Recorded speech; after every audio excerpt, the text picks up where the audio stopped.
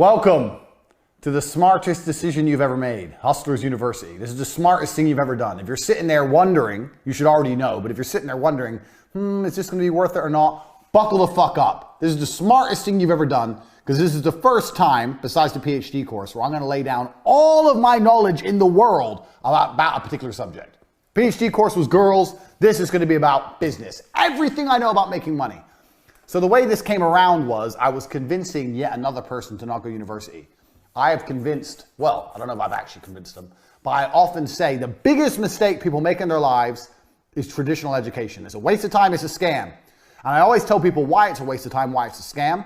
Like there's the double inflation principle that I coined myself, the fact that more degrees exist every year, which inflates them because they're less valuable because more exist. Plus the price goes up every year, which means it's less valuable because it's more expensive. If more exist, the price should go down.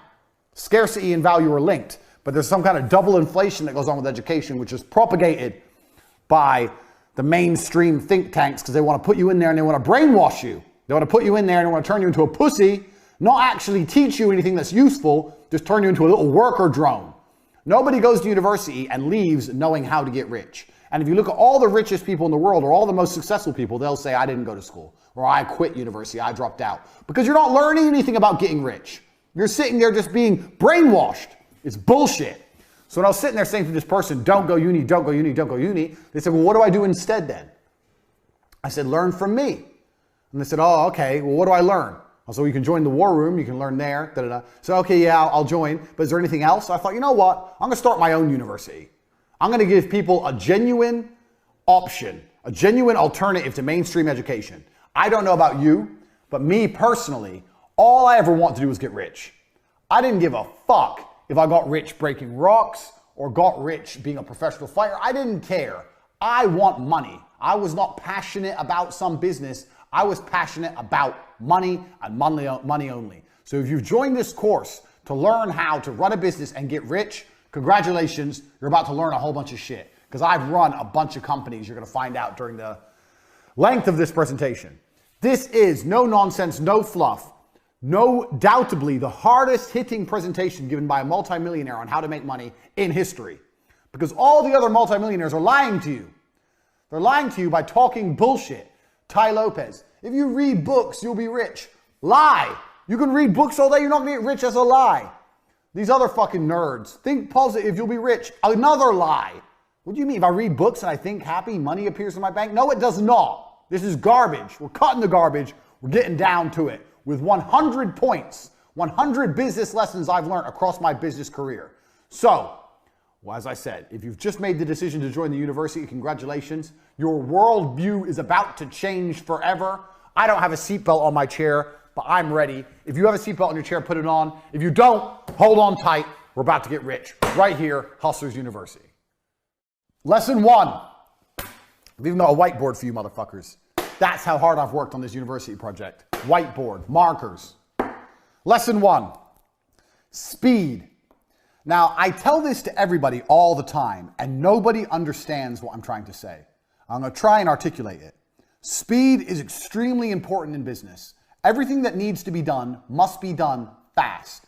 That doesn't mean it has to be done cheap or shit. It means it has to be done quickly. People seem to conflate the two, that if you do something quickly, it must be terrible. That's not the case. When you're a professional fighter, you learn to punch. Your instructor says faster, faster, faster. You learn to punch faster. You don't degrade your punch. You don't start punching like an idiot. You keep the same quality of punch, but you do it quicker. Now, nobody in the world, the modern world especially, and I'm going to say this, a caveat that I've learned across my career as well, especially if you're dealing with creative people in any kind of regard, they don't understand speed. Numbers people kind of understand speed. Creative people don't understand speed. And this is they have a strength and a weakness there. With creative people have something I don't have. They're very creative and they can see things I can't see, but it takes time. I'm the complete opposite. I want everything done straight away now. But speed is super important for a business, and I'm going to tell you why. So whatever you're thinking of doing, whatever the business you're thinking of running, you need to do things quickly. If an airplane, everyone knows how planes work, is flying through the sky, arrow, beautiful demonstration for you there, a beautiful fucking diagram. Even if its engines fail, it will continue to fly. If the engines fail, It will not fall out of the sky and instantly crash to the ground. It will continue to fly. Do you know why? Because it has forward momentum. It's going forward, and that means the wings are creating lift. Air is going underneath the plane. As long as the plane goes forward, it will not fall and fail. And a business is exactly the same. The key with business is to make sure you're always moving forward, always producing content, and always doing everything you can as quickly as possible while maintaining the quality. Do not conflate quality with speed. You can do the same. If you have an idea right now and you have someone you're working with, let's say you need a new website. You tell the company it's going to take 2 weeks. No, it's not going to take 2 weeks. It's going to take 3 days. We're going to find someone else. We can't do it in 3 days. I'll find someone who can. You can build a good website in 3 days. People have unrealistic, stupid time frames. Everyone thinks things take forever.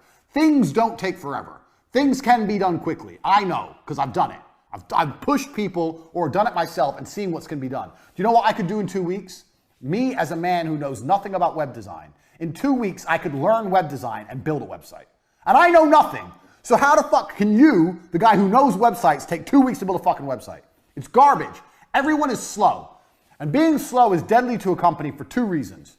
One, the faster you get things online, the faster you start making money. Now, if you make money today because you were in a rush, let's say you quickly push and you get it online today and you make money. That's one universe. And another universe where it takes a week and you get it online. That week of making money is gone. That money is lost. The longer it takes to get something online, the less money you're going to make as a whole. If I start a company today to the end of my life and start a company next month to the end of my life, the one I start today has been running longer. It's going to generate more money. The quicker things are done, the quicker money is made. It's as simple as that. That's starting a company. Even if a company is already online, speed is super important once again. I'll give you an example. Let's say, I don't know, producing an advert. The faster you produce an advert, the faster it's out, the faster you get results. If you do it quick enough, you might be able to produce 2 adverts in the time that other people take to produce 1. Now you have double the advertising that other people have. Speed. You have to attack and you have to move quickly. When I talk to people, people say to me all the time, I have a business idea. I'll say, okay, cool. A week later, I'll say, how's your business? They'll go, what business? You have an idea and it's been a week. Where's your fucking company? Where's your business? It's been a week, you ain't done shit. People are lazy, people are slow, people are complacent, including you. Everything must happen instantly, quickly, fast, speed, attack. Hitler conquered Europe with blitzkrieg. You need to go quickly. I cannot emphasize this enough. Lesson 1, speed is important. Nothing can be slow. I'll tell you another quick story about this lesson. I used to run a company, so you're going to find out about a whole bunch of companies I ran and I've run in my time during this presentation. So my work history is long and varied, but I'll give it to you a very short version. There was a job selling television advertising that required a degree in marketing to sell TV advertising packages. It was cold calling. This is a long time ago. I was 13 years ago, before email was a thing. You'd get on the phone, you'd call people up, marketing manager, hi, my name's Andrew Tate. I'm calling from TriStar Television. I'm interested in da-da-da-da. Are you interested in putting your brand on TV? Blah, blah, blah. Old school sales, which anyone, if you've not done a sales job and if you are going to look for a job, do a sales job. Because once you learn to sell, you're going to be all right. And you're always going to be looked after by the company because you bring the money in. They're going to give you a nice car, a nice office, whatever. So anyway, I went to apply for this job. They said I needed a degree. I said, I don't need a degree. They're like, why didn't you go to university? I said, because I ain't got 4 years to waste in school. I'd rather get 4 years of experience out here working jobs. I'd rather have real experience and money in my pocket and learn the hard way than go to some school and sit around and drink alcohol and do drugs like all these other university graduates are. I'll work for free for 1 week. And if you don't think I'm good, don't give me the job. That's what I said. I worked for free for a week and they gave me the job because I'm a G. So there you go. That proves how pointless uni is. I got the job above all the graduates because I was prepared to do 1 week's free work. Well, it's better to do 1 week's free work than 4 years free work while paying money to go. The fuck is that? Waste of time. So I got this job at TriStar. I'm there. I break the company sales record in the first month. How? Because I was just on the phone. Hard work. Just calling. I would call everyone. Everyone in the office would laugh at me because we were a real small business. We were really small in terms of television advertising standards. And I would call the companies like McDonald's, like the huge companies that we never stood a chance of getting a deal with in a million years. I'd call everyone, tenacious. I'd get the newspaper and go through it. Anyone who put an advert in, that means they had an advertising budget, means they had a marketing manager, call them. So I broke the company record. In the first month, I landed 3 40 grand deals, 120 grand I brought in, 10% turnover, 10% commission, 12 grand for me. I was 20, got 12 grand. I didn't have never had this kind of money in my fucking life. I couldn't believe it. Turns out the top salesman there, besides me, because I broke the company record for the first month. I didn't break the company record as a total, but just for the first month. The best salesman there was a guy called Dan. You're going to hear about Dan a lot because he taught me a lot about sales and business. He wanted to start his own TV company. So I'd only been there a month. Now I'm having lunch with Dan, the number 2 in the company, and he's saying, I'm going to go start my own TV company. I want to make you a managing director. I've been doing it a month. I'm 20. Now I'm going to be a managing director of this company, but I have 12 grand in the bank, so I have a bit of money to sit on. I'm like, yeah, fuck it. What's the worst that can happen? Fuck it. So I only worked for this company a month and a half before I quit and start my own TV company. I'm 20. I own 50% of a TV advertising agency. Turns out Dan is a massive cocaine addict and basically left me to run the entire company. That's why he wanted me. He wanted me to do everything and him just go out and take the money from the bank and do cocaine. So at 20, I ran the entire company. Now, for a year and a half, this company functioned. And this company functioned by selling the cheapest television advertising that ever existed. So what we would do was, let's say we would charge people 19,000 pounds, and that would include a fully produced advertisement from start to finish, and their airtime on TV, and all the legalities to get them on TV. You have to go through the advertising standards, everything. That was a complete package with like 150 adverts on TV for like 18 grand. And we're calling people on the phone, me and Dan. Eventually we hired Tristan, ended up with like 10 members of staff, cold calling the world, promising television advertising at this price. Now, how does this all link back to lesson 1, speed? I'll tell you how. Because on an 18 or 19 grand package, we were only making 2 grand, 3 grand. We weren't making any money on it. In fact, a lot of the deals we were losing money or breaking even, but we were just trying to build up a customer base. We were just going into meetings saying, here's our clients, and showing a list of clients. People were like, how the fuck these young guys got all these clients? They must be some kind of young marketing geniuses. That's what people thought we were, but really we were just selling it too cheap. So we had all these clients. So how did we stay alive for a year and a half before it finally blew up in our face? Speed. We were robbing Peter to pay Paul. So we were getting money in. I bought a brand new car. Dan had a brand new car. We had this big fancy office. We're paying wages, but we didn't have the money. So how do you pay to put the person on TV? Well, you get a new deal. You get a new deal. You get a new deal. So you're paying for old deals with new money. But the key was, as long as we kept the speed going, as long as we kept the speed, as long as we kept pushing forward, we were never out of business. We didn't even need to make profit. We just needed to get money. If you can just find a way to get money into the bank, you don't even need profit. We were doing 2 deals a week. In our first year, we turned over nearly £1 million. I'm 20. I've got £1 million business. But there was no profit. It was just land a new deal so we can put the old deal on TV. And eventually you get deeper and deeper and deeper and deeper into the hole. So it gets to the point where you owe shitloads of money, which is what happened. Now, this business would have still lasted another 2-3 years. And this business, I learned a very valuable lesson in, which we're going to come to later. We're going to come back to this business, so pay attention. But I learned a really important lesson in this business. But this business would have lasted another 3 or 4 years, except I took a 1-month holiday to go training kickboxing in Thailand. I was still training at the minute. I wasn't a world champion by then, but I was still a professional fighter. I was training. I took a 1-month holiday. During my holiday, Dan just did shitloads of coke from the company bank account, just emptied the company bank account. No deals were landed, and it all blew up in our stupid faces. Law, fucking court cases, everyone taking us to court. I was 20. When you're young, you're scared of things. There's bailiffs at the door. We've lost our office. I was literally sitting there. I couldn't sleep. I was panicking. I didn't know what to do. Everything fucking blew up in our stupid faces. But if I could go back in time and I didn't take that 1-month holiday and I would have kept it running for another 3 or 4 years, and if I knew then what I know now, some of the other lessons I'm going to teach you, this would have made me a millionaire at 20 years old. So, speed. If you are moving fast, you cannot fail. The name of this company was T2 Television. T2. T2 Television proves speed wins. Get the money in. Get a deal. Produce the advert. Get it out. Get someone else in. Get money. Now, speed. No, we can't wait. When's the meeting? Oh, next Wednesday. No, it's not next Wednesday. It's tomorrow. Tell them we'll go there tomorrow. They can only travel to us next Wednesday. We'll go to them tomorrow. We have to close the deal now. Money, money, money, money, money now. Speed. I cannot emphasize this enough because it is my entire business philosophy. If I had to give you one important point. This is the reason this is the first point. Speed. And everybody is slow.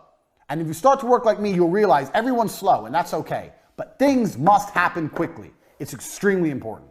The second point of the university. Most of you don't know what a business is.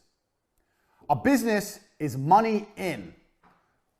A business is nothing else but money in. It's not money out. It's not your accountant. It's not your logo. It's not your website. A business is money into a bank. So, a drug dealer who has money going into his pocket is more of a businessman than someone with a registered trade logo and an accountant and all this garbage who ain't getting paid. You own a business if you're getting paid. That's what a business is. So please understand this point, because this is a very important point. And this is why this is called the Hustlers University, because you need to understand how to look and approach at a business. So, cash is first. So let me give you an example. I say to people, start a company. How would you start a makeup company? And they go, okay, well, I'd find some makeup and I'd get a logo and I would I'd get a trademark, and then, I'd need stock. Listen to all the things they're mentioning.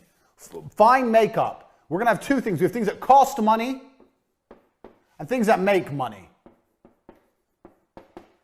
As a business, your primary concern is always making money. And when people think of how to start a business, all they start thinking about is how to spend money. Oh, well, I need to find a makeup brand. I find some makeup and test it out, and then get a logo and get some labels made and get a warehouse and get a website and spend. Where's the money in? Where's the money? This is a business. Where's the fucking money? You're talking about spending money. I'm talking about making money. So as a hustler, you always have to be about making money. Money in is a business, not money out. The amount of people I've spoke to said, I have a business. I go, what have you got? Oh, I've got this, and I've got a registered trademark, and I own this. And I know you've all watched Dragon's Den, and you think this shit's important with your registered trademark, and you own this, and you got the logo, and you got the labels, and you got the product, and you got blah, blah, blah. You're not making any money. No one's paying you. It's not a business if no one pays you. It's a business when people are paying you. Until then, it's circle jerk bullshit. It is much better to have this right and this wrong. Understand me. It's much better to have this right and this wrong than the other way around. That is extremely important for you to understand. If I had to start a makeup brand, I would do none of this. Zero. Do you know what I'd do? I'd make a website with makeup on it and prices, and I'd start advertising. Bang. Now I'm making money. I'm making money. I'm getting orders. I don't have any makeup. I don't have a warehouse. I ain't got a logo. I ain't got a trademark logo. I ain't got nothing, but I'm making money. With money, you can fix the problems. So when I've got money in my bank, then I email everyone, the product you've ordered, the one you're interested in is in such high demand that we're sold out. There'll be a slight delay in delivery of your product, but don't worry, we're going to give you one for free. Or we're going to give you a free gift. Thanks for being a valued customer. Now this person's going to wait. They're like, free gift? Okay, I'll chill, I'll wait. Now you have 3 or 4 weeks to find some fucking makeup to put in the fucking mail. But at least you got money. You got money in the bank. You've spent none of your own money, or hardly any. You got money coming in, and now you got to find a way to fulfill the orders. That goes back to business lesson number 1, speed. Now you got to quickly find some makeup, find a logo, stick it on, put it in the fucking mail. But doing that makes more sense than this. What if you do all this shit, and then you try and advertise and no one buys? Then you've lost. If we do it my way, I advertise, no one buys, I ain't lost anything. Big whoop. Who cares? No one wants my makeup. Oh well, good thing I don't have 500 boxes of it sitting in my fucking bedroom. Like you dorks. A business is money in. When you want to start a business, your number one concern is how do I get money in? Nothing else. Everyone who starts a business starts talking about everything else. We need an office. Why do you need an office? No one's paid you yet. And you're talking about an office? I need a new laptop. Why? No one's paid you yet. You're talking about a laptop? You don't need anything until people start giving you money. Money in is a business. Money out is vanity. It's very easy for me to think of a business, buy an office, buy laptops, hire staff, get an accountant, sort out the tax records, register the company online, get business cards, get a logo and get that trademarked. And I'm doing all this shit. I'm spending all this money, wasting all this time, and no one's paid me anything. It ain't a business. When you come at me with a business plan, my first question is, where's the money? When you want to start a business, the first question is, where's the money? How are you going to get paid? Is it PayPal? Is it Stripe? Is it Bitcoin? How are you going to get paid? How can people pay you? And how are you going to convince them to do that? How are you going to convince them to pay you? When you've worked that out, you can work the rest out. A business is money in, nothing else. That's lesson number 2. And that is extremely important because it's going to save you a bunch of fuck ups in the future. This leads on to idea number 3. The third lesson you're going to learn in business is super important. I've kind of covered it when I discussed 2, but this is very important. Start ideas for free. People come to me all the time, Andrew, I have an idea for a business. Maybe you need a small investment. It's normal. Let's say you're developing an app, you need to invest in the app or something. That happens. But a lot of people ask for insane amounts of money. 50 grand, 100 grand, 200 grand. Oh, to start my business. You can start businesses very, very cheaply if you do it the right way. Let's look at our beautiful demonstration, our beautiful diagram here of our makeup company. If you start a makeup company this way, you need minimum 200 grand. You need an office, you need logos, you need trademarks, you need stock, you need staff, you need company incorporation, you need tax, you need accountants, you need advertising budgets. You need 200 grand, 200K to start this business. If you start business this way, make a website, put some pictures on there, pretend you've got a whole bunch of stuff you ain't got and start getting money in, you can start this business for 5 grand. Let's say for the website, 5 grand. That's 195 grand difference. Now, the problem with this business is you're going to start getting money in and you're not going to have any way to fulfill the orders. But back to business lesson number 1, because you're a fast worker, because you're industrious, because you work with speed, you'll find a way to fulfill the orders. Hey, listen, worst case, you give them the money back. Worst case, you refund them. But at least with this idea, you can test the viability of your plan, 1. And 2, you're not in the hole. So let's assume both companies are bound to fail. Here you've lost 5 grand. Here you've lost 200 grand. Why risk all that money when you can do it cheap? Also, with 5 grand startups, you can now, for the same price as starting one company, you can now start 40 companies. One of them's going to work because they're 5 grand each to start. One of them's going to work. So you have to learn that the idea of starting a business is not expensive. Get that out of your head. I'm a millionaire, a multimillionaire, and I will not spend more than 5 grand launching a company. 5 grand max. I'll spend 5 grand, and if I see money coming in, maybe I'll invest some more. Or when the money starts coming into the makeup company, you might reinvest all the money. That's fine, because that ain't your money. That's money you're making. You can build a company off the money you're bringing in from the company and never spend your own money. That's how you launch a company. Now, every time I say this, people go to me, oh, well, what about this? What about that? If you're going to launch a fucking airplane company and try and compete with Boeing, you need money, obviously. But I'm talking about for you guys out there, this is the Hustlers University. If you're looking at making money, starting a new company, or you already have a small company, some of the biggest mistakes you can make is investing lots of money. When you're broke, it's hard to make mistakes because you don't have any money to lose. When you're rich, it's easy to make mistakes because you have a lot of money to lose. Start companies as cheaply as possible, basically for free, by prioritizing money in and not prioritizing fulfillment. That way, you get to start companies cheap, you can start a lot of them, you have money coming in the door, and you can reinvest money you're making in your company and build your company from the ground up. Every company I ever made, including T2 Television, was done this way. When I got my first deal for T2 Television, I had a BlackBerry and a business card. And I went to their office and I signed the deal. I had a business bank account that was free. No tax incorporation, nothing. They paid me and I used that money to buy an office. Done. I started a television advertising agency like this. I didn't get an office first. Office, staff, computers, desks. I didn't have any money. I had the 12 grand from the commission, but I was saving that for myself in case it all went wrong. I could have blown my whole 12 grand and set up the office. But no, I bought a laptop, I had a laptop, I bought a BlackBerry, had a business card, landed my first deal, and set up my whole business off of money already coming in. And if you can do that with an advertising agency, you can do that with nearly anything. This is television advertising. This is like premier shit back in 13, 14 years ago, before the internet was big almost. Everyone wanted to be on TV. That's how you start companies. I started an advertising company with a fucking BlackBerry. This is how. This allows you to start more businesses and allows you to see what's viable and what's going to make money and what isn't without risk. It's extremely important you approach businesses this way and not businesses this way. It is extremely important. Get this in your head.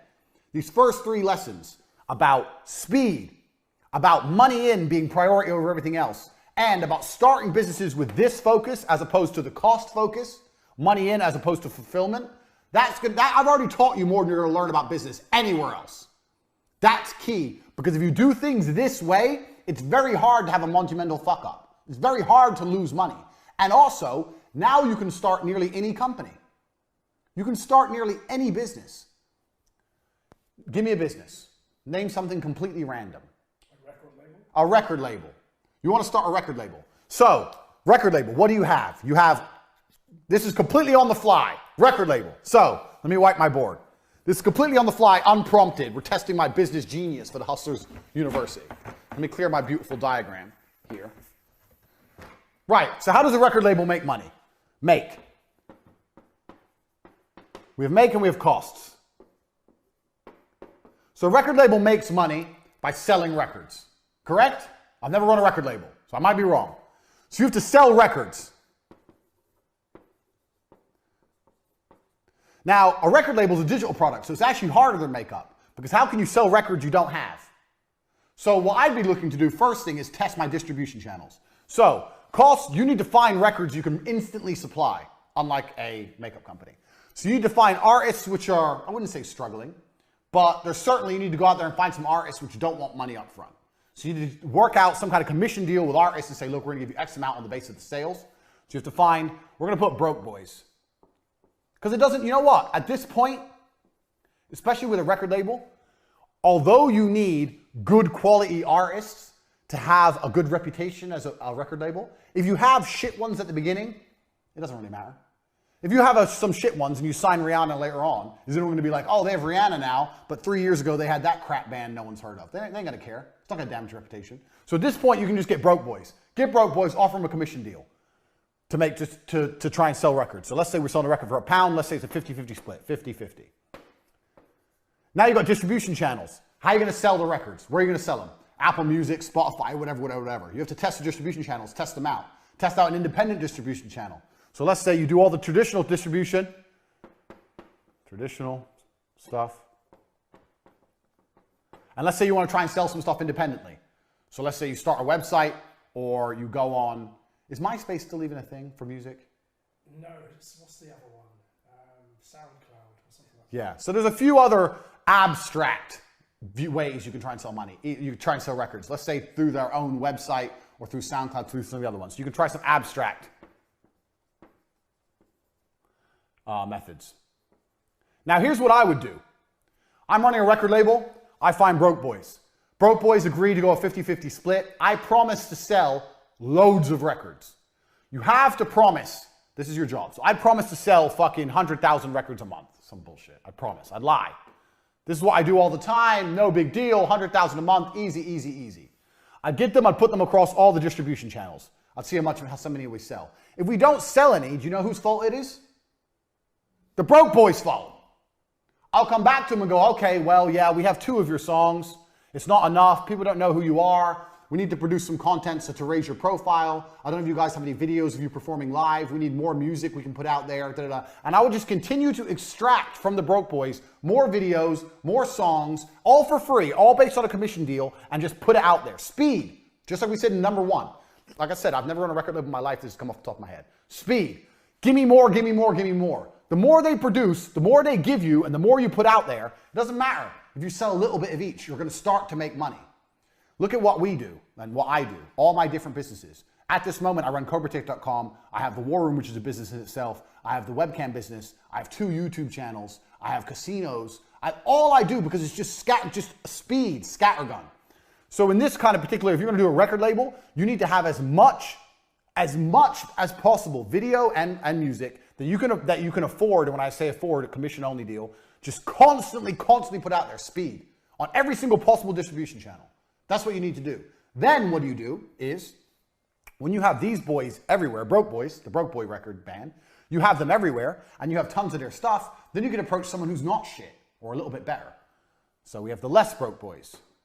Less Broke, well, right here. My terrible writing because I'm writing at an angle. And when you go to the Less Broke Boys, you can say, well, look at the Broke Boys. We've got them on Spotify, SoundCloud. They're on their own website selling. They're here. They're on iTunes. They're there. Look at this. This is some videos of them performing. Yeah, we use these for promotion. They're on this YouTube channel. They're on that YouTube channel. The Less Broke Boys were like, oh, these guys, they actually got them a lot of promo. What did you really do? All you did was extract it from these guys. Now the Less Broke Boys might want to work with you.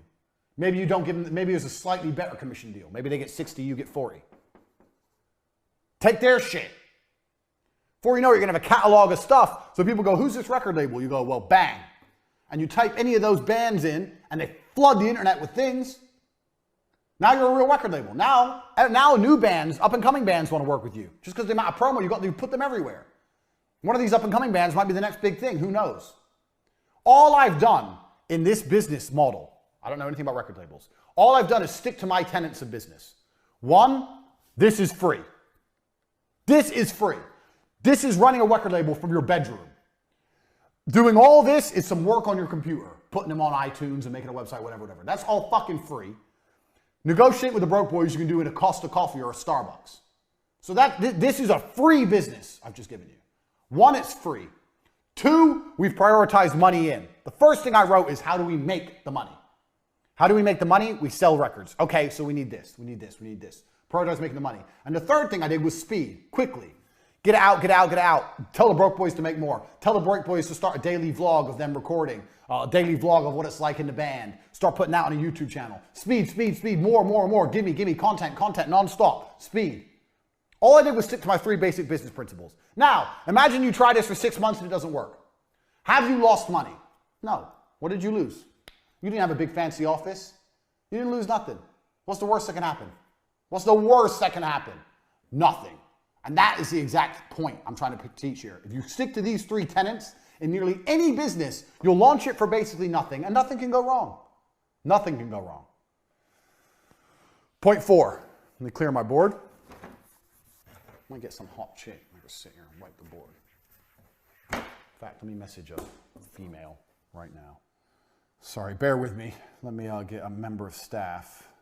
Right. Point 4. Staff. Now, this is going to be a controversial one, but bear with me. If you're watching so far, you should have learned a lot because we're just getting fucking started. We have 100 business points to go through. We're on number fucking 3. Number 4. Family and friends are actually the best staff you can possibly get. Now, people say don't mix friends with business, don't mix family with business. Can you clean my board? Sit here and wipe it, please. Don't mix friends with business. Get that shit off. Don't mix friends with business. Don't mix family with business. That's a lie. So the reason people say this is because people are dickheads and they can't get along with anyone. They can't get along with anybody long enough to make any money.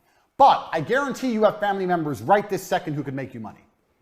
I guarantee you have a 15-year-old niece, nephew, cousin, brother, whoever, who knows more about computers than you do. I guarantee there's a 15-year-old out there with nothing better to do who knows more about Photoshop than you do right now. His stupid ass needs a job. So you can start a company right now. You can call up all your cousins. One of my cousins works for me. My brother works for me. One of your cousins, nieces, nephews, whatever, some 15, 16-year-old who's in school and bored and say, we're starting a company. I'm going to make you a director. You're going to have 10% of the business. You're going to do everything I say. And by the time you're 20, you're going to be rich. Not bad. 7 out of 10. You're going to be rich. And he'll come start doing work for you. Now, if he won't listen to you, well, then I don't know. If you can't tell a 15-year-old to do, then you're a dickhead. But me, I always have people I can call on. There must be younger people. You don't need some old person. You need young people. And the reason for this is because young people have nothing to lose. If you hire a 30-year-old man, he has to pay his rent. He hasn't got time to waste. He has rent to pay. He has a car payment to pay, whatever. A 15-year-old, he has nothing. He only does is play video games. So if the business fails, who cares? He has nothing to lose. So why don't you utilize him? You must have friends or family members who are young enough in a position that they have time to waste. Don't hire people who can't afford to not pay their rent. Hire people who live for free.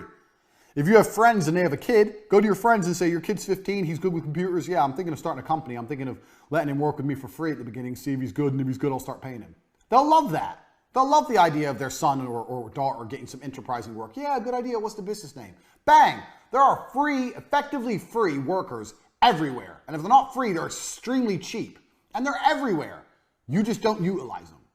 So now, let's think of you own a website business. I don't fucking know website business. Let's say you don't know, like you're me. I don't know anything about building websites. You want to start a website company. It's oversaturated. I wouldn't recommend it, but let's say you start one.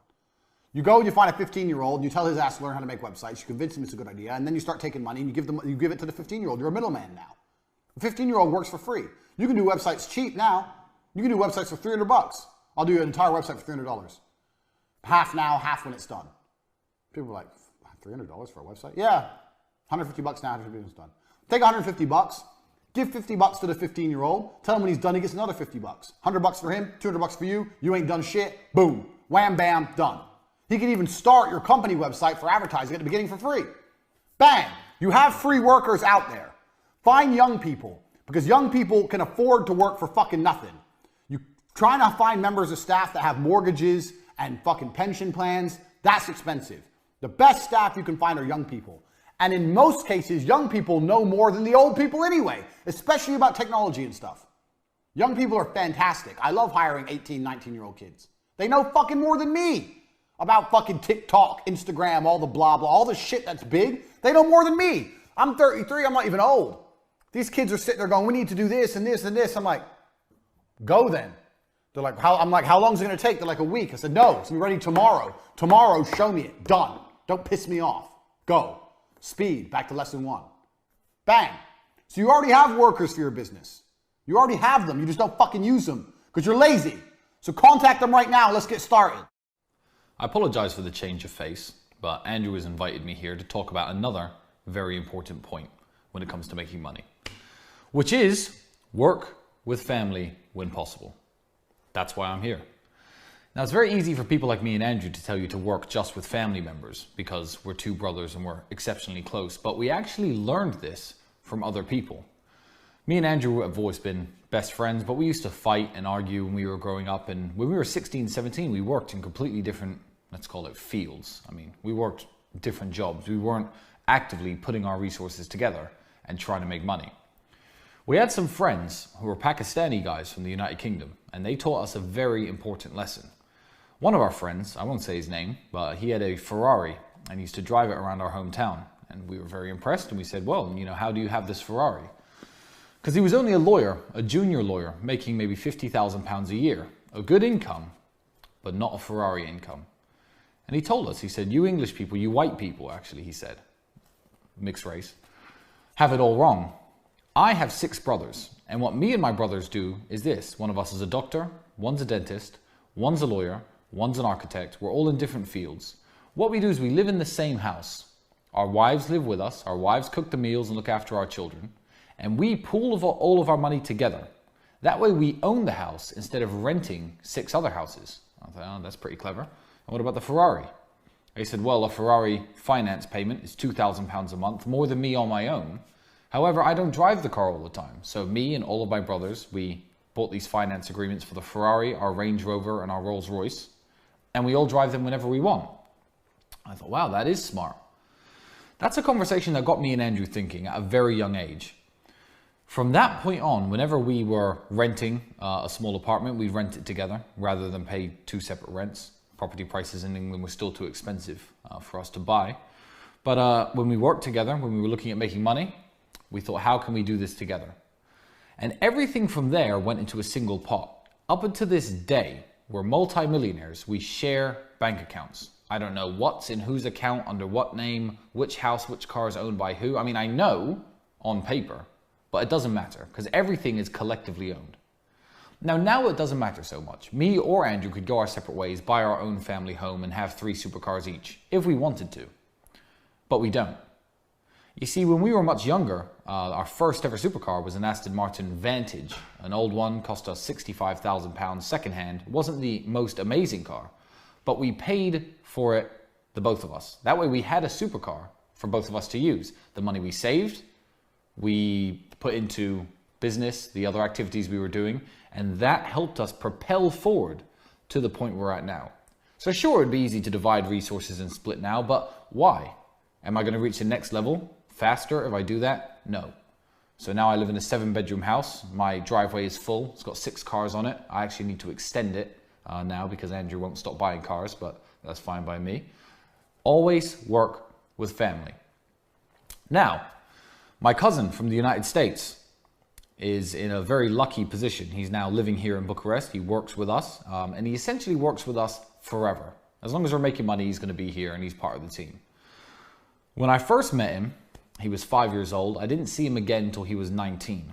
Now, when he was 19, he was smart.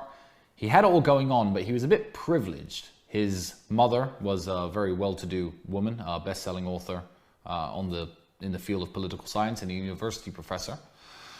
And he was at university, everything was getting paid for him. I thought, okay, he's not from the same world as me. But then things started going wrong for him. He was sleeping on a floor, delivering pizzas, living the kind of life I remember. So after 2 years of what I call the struggle, I thought, okay, it's time to bring Luke back in. And Luke is now a member of our team, as he is a member of our family. Now, I understand not everybody has brothers. Not everybody has cousins. You may be an only child. You may be an orphan. I don't know what you are.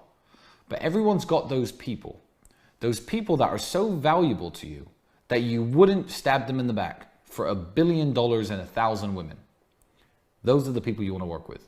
As long as you are sure that they share your sentiments, those are the people you want to team up with. Pool your resources, live in the same house. If you're broke, if you're both working dead-end jobs, rent one room together if need be. If you're good friends, if you meet a woman, tell them to take a walk for an hour and come back. That is one of the keys to mine and Andrew's success.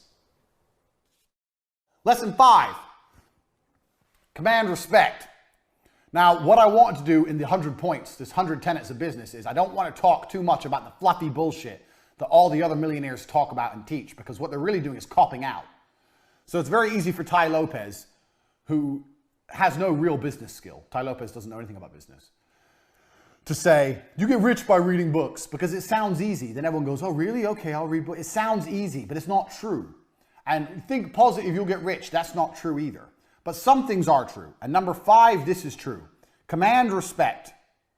This is true. So I'll give you an example. We're going to go back to Dan, the T2 guy. So I still talk to Dan sometimes now. And he's a good guy. He's got a good heart, but he just loves drugs. Some people do. One of the reasons I'm good at business is because I command respect. And I command respect because I'm a physical specimen of a man. This is the reality. I'm a professional fighter. So this helps me, whether I'm running my webcam girls or whether I was pitching television advertising. There's a level of respect humans have for other humans who are a physical specimen. Dan is a big black guy. The way Dan sold and acted and treated staff, he could get away with that he couldn't get away if he was an obese white guy. Because there's something evolutionary about humans. And if you're a person who's viewed as strong, people respect you and people trust you. If you want to run a business and you want people to spend money with you, one of the best things you can do is go to the gym. Tell you the truth. Get in fucking physical shape and people will see, okay, well, he's obviously not afraid of hard work. He's obviously disciplined. There's some things that are spoken without being spoken. There's a word for it that will come to me. And having a physical presence is one of them. It helps in business every possible way. If I stand up, when I used to stand up to sell TV advertising in front of people and say, I guarantee you spend $19,000 with me. I guarantee you spend $19,000 with me, you get double back. When they see your product on TV, a product like this, it's going to sell. Do you sell online? Yeah. Where else do you sell? Tesco, Sainsbury's. Oh, you're in the superstores as well. You're going to make twice your money back, guaranteed. If I say that as a big, strong guy who they could tell, obviously trained really hard, was disciplined, was not afraid of hard work, that was more valuable than if I was a fat piece of shit. It's going to work. I'm like, well, what the fuck do you know? You just eat pizza. You don't know anything. Go to the gym. Command a physical presence, I'm not saying you have to beat anyone up. I'm saying if you command a physical presence, your words have more weight and it helps in business across all things. Everything. I know Webcam Girls is a very unusual business and none of you have probably run Webcam Girls, but I learned a whole bunch about business running my Webcam Girls. In fact, I approached my Webcam Girl business the same as I approached every other business, with the same tenets. I started it for cheap with a laptop I already had and a girlfriend I already had. I found out how to get the money in before I found out how to produce the videos. I had people sending me money for these feature-length porn videos, and I couldn't even produce them. I didn't even have a fucking camera. Money first. All my same things. Speed, quickly, get everything produced quick. I did all the same things with all my businesses. But the reason I can have so many girls listen to me is because I'm me. And I'm me because I'm big and strong. I'm Andrew Tate. So if you want to run your business, do not neglect physical presence. Now, you can be successful without physical presence. There's a whole bunch of dorks who are successful. But I'm talking about what I know about business and what I've learned. This is the Hustlers University. And what I'm saying is it will help you. Even if you're Bill Gates and he was super successful and he's a dork, he would have been more successful if he was a big, strong dude. It's never going to detriment you to be bigger and stronger in life, and whether it's in business and every other aspect of life. Being bigger and stronger and commanding physical presence will always help you. It shows discipline. It shows that you understand hard work. And it makes your word more valuable. And sometimes in business, all you've really got is your word. You have to promise people shit and they have to believe you.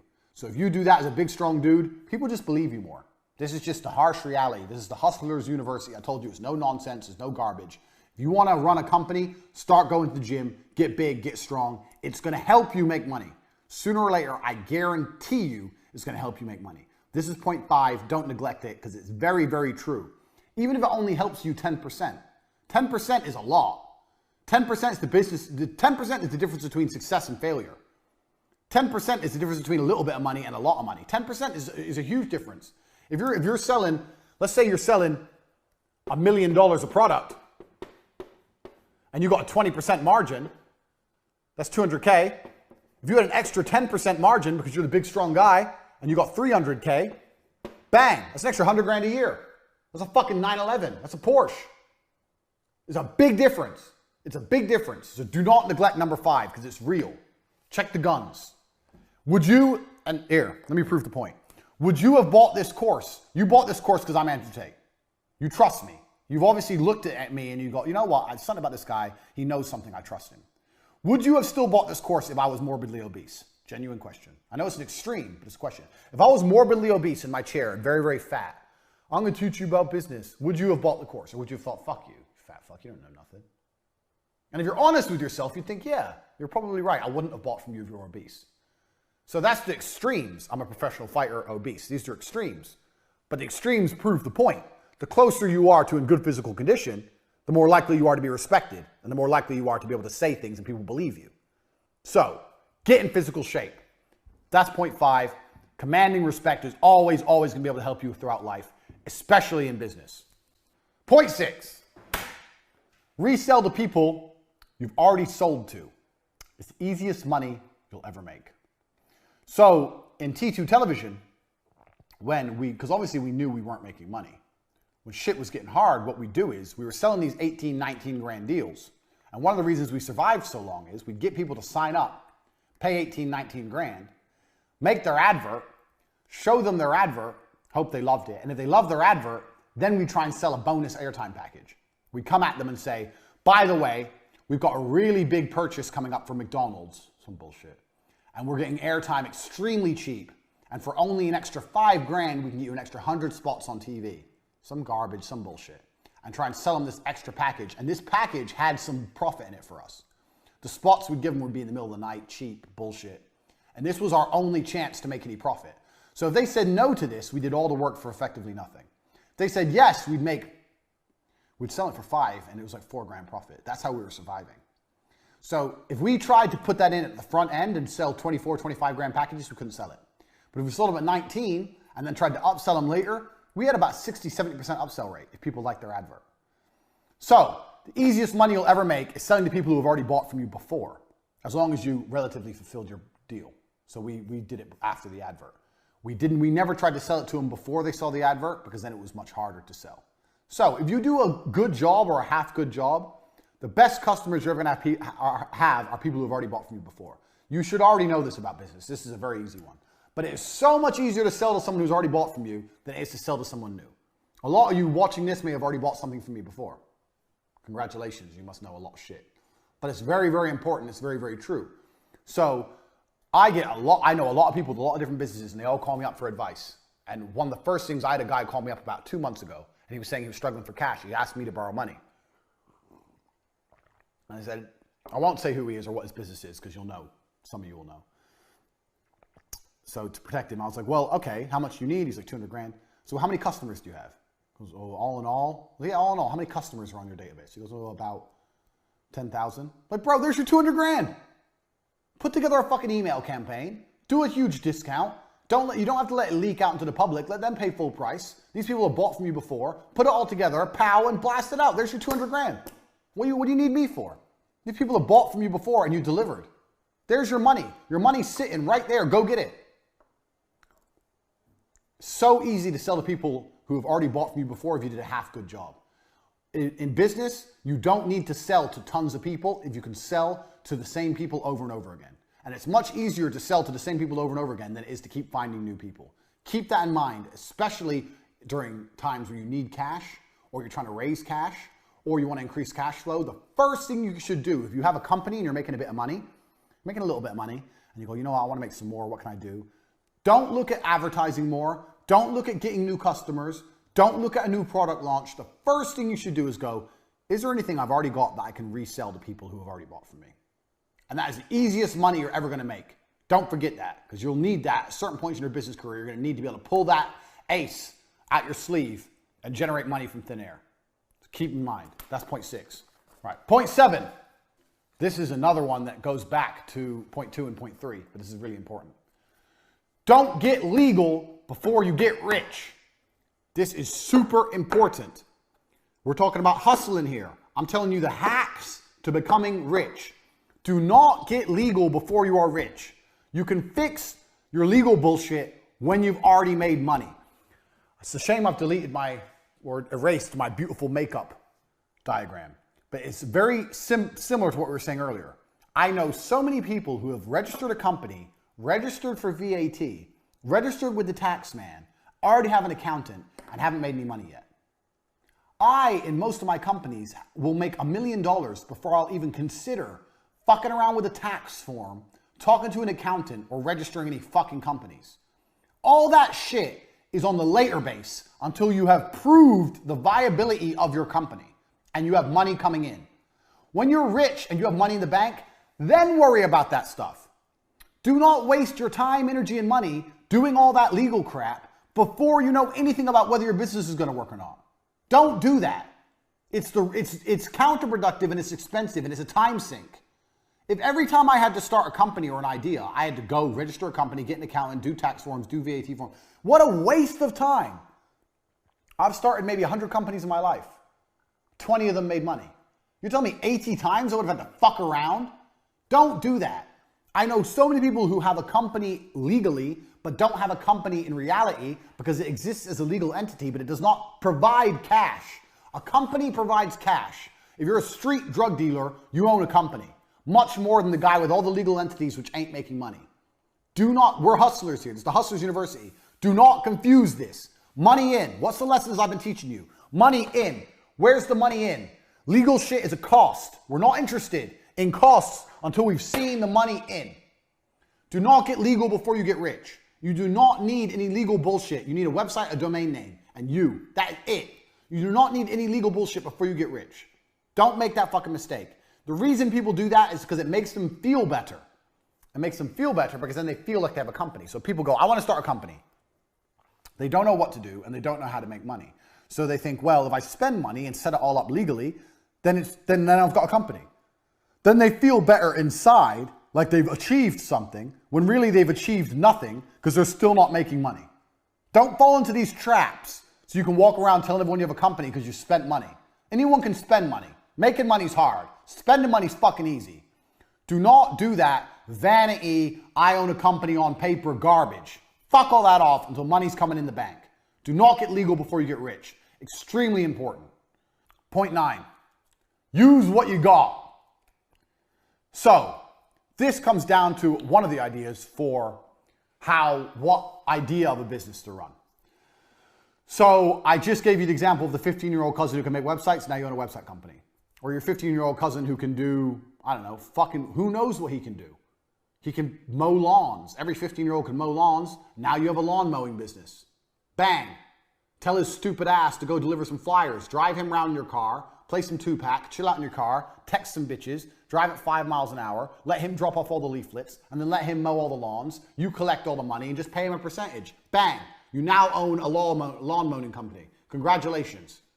Use what you got. I made a lot of money with webcam girls. If you're watching this, you don't know that. Webcam girls. You can go to chatterbait.com. You see girls on there on webcam, getting naked, talking to dudes, taking money. That made me millions and millions of dollars. I came up with that idea by sticking to this principle. Use what you've got. So right now, if you're sitting there, make a list of everything you have. And I mean everything. You have a house, say it's rented. You have a car, it's on lease. You have physical strength. Let's say you're a strong guy. When I was making my list, I was writing everything down. I was like, well, I've got 6 girlfriends.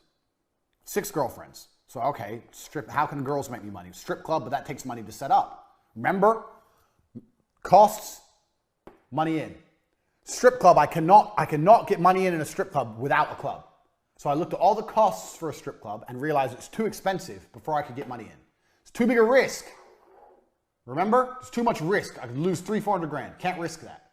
How can I get money in? How can I get money in for having hot girls without spending money out? So my first idea was strip club.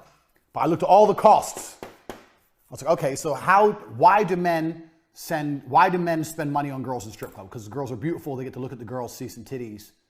How can I do that without the club? Well, the internet. If I put them on the internet, it's cheap. This is literally how I thought. I stuck to my business principles. Okay, it's cheap. Start looking up, down, discovered the webcam websites. All right, so I've already got the girls, I've already got a laptop, I've already got the internet. Bang! The day I had the webcam idea, the same day I was making money. I didn't spend any money, but I was making new money because I refused to allow myself to spend. Then I started making new money in with the webcam because I knew I had the internet, I knew I had laptops, I knew I had girls. Use what you've got. Look around you. What people do you have? Does your old mother need a new job? Maybe she's at home and she's bored and she wants to, maybe she'll mail things for you. I don't fucking know. Do you have cousins, nieces, nephews? Do you have a girlfriend who has nothing to do? Use what you have. People, things you have. Make a fucking long ass list and you'll start thinking of ideas, business ideas.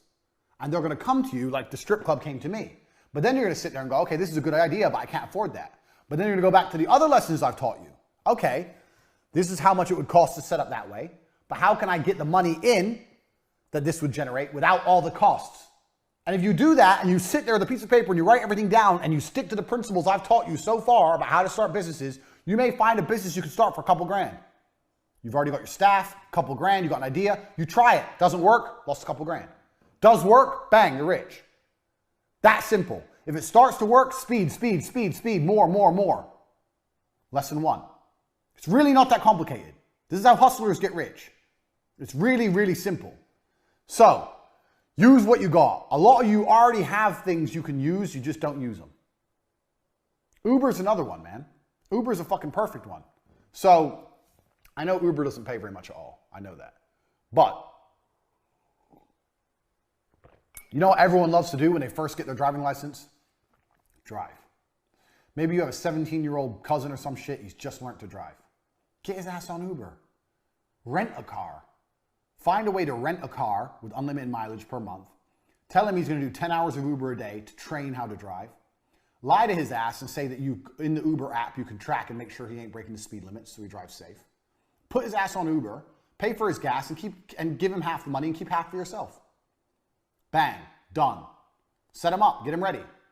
This is shit. I didn't plan. I'm just telling you things off the top of my head. Because this is how I think as a hustler. I don't need to sit and think. I just know there's money. And I find a way to get the money. That's how I am. So right now, you've got cousins out there who aren't driving Uber. If you can convince them to drive Uber, well then why don't they do it without you? Easy. You can talk some shit. Make some shit up. Hey, have you got an Uber account? No. I'll set it all up for you because it's complicated and there's some tax. I'll handle the tax. Don't pay no tax. Just lie. Blah, blah, blah. Get them an Uber. Get them in cars. Bang, bang, bang. Take the money. Done. What are you waiting for? Use what you got. You've already got people, there's cars, there's things happening. You're just not doing anything. Look around, make a full list of what you have, stick to the business principles, and find a way to get money in without spending money out. And you won't lose. That's what I did with the webcam company. And it made me millions of dollars. Millions. I ended up with huge numbers of girls. All because one girl. I started with one girl, made money, bought another laptop, got another girl, 2 girls, made money, bought a bigger apartment, 3 girls, 4 girls, 5 girls, bang, bang, bang, bang. Before you know it, I had a fucking empire of women. Because I stuck to my business principles. I never spent money I didn't make first. From my webcam company, which ended up generating over $7 million, I never once, ever spent money that I hadn't made. I didn't spend $1 out of my pocket that I hadn't already made first from the webcam company. I started that from zero. Just like I started my advertising agency, zero. And this is why when people come to me and go, I want to start a business, I need an investment. I sit there and think, you don't know about business. Because if you knew about business and your idea was really good, you wouldn't need my money. You'd pull it off for zero. If you're talented and your idea is good, you don't need money. So if you can't make it work for zero or for very little, then it probably wouldn't work anyway and you just lose a whole bunch of money. Because if it would work, if it's a good idea and it will work, then money will start coming in fast and you'll have the money you need. If no one's sending you money in to give you the money you need, then the idea doesn't work anyway. So if I put these I take that back. It's horrible. If I put these chicks on cam and no one was paying them, then they weren't hot enough to be in a strip club, were they? Luckily they were. I know my girls are hot. That's just an example. This way I get to find out if they're good enough for free. This way I get to find out if they're good enough for 200-300 grand. Think about it. Use what you've got. You've already got shit out there. You're just lazy. Point 10, staff. I know a lot of people who are starting companies or they want to start a business and the first thing they say is, I need an assistant, or I need this, or I need that member of staff. Staff need a clear objective. So here's the very simple magic rule for staff. Staff either make you money or save you time. That's a clock, in case you're wondering. Or you don't need them. So a salesman, a sales staff will sell things and bring money in. You'll be able to sit there and see exactly each week how much money that member of staff made you, and you'll be able to make sure that he made you more than he cost you. Fine. Other members of staff are going to save you time, even if it's a general assistant or PA. You'll be able to see the time saved with the tasks they've given. And you need to be able to sit down with a piece of paper once a month, once every couple of weeks, whatever, and audit your staff. Staff member. How much money did they make? How much did they cost? Positive or negative. Staff member. What tasks did they complete? How much longer from my life would it take me to do those tasks? Is it worth the money? Because if you could have done those tasks in your free time where you spent watching TV, then you don't need that fucking member of staff. Fire them and save the cash. You have to audit your staff very specifically by this method. They either save you time or they make you money or you don't need them. Now, anyone who's worked any kind of job knows if you go into any kind of company, most people are doing nothing. I've worked so many jobs and everyone did nothing. In fact, I had a job at a company selling advertising. After T2 failed, I got a job at another company selling websites and all this kind of advertising. And I spent 3 of my 5 days a week reading Wikipedia because I didn't care. Because I had a basic and it was enough. And by then I was training to be a world champion and I was tired all the time. So I didn't give a shit. And no one called me up on it. No one noticed. 3 days a week, I did nothing but read Wikipedia pages because I couldn't access Facebook. It was interesting. That is literally the level of laziness most people experience. If you take out coffee breaks, cigarette breaks, chit-chatting in the office, most people do fucking nothing. I'm very sure you could fire 50% of the people in nearly any company and the company would be just fine if the other 50% did some real work. Everyone's lazy. Big companies are inefficient because they haven't got time to do this. But you're not going to have a big company. You're a hustler. You're going to have a few members of staff. You're going to make millions of dollars. And you're going to make sure that you're either making you money or they're saving you time. Now, if the amount of time they're saving you isn't enough or they're not making enough money to cover their wages, they got to go. You've got to be ruthless in this game. But this is how staff, this is the magic formula of staff. So when people say to me, I want to start a company, I need an assistant. I say, an assistant to do what? Oh, just to help me with things. What things? What things will they help with? How long do those things take? How much time is that going to save you? And why do you not have the time to do them yourself? Because you want to watch TV? Because you need to relax? Because you're afraid you'll burn out? Shut up. It's garbage. It's all garbage. You want to feel important and tell someone what to do. That's not how you get rich. This is the magic staff formula. Do they make me money? Do they save me time? Write it all fucking down, work it out, and if it ain't good enough, they gotta go. Simple.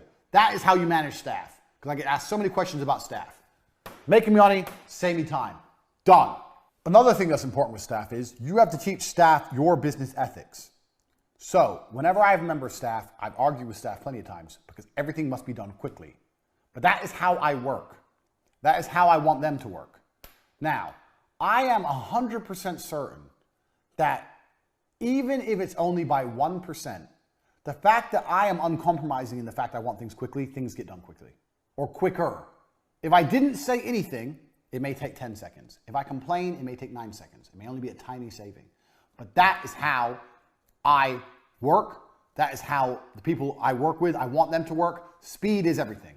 So when you get new members of staff on board as well, make sure they understand your business principles, especially number one, because that is your business mantra, speed. So if you have a salesman and he's selling and he's doing fantastic, that's good. You can sit him down and say, you know what, you're doing a fantastic job. You're making lots of money. I'm very, very proud of you. Look, you're making this. You've done really well. You're making target. There's only one thing I want to talk about is how quickly you work. You'll be like, what do you mean? I'm hitting target. Yeah, you are hitting target. But when you're inputting information into the system, I think we can get that done quicker. There must be a faster way we can get that done. Free up his time. If he does things quicker, he has more free time to sell more products, he'll make more money. Speed. No one ever works fast enough. When I was fighting, jab cross, the basics is never quick enough. It has to be quicker. It has to be quicker. In fighting, there's no such thing as too quick. Everything must be faster all of the time. It's the same in your business. All of the time, faster. All of it, all the time. If your assistant is saving you time, if they work faster, they save you more time because they have more time to do more things to save you time. Faster, all the time. So even if they're both performing, you still have to re-incentivize and re-alliterate point one. Point one is super, super important. If you do that, you're going to get more out of your staff, more money's going to be made, more work's going to get done. It's better for everyone as a whole. I learned this business. I learned this. We're going to come, I'm probably, some of these points will overlap, but before television, I worked as a fishmonger. When I was 15 was my first job, and I used to carry boxes of ice and fish at 6 o'clock in the morning on the market. Shit job. In the middle of winter, you're carrying ice, 6 in the morning, it's -5, it's horrible. Your hands are shaking, it's a horrible job. And I got paid no money, but I did it because I wanted money. So if I'll do that at 15, your 15-year-old nephew will make a fucking website. So I used to get up at 5, run from where I lived in Luton to the town center market, run, because I didn't have a fucking car, work 10 hours, and then run home. That's how much energy you have when you're young. That's what I did. And the person I worked for was my uncle. My uncle worked there, his name was Keith, and he always used to tell me, faster, faster, faster, faster. And I was always trying to move these boxes of fish as quickly as possible. And when I was moving all the boxes, I'd say, yeah, but if I finish it all, what's the rush? I'm here till 5 o'clock. He goes, no, faster, faster, faster. He'd always push me to finish it. And then if I finished everything, I'd have maybe 3 hours left. If I walked, it would take me to 10 hours. If I ran like crazy, it would take me 7 hours. So I'd have 3 hours spare. I say, now what do I do? He goes, there's always work to do, find work to do. I go, what do you mean find work to do? He goes, find work to do, find work. If I see you standing around, I'm gonna get angry, find work. That's what he used to say. I'd end up sweeping the floor or wiping the walls, cleaning the walls, some dumb shit. But he was right. And we're gonna come to this point later on. If you do things quickly, you have more time to find work to do. And finding work to do adds up. I swept the floor, I wiped the walls. Maybe someone came in, saw the nice, clean, pristine walls and bought some fish they wouldn't have otherwise bought if there was a tiny mark on the walls. Who knows? The point is, the work got done quicker because I was being pushed to be fast. It got done, and then more work happened. Even if it was menial work, more work happened in the same time frame. More work got done. That made me more valuable as a staff member. That's how he valued me. You've got to be the same. Right. That's the first 10 lessons. We have 90 more. The first 10 lessons of the Hustlers University. I bet you're sitting there already and your mind's blown. You're sitting there like, whoa, I've learned so much. I didn't think of it that way. Tate, you're a genius. I know. We have 90 more. We've just begun.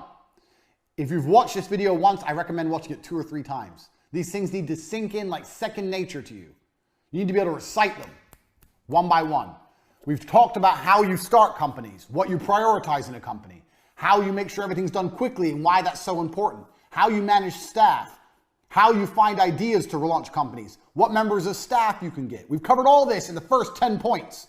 This alone is enough. This alone is worth the value of what I've taught you. And we've just begun. The first 10 points of the Hustlers University. If you watch this video, I recommend you watch it 2 or 3 more times before you even move on to number 2. If you want to move on to number 2, do it. But you need to pay attention to these because they are the basis of everything I'm going to teach you here on after. Hustlers University, straight into it. Point 11, outsource cheaply. If there's something you cannot do and you need someone to do it, you need to outsource cheaply. You can either find a student, as I've discussed earlier, finding a niece, nephew, blah, blah, blah, or find students. Students are fantastic because students need work to do for their fucking projects or whatever. Let's say you need a video. Find a film student. They'll do it cheaper than a film company. Find students or use Fiverr. Outsource cheaply. And never, the point 11 is, never hire, if you can avoid it, please do. Don't hire another company to do your work. So as a company, let me remove my beautiful diagram. As a hustler, so I'm not trying to teach you how to be a CEO. I'm teaching you how to make $5 or $6 million a year so you can buy supercars and enjoy your life. As a hustler, you want to be here at the top. That's me. Wait, maybe there's some muscles. There we go. That's me with the big arms, with G. That's me.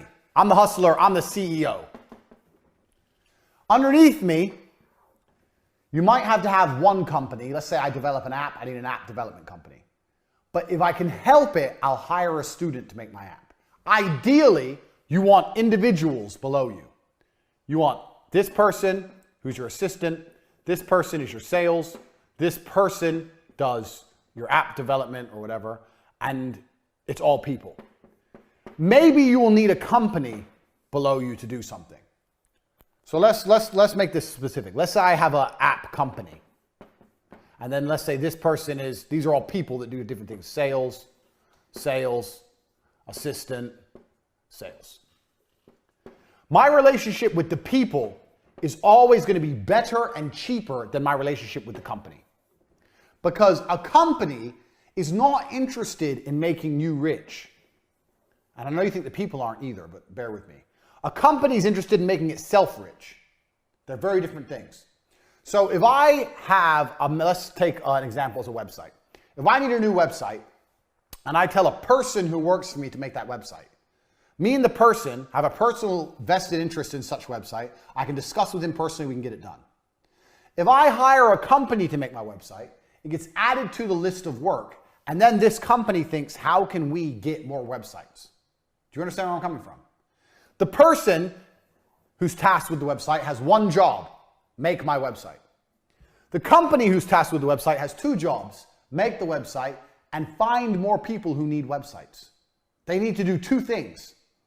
And if they're smart, and some of them are, if they had to choose between delivering your website on time or taking on more work and taking more money, they'll take the money.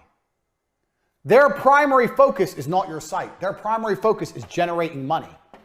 Do you understand these? There's a huge difference. This person's primary focus is completing his job for his boss. This person's primary focus is not completing the job for the boss. It's getting more money from somewhere else. It has nothing to do with you. Fair enough, they may have more people in different departments, blah, blah, blah. But that's still the primary goals of the individuals. The primary goal of the individual and the primary goal of the company. Plus, the company's more expensive. So, you want to try and outsource cheaply. You want to have individuals you work with. Now, if an individual has a company, fine. That's still an individual. When someone goes, I'm me and I have my company, I see that as an individual. I don't see big companies as people I want to work with. If I want a website, I don't want to go into some office full of people making websites. I don't like that. I've never had a positive experience with that. It's always expensive.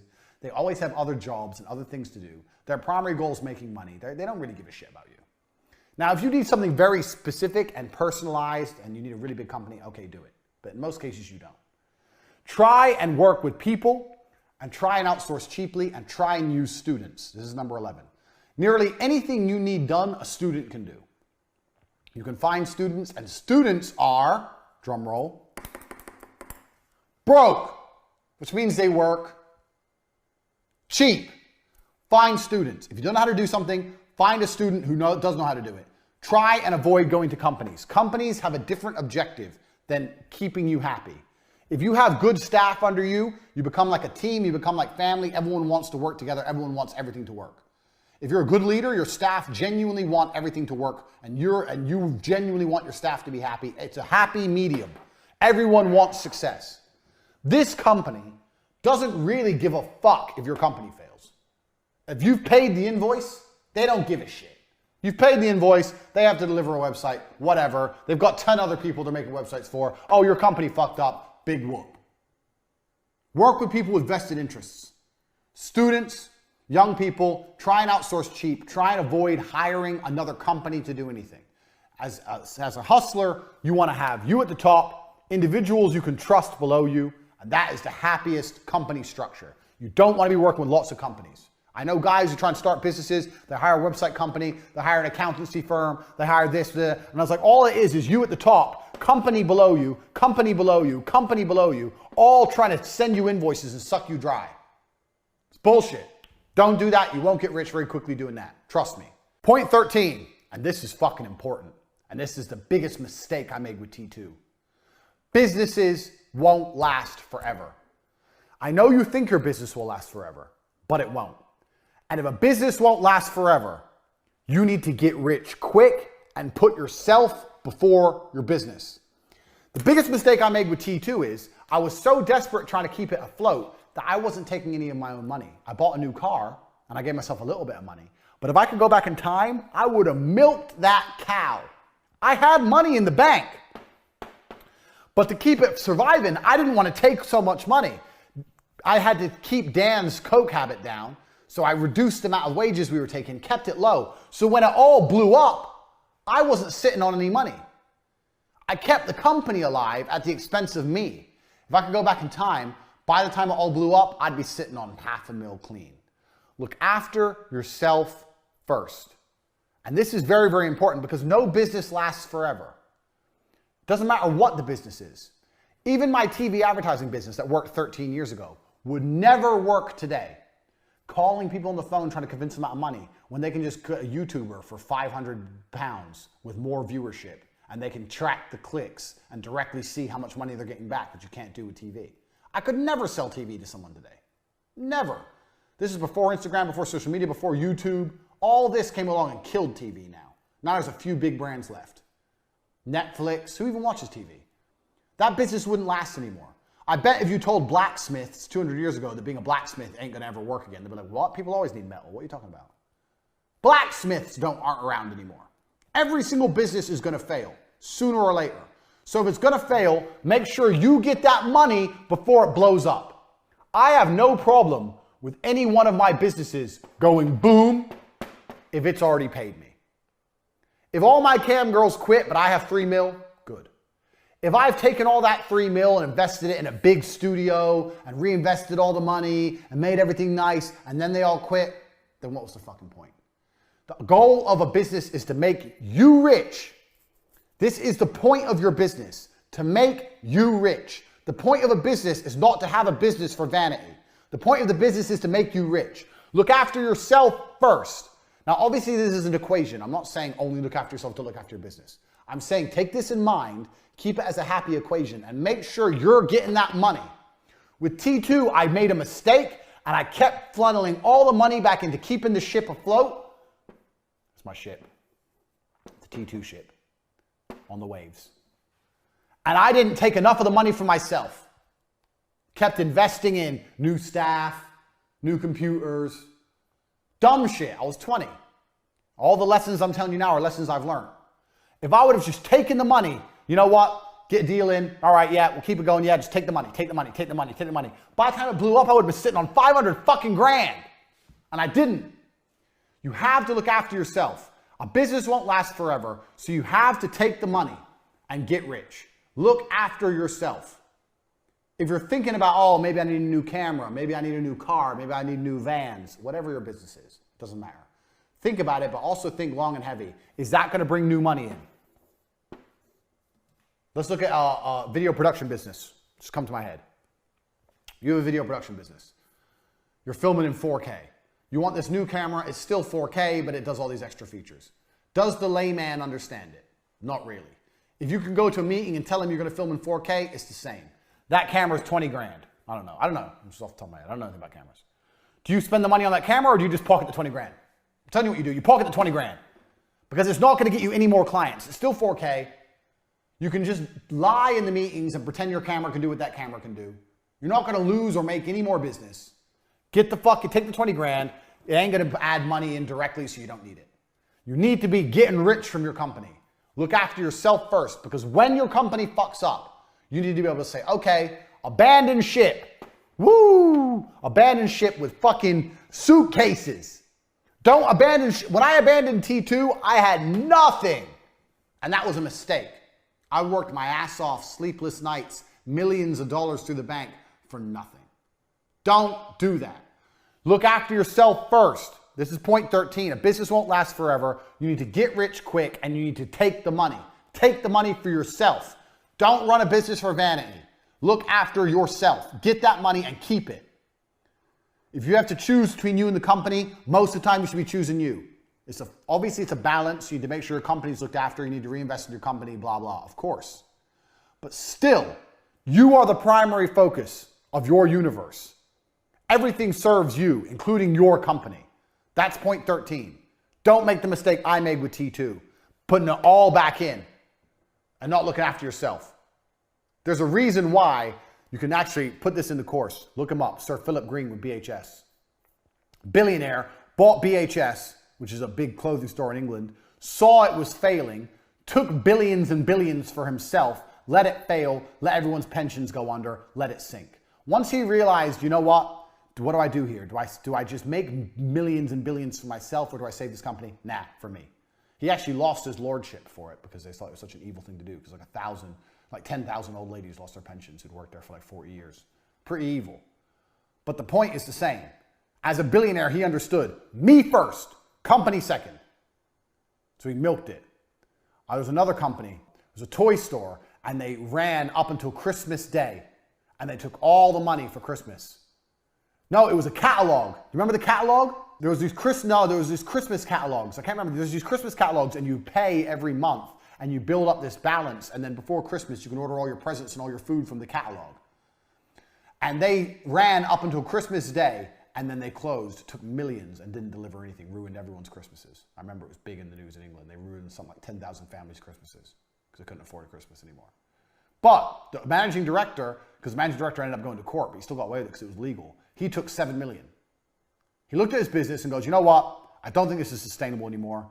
I'm not going to put any more money into this shit. I'm going to take £7 million. I'm going to fuck it off. I'm going to deal with the big PR disaster. I'm going to go hiding and whatever. I've got $7 million. He looked after himself first. If we would have put that $7 million back in, the company would have gone bust a year and a half later and you'd have no money.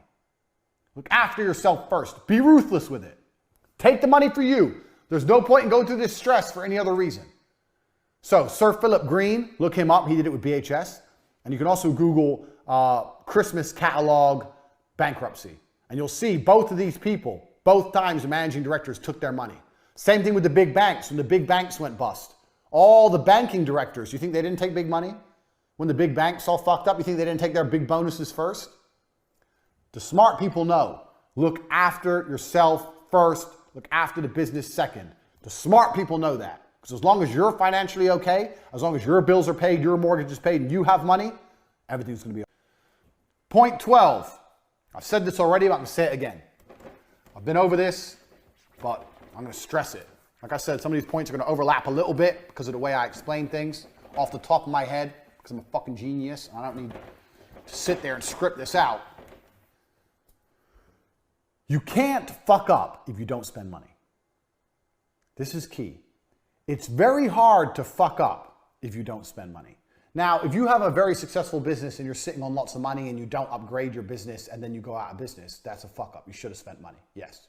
If you're a Blockbuster and you are sitting waiting for people to rent videos and you didn't invest in a streaming service like Netflix and you go out of business, yeah, you fucked up. You should have spent money.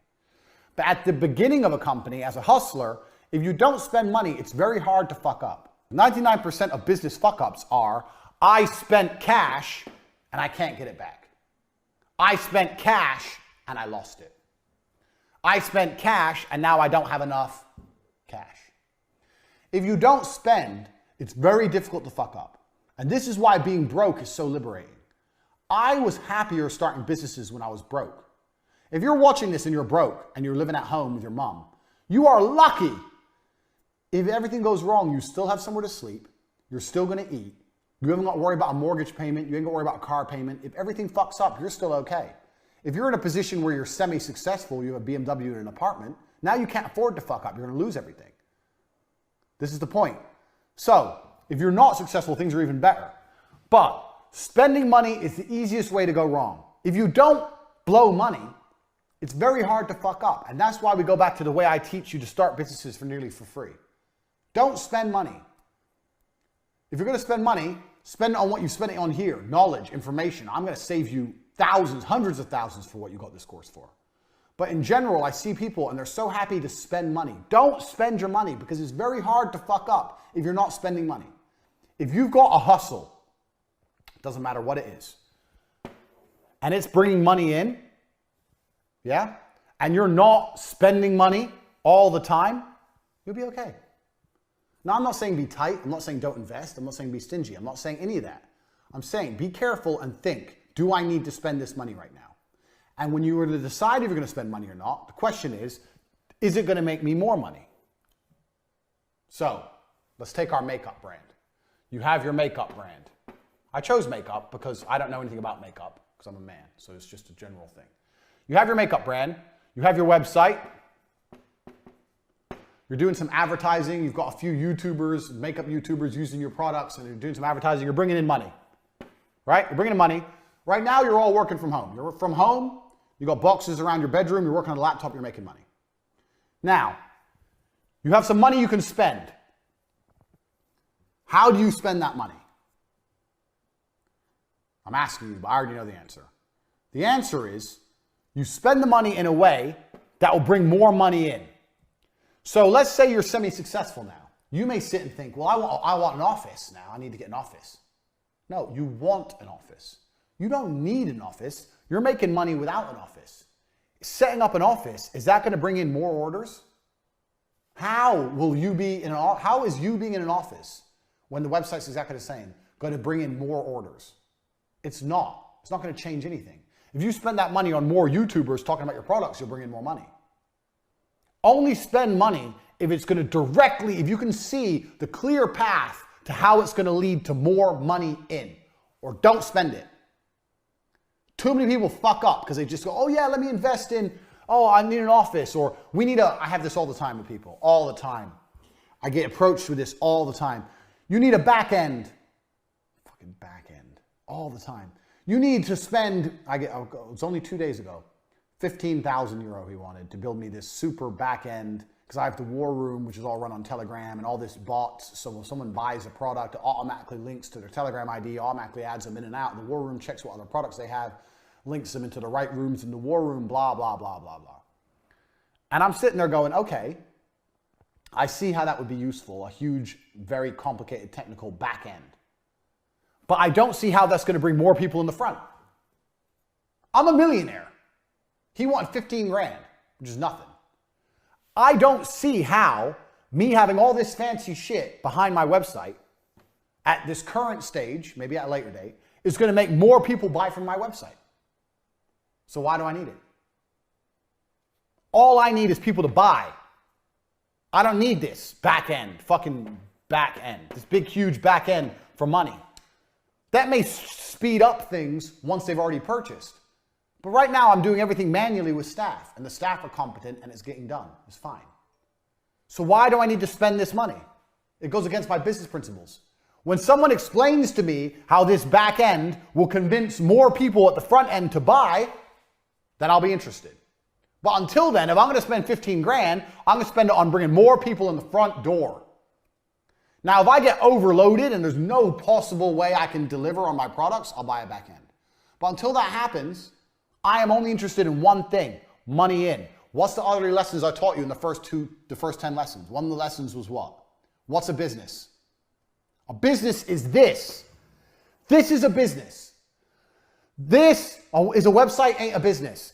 Money in the bank ain't a business. A back end ain't a business. The only thing that's a business is this. Orders coming in. That is a business. The rest of it is bullshit fulfillment. This is your focus. As long as you have this, you will be okay. T2 succeeded for a year, and it would have been for many years, because of this. As long as you have this, nothing will go wrong. If this goes, you're fucked. You can have the best website, the best cash reserves, and the best back end in the world. If no one's ordering, you're going to go out of business.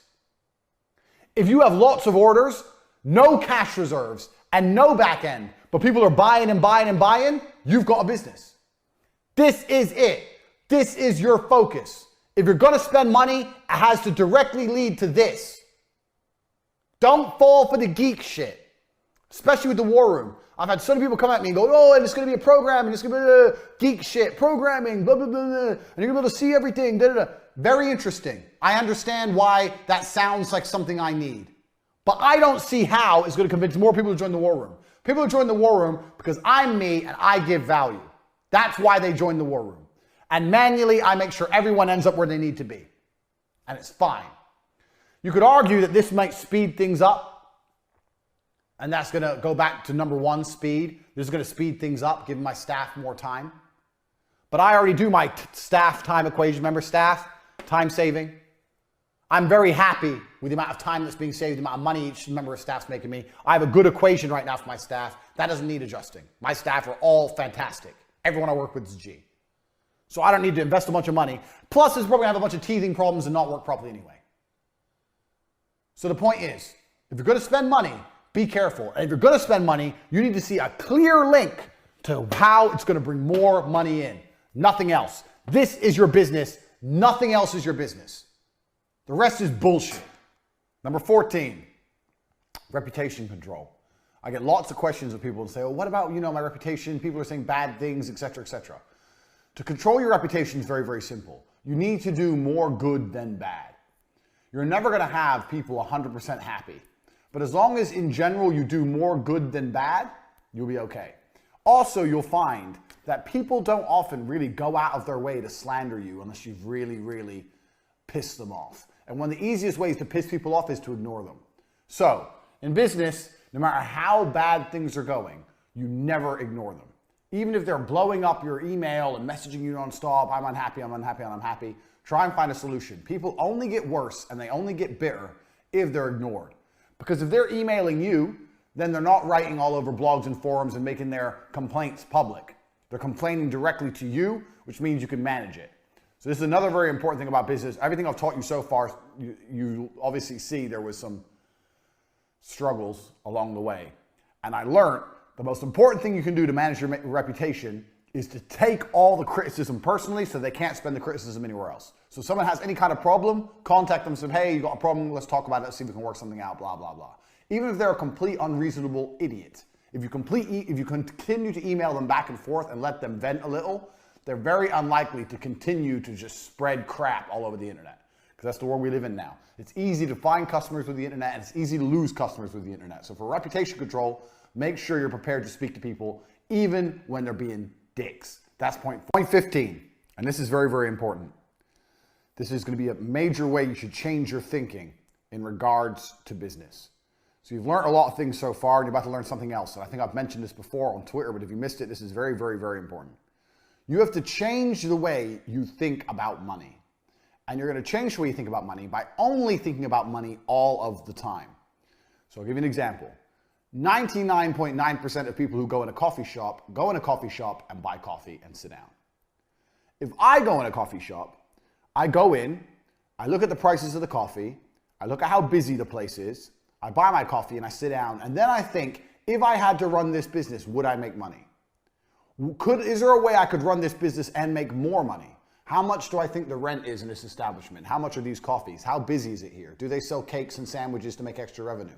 Who are the main customers? Well, it's mainly businessmen. I can see there must be a business district across the road. Why are the waitresses or why are the people who work here not hot young girls to attract more men to come in if that's the main customer? Think outside the box and look. If I were to open a coffee shop right next door, could I beat them? Are these coffees expensive? Are they cheap? Are they good? You have to start looking at every single business you interact with, every single one, and see how you would compete with them. Or if you had to run their business if you believe you'd make a profit. Because what you'll often find is you'll see there's a lot of people making mistakes and you think you could probably do better and you might be able to beat them. So you need to sit, and when you're going through your normal life, you're having your coffee, you're sitting in fucking Starbucks, whatever. Obviously competing with a multinational like that is going to be very difficult. But any business you interact with, just start training your mind to view their business, how you believe it works, everything from rent, overheads, the product, the profit margin, whether you think you could sell more, any tips or tricks they're missing, everything from start to finish. Just have a look and see if you can work it out. And you'll be surprised how much you learn about business self-taught. I do it with every bar I'm in, every restaurant I'm in, every coffee shop I go in, everything. Even simple things, like even things I know nothing about, like a mechanics. I don't know anything about fixing cars. Still, I'll look at the amount of cars they have around. I look at how much they charge me for my time, how much the labor is, how much I think they're charging the low-level workers, where's the big boss, how much is he making? You need to start thinking about money and thinking about businesses like this. Every time you interact with one, you need to analyze it. And your analysis will get better and it'll get more precise. Obviously, there's some information you don't know. You don't know exactly what the rent is. But you can estimate it. You should be able to estimate it. So this is one of the really important mind hack I teach anyone who wants to get serious about hustling and making money. You need to start approaching and looking at all businesses this way. Because what's going to happen is when you eventually open your own business, there's going to be some lessons that you identified, some mistakes you identified in the previous businesses that you're going to make sure you don't make. Whether you're opening a coffee shop or an online company, it doesn't matter what it is. You're going to identify the mistakes and you're going to change them. So even next time you buy something online, most websites nowadays are extremely streamlined. But still, if you identify a problem with the website, if you identify a problem with the email that comes afterwards, if you're unhappy with a particular aspect of customer support, if you don't like the packaging it comes in, whatever. Analyze everything and remember everything because you're going to use this stuff for your new company. So this is a very important mind hack. This is something you need to do permanently as a matter of habit. It's what rich people do. When they're sitting around money being made, or they're sitting around money being exchanged, because money's never made, money's only exchanged. When they're sitting around and they see money being exchanged, they work out exactly how and why and who's benefiting.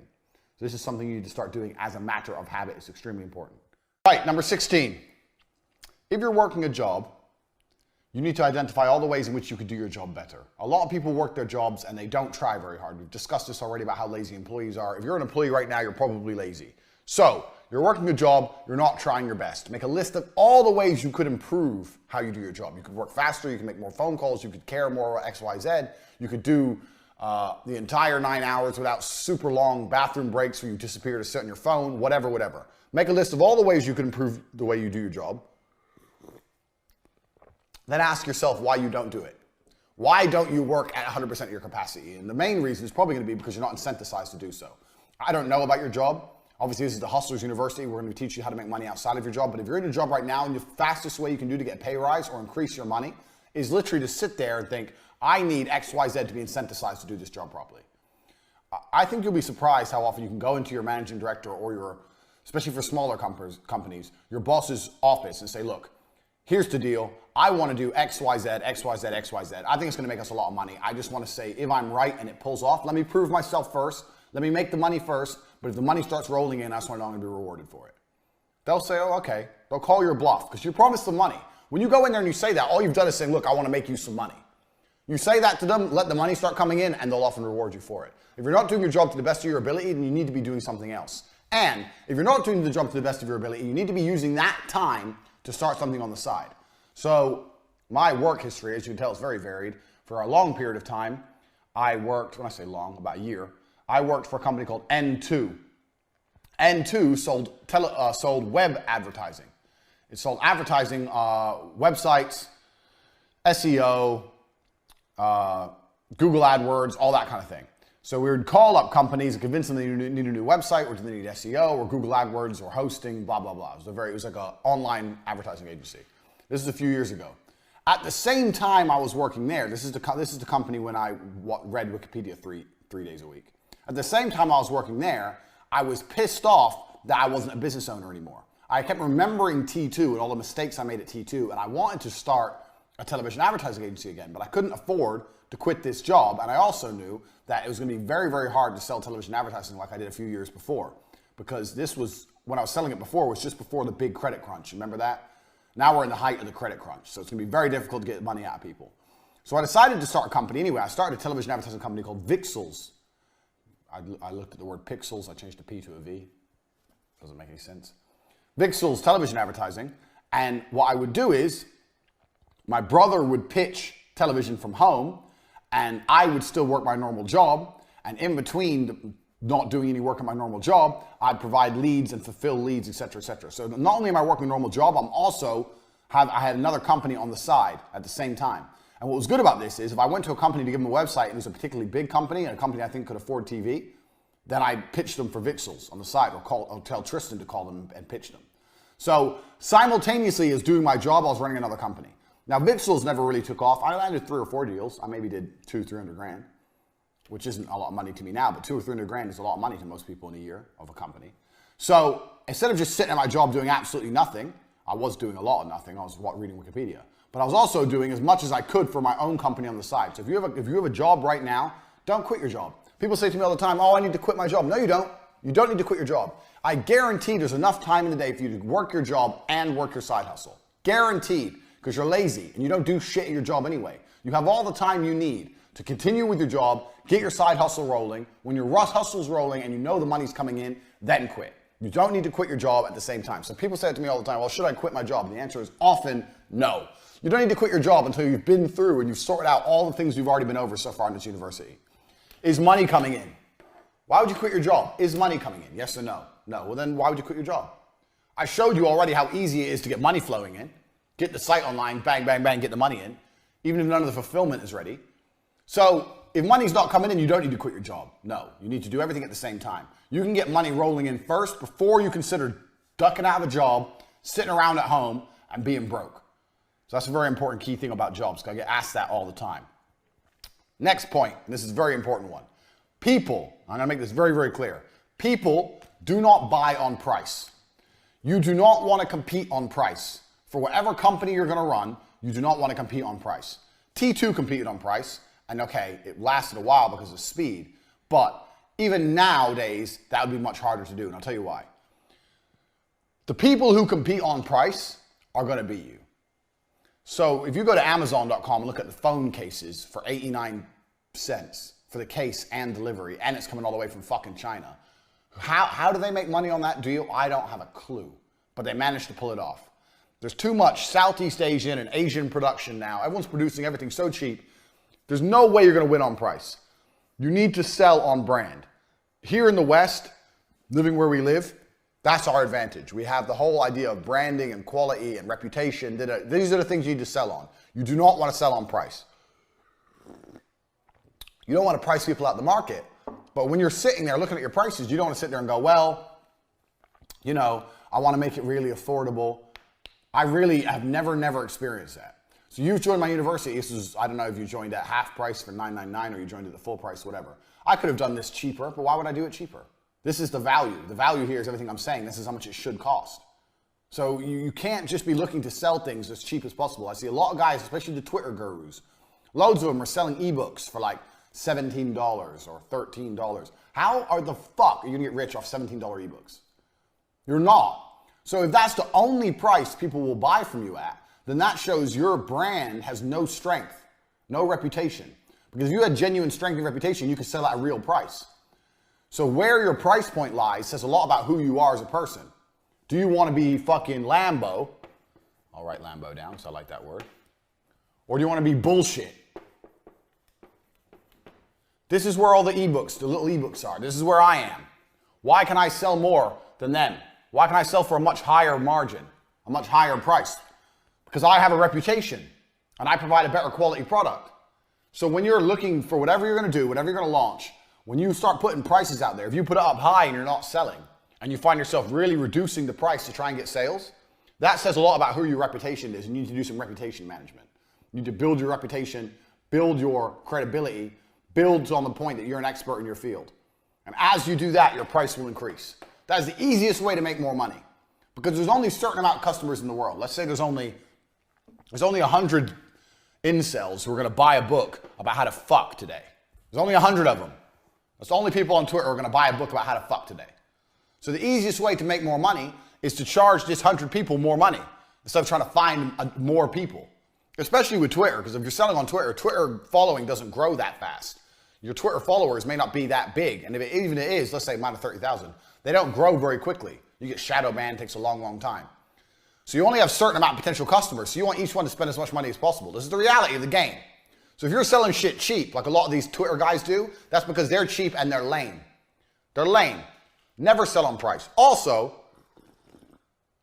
you'll have more problems and more complaints from people who buy cheap things than people who buy expensive things. And the reason is because the people who buy expensive things are getting Lambo quality, like you're getting here, all the information I'm giving you. The people who buy the cheap things, they're just buying it because it's so cheap. They don't believe in the person. They're just like, oh, what's the worst I can do? I'm only losing 13 bucks. But then they'll still feel pissed off when they realize it's garbage. So your number one goal, your number one aim in whatever business you do is to constantly be increasing prices. You need to be looking to constantly increase the price. And the way you do that is by constantly building on your reputation. That is how it goes. Even if you have to start off at a lower price, you need to always increase the price. You should never get to a point where you've priced yourself out. People don't buy on price. People buy what they want. If people want something, they're going to buy it. There's a whole bunch of expensive shit that people buy, trust me, because they want it. So you have to make sure that people want your product. Do not be one of those, well, I'm the cheapest on the market, guys, because that never works well. It gives you a bunch of dickhead customers and it stops you making any kind of serious money. It's bullshit. Don't do it. Next, you need to learn to shut up and listen. This is a really important point for business. Super important, because it's something I see a lot of people make mistakes with. I'm going to destroy my beautiful diagram here. Right. Most people, once they start a business, won't shut the fuck up about their business. I know so many people who are making money, and yeah, they're making money. But as soon as you start talking about money, all they talk about is how they make money, their business, how smart they are, ego investment, how great they are. That is not going to teach you anything. You only learn by listening. So whenever I'm around people who are making money, I don't talk about money. I mean, it's different if they're friends of mine, I've known them for a long time, we're interacting. But I mean, if I'm meeting people and they're businessmen and everyone's talking about how they're making money, I shut the fuck up and I listen. Because anyone who's making money, one way or another, knows something you don't know. There's a lesson everywhere. So when you interact with someone who's rich, you have to say enough to convince him to talk, but don't talk too much yourself.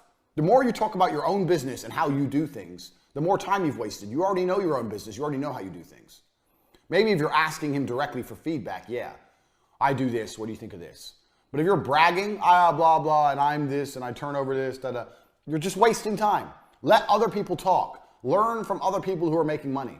Even if they're in an industry which is completely different to yours, it doesn't make a difference. Shut up and listen, because somebody knows something.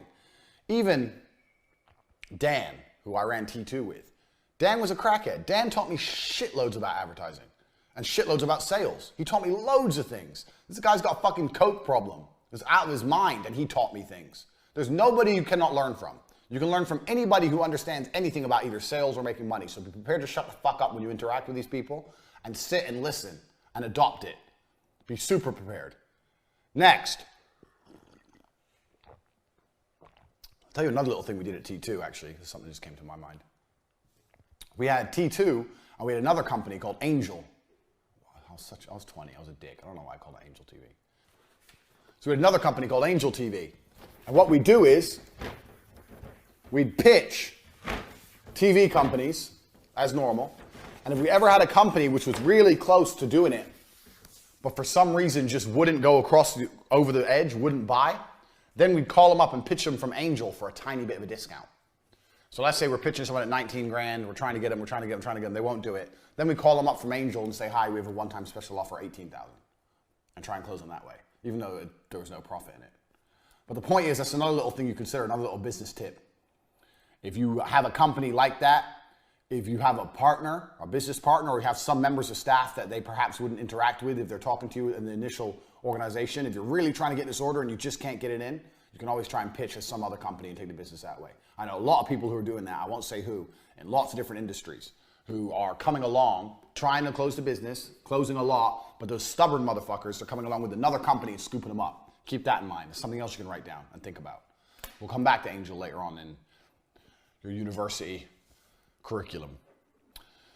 Next, attention is free advertising. So you need to get good at getting some attention somehow. I get attention because I'm the Don. But you need to find a way to get attention, because all advertising is buying attention, which is fine. But buying attention is more expensive than getting attention for free. And when I say for free, I mean free financially. Getting attention is still going to take time with your money. But you need to find a way to get attention. I think you already understand this. You already understand viral marketing, no such thing as bad press, blah, blah, blah. But finding a way to get attention is a fantastic way to start generating money. Now, what most people do is, you see a lot of people, they find ways to get attention, but they don't monetize it. So for this, I'm going to put in an example of my Star Wars thread. We're going to start putting it on the screen now. When you look at my Star Wars thread, I said something that pissed off the nerds. You can see I pissed off the nerds. It started to go viral, started to get traction. And for every single tweet afterwards, all I'm trying to do is promote my website. I'm doing it in a funny way. I'm doing it in a way that annoys them. I'm doing it in a way that's going to get some interaction. But I'm still trying to promote my website from start to finish. That is the end goal. Get attention, and then do not be afraid to shamelessly sell. But you have to find a way to get some attention first. Now, that's not easy in the modern world because everybody's vying for each other's attention, especially on the internet. Everyone is competing for attention. But attention is key. So finding a way to do it is important. I had a guy who had this is the most simple, stupid example, but it's true. It's one of these guys in Romania, and they wrap cars, and they're in an industrial estate, and he painted the entire side of his wall with a huge mural, like a spray paint mural of a car being wrapped. And I said to him, that was badass, how much did it cost? He goes, it cost me $3,000, but it's increased my business big time. I've made all my money back big time. I was like, why? He goes, people look at it when they drive past, and then they see it's artistic, it's creative, and they want to work with us. He got attention. He fucking painted his wall. But anything it takes to get attention. If you have a sign on your company, is the sign big and bright and bold enough? Probably not. There is no such thing as bad attention. In the world we live in now, we live in an attention economy. If you have lots of attention, you can turn that into money. If you have no attention, you're not going to have any money. We're in an attention economy. You don't even need good ideas now. YouTube has proved attention economy. You have fucking morons out there doing nothing on vlogs, talking shit and being complete losers. But because people watch it, because they get attention, they're millionaires. Attention is the currency of the modern world. So if you're going to start any kind of business, one thing you need to consider is, we talked earlier about money in, all your money out. This is your only real business, the money in. And how you don't want to be investing any of your money in anything that doesn't lead back to here. You can see that bottom one there. But you know what's going to lead to this? You know what's going to increase the number of sales coming in? Attention. Attention is key. Attention is going to accelerate everything. So you need to keep that in mind. Don't be afraid to do things that are a little bit crazy to get people to pay attention to you. Now, obviously, I'm not saying join ISIS or something stupid to get attention. Keep it in mind. But attention is the currency. Attention is the magic formula, that the catalyst that's going to take any company and blow it up fast. So keep that in mind when you're looking to launch your company or you're already running your company. Does my company get enough attention? No. Okay, so which company in my industry does get attention? This one. How do they get it? Oh, well, they pay for advertising, or for example, or they did this viral campaign, or they sponsored this. How are the people taking the attention that you want? How can you get the attention? Find a way. If you have to go and run a marathon dressed as a fucking dinosaur with your company name on the back, then go do it. It's effectively free and it's good for you. Don't be lazy. You have to do something to get some attention. Attention is the key. That's going to be the difference between a failed business and a successful business. Even with the cam girls.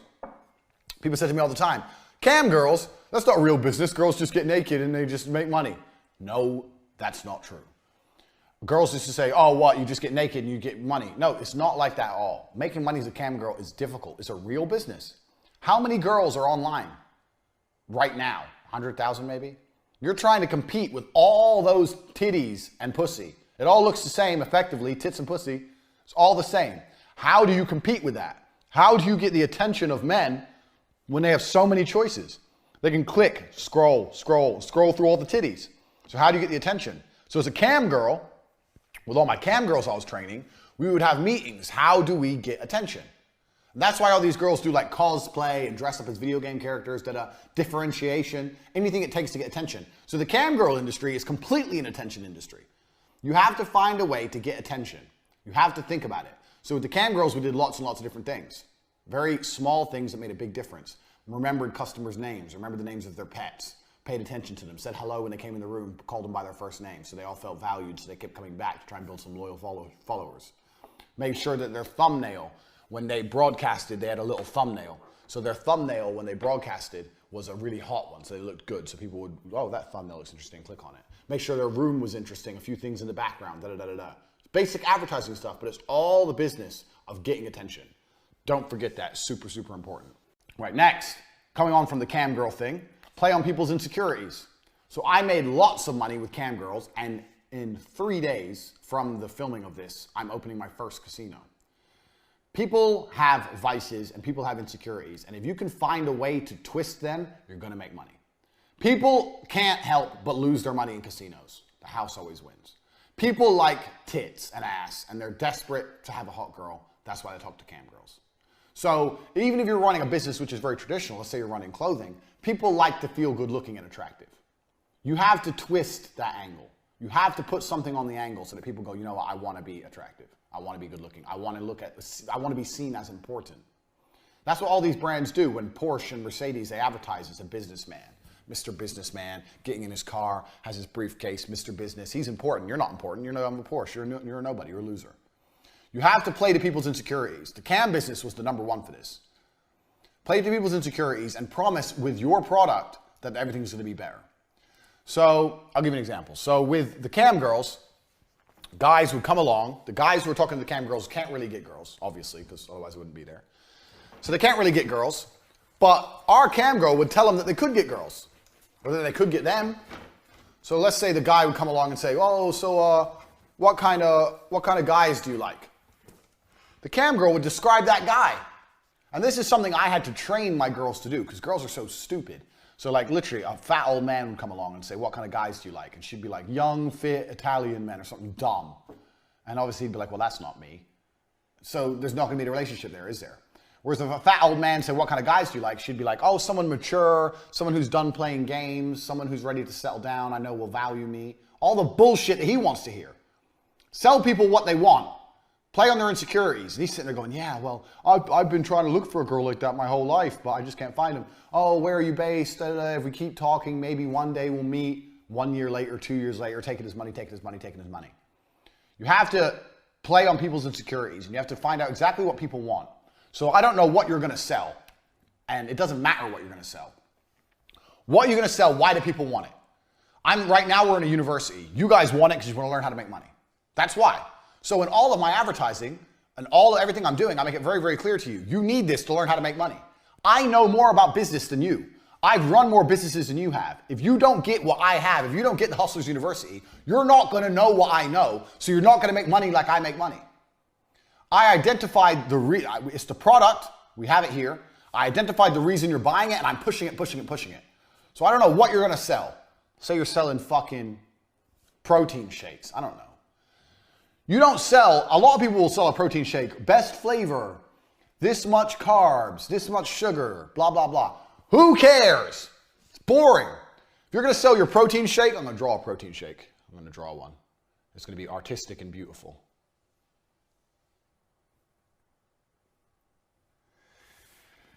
If you're selling protein shakes, you need to say to people, you won't be strong without the protein shake.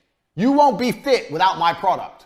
Why are you wasting your time in the gym when you're not going to get in good shape anyway? Oh, you'll get in shape, but you'll be in better shape if you use my product. Fuck the product. Who cares what's in the product? Sell the result. You need this. You need this because of X, Y, Z. Doesn't matter if you're selling protein shakes or the Hustlers University or motherfucking raspberries. Doesn't matter what it is. You have to push that point over and over and over again. Play on people's insecurities. That's what makes people buy. Because they're not going to buy otherwise.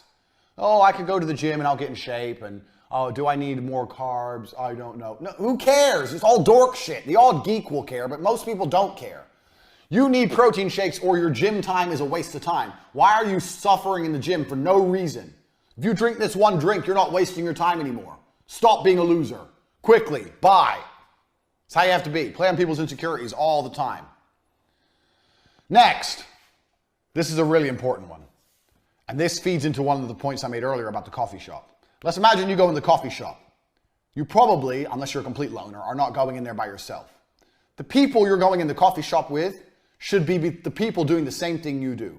Analyzing the price of things, analyzing the rent, analyzing how much the coffees cost, how much do the staff cost, can money be made here, could we make more money if we open somewhere next door, is there any gaps on the market, are there any mistakes they're making, identifying problems, etc. Everyone you roll with should be thinking about money. The lesson number 21 is, network is everything. This is super important. If you're a loser and you're rolling with losers, you are going to stay. I'm gonna write this down in case you motherfuckers don't believe me. So I'm gonna make this extremely clear to you. If you're a loser and you're rolling with losers, you are going to stay a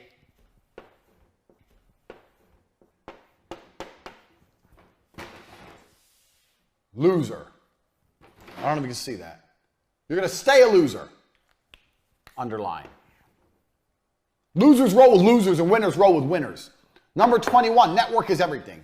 The people around you need to be thinking about money, thinking about hustling. If they're not, you don't need to talk to them. I hear this all the time. Oh, but he's my friend. We like hanging out. Hanging out, why? To do what?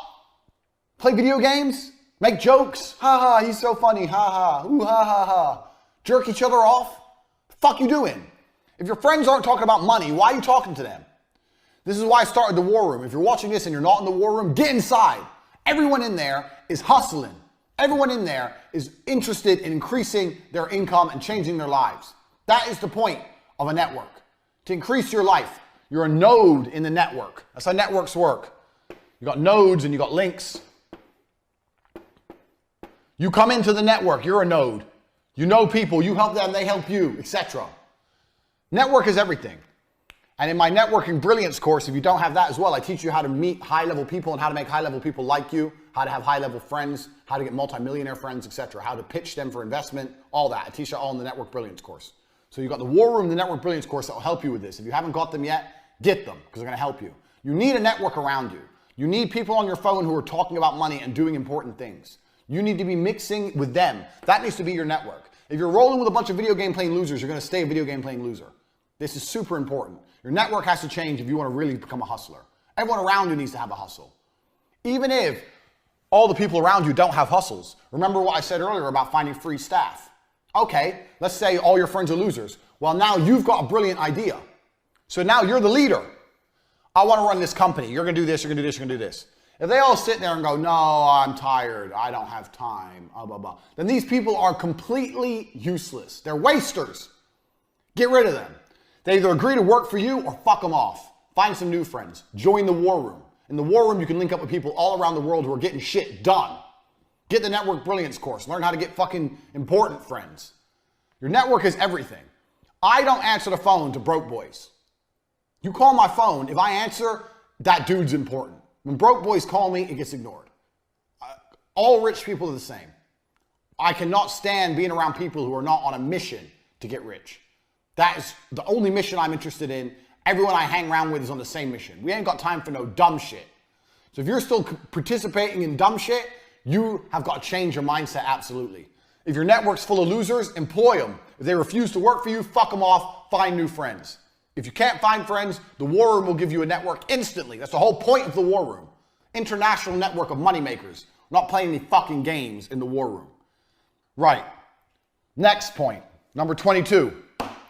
Keep your panties dry till the big guy's hard. So, too many people get excited about business they ain't got.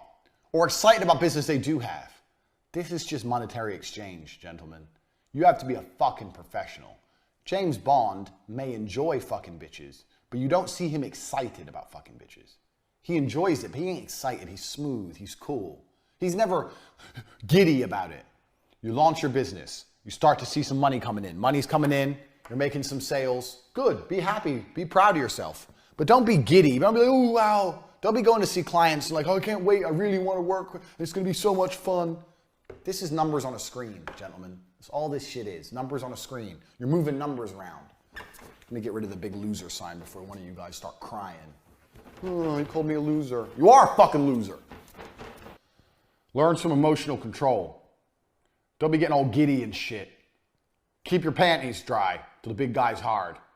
Don't know why I wrote that down, but that's the basic lesson here. I see so many people get giddy and excited. Oh, we might get this much money.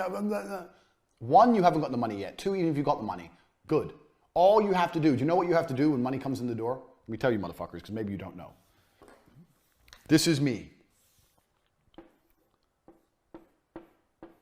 Here's my muscles. Again. Money comes into the door on Tuesday. On Wednesday, do you know what I do? I wake up and I try and find some more fucking money. Don't be getting excited about money. Because when money comes in, you're allowed just 2 or 3 seconds of excitement when you check the bank. Then it doesn't exist anymore. It's here, okay, there. Now it's done. This is done. It's in, it's done, it's gone. Even if I still save it, it's effectively gone. You have to find a way to make more. You shouldn't be getting excited about big chunks of money or any chunks of money. You should always be pushing for more. Don't be getting excited about what you've already achieved. You can't live in the fucking past. Second that the business is done, it's the past. Living in the past is going to sink your business. You have to live in the future, constantly pushing for more. I wake up every day broke. Every day I wake up at zero, poor, every fucking day. No matter how much money I made the day before. That's not how I operate. Every day is a new day. You wake up broke. Do not be getting giddy and excited and emotional. Oh, but last week we had a really good week. Who cares? That was last week. Last week, fucking Iran hadn't attacked an American army base in Iraq. Last week was a different fucking world. This is this week. Shit's different. Don't be getting excited about old shit. Every single day you are poor. Every single day you need to attack and go again. Every single day. Every day you wake up at zero. Don't be getting giddy and excited and emotional about money you've already made or money you might make, which is even worse. I used to know so many sales guys. When I worked at TriStar, the first TV company before I went to run T2, so many sales guys would be fucking in the office laughing, drinking their coffee, talking shit, saying, oh, I've got 4 really good leads, I've got 4 really good pitches, they should be coming in today. Laughing about money that they thought was coming that they hadn't made yet.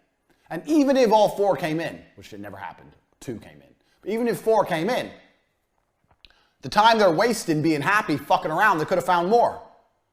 Don't fucking waste time counting money that you ain't got yet or counting money you've already got. You live right now in the present. Right now, I'm going to draw another diagram. I'm starting to get happy with my diagrams now. I think my art's getting better. Do you think my art's getting better? Not really, no. I think it's getting better. So my art's getting really good. So because my art's getting good, we're going to draw another diagram. I want you motherfuckers to understand something. So this is you. This is the past. This is the future. You're looking this way. This shit doesn't matter anymore. It's come, it's gone. Even if it's still in the bank, even if it's $10 million, it doesn't matter. It's over, it's finished. You should never be looking that way. You should always be chasing more. And you should be living here in the present. When I say chasing, I don't mean excited for. I mean getting. You need to get it from here and move it to here. And forget about it. More.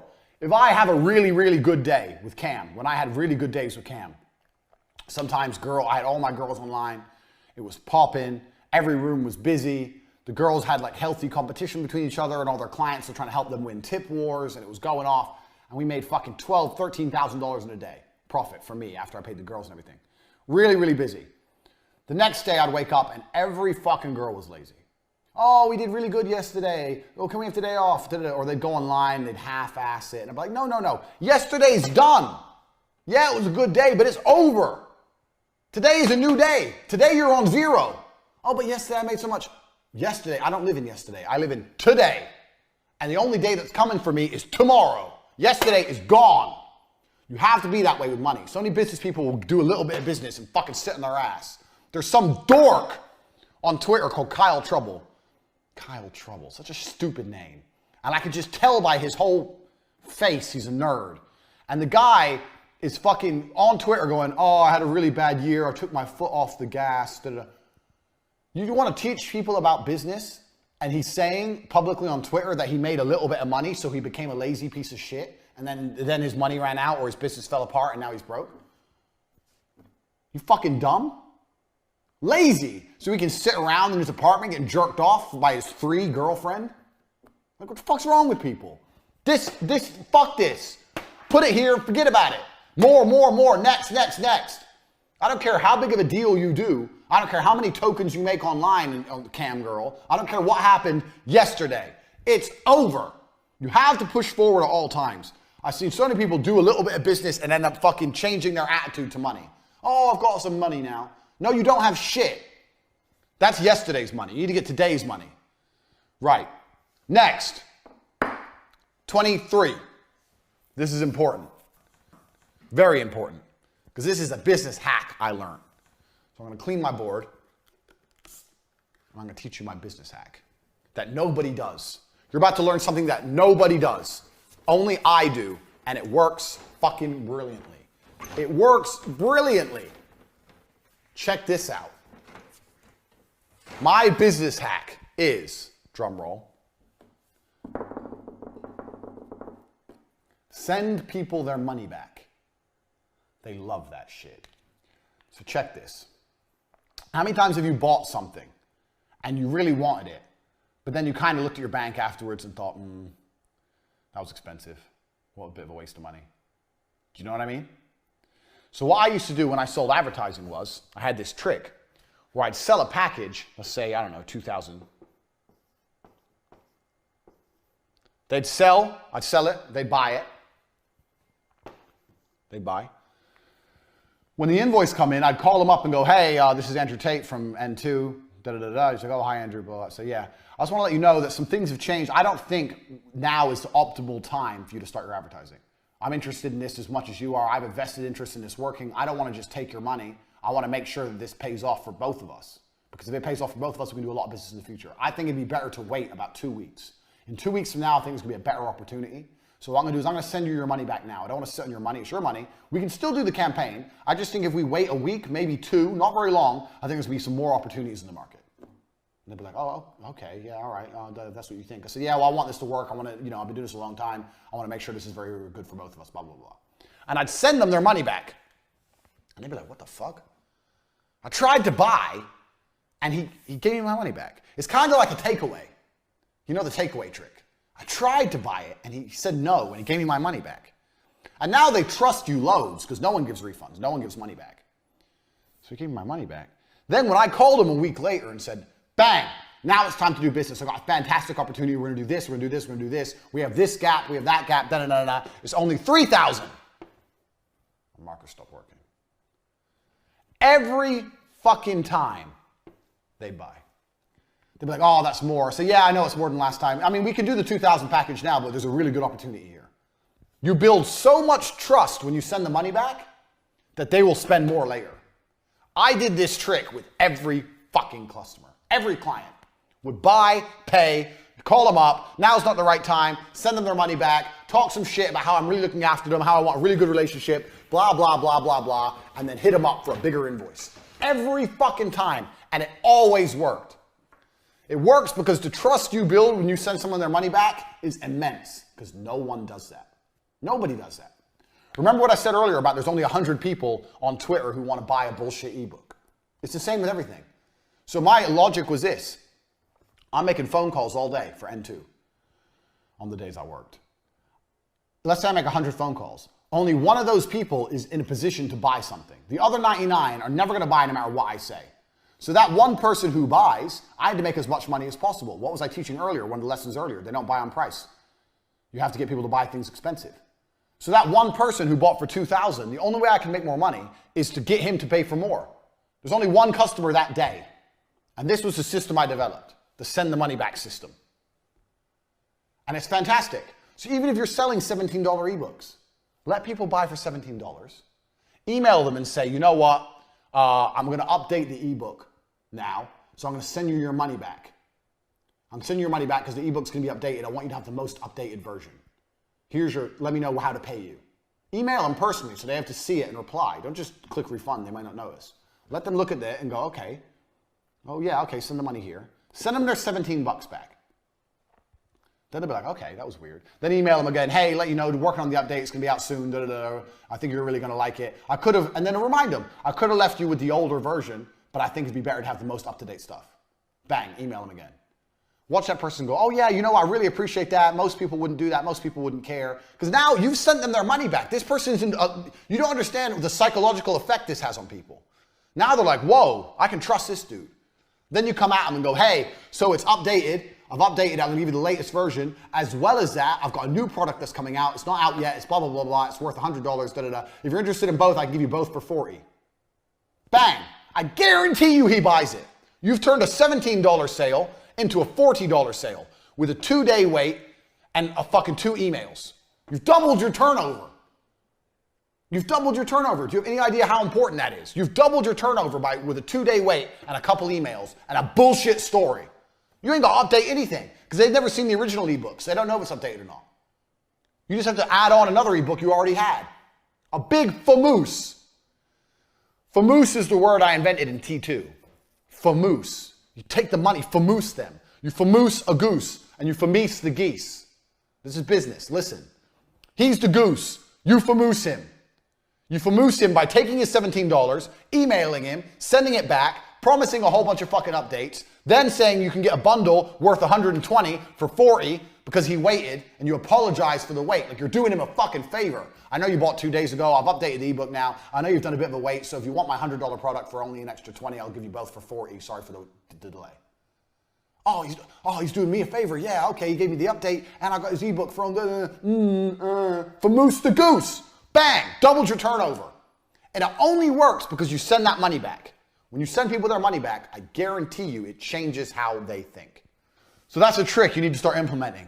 Finding ways you could send people their money back. Because that shit works. Trust me, I did that for a very, very long time, especially with low value products with $17. You ain't making no money on $17. Send that back, aim for 40s or 50s. That's how you get paid. All it takes is a few emails in between. Keep a spreadsheet so you don't get confused. Be moderately organized. It's easier to double your turnover as a business this way than any other way. There's no easier way to double your turnover. Trying to get double the customers at 17 is going to be a lot harder than just fucking a couple emails and doubling your turnover. Double. I've just doubled your business with a very simple trick. I'm a genius. I'm a genius. I'm a genius. And I know this shit works because I did it all my fucking self. I've done this. I'm a genius. Literally. I used to do this all the time with advertising.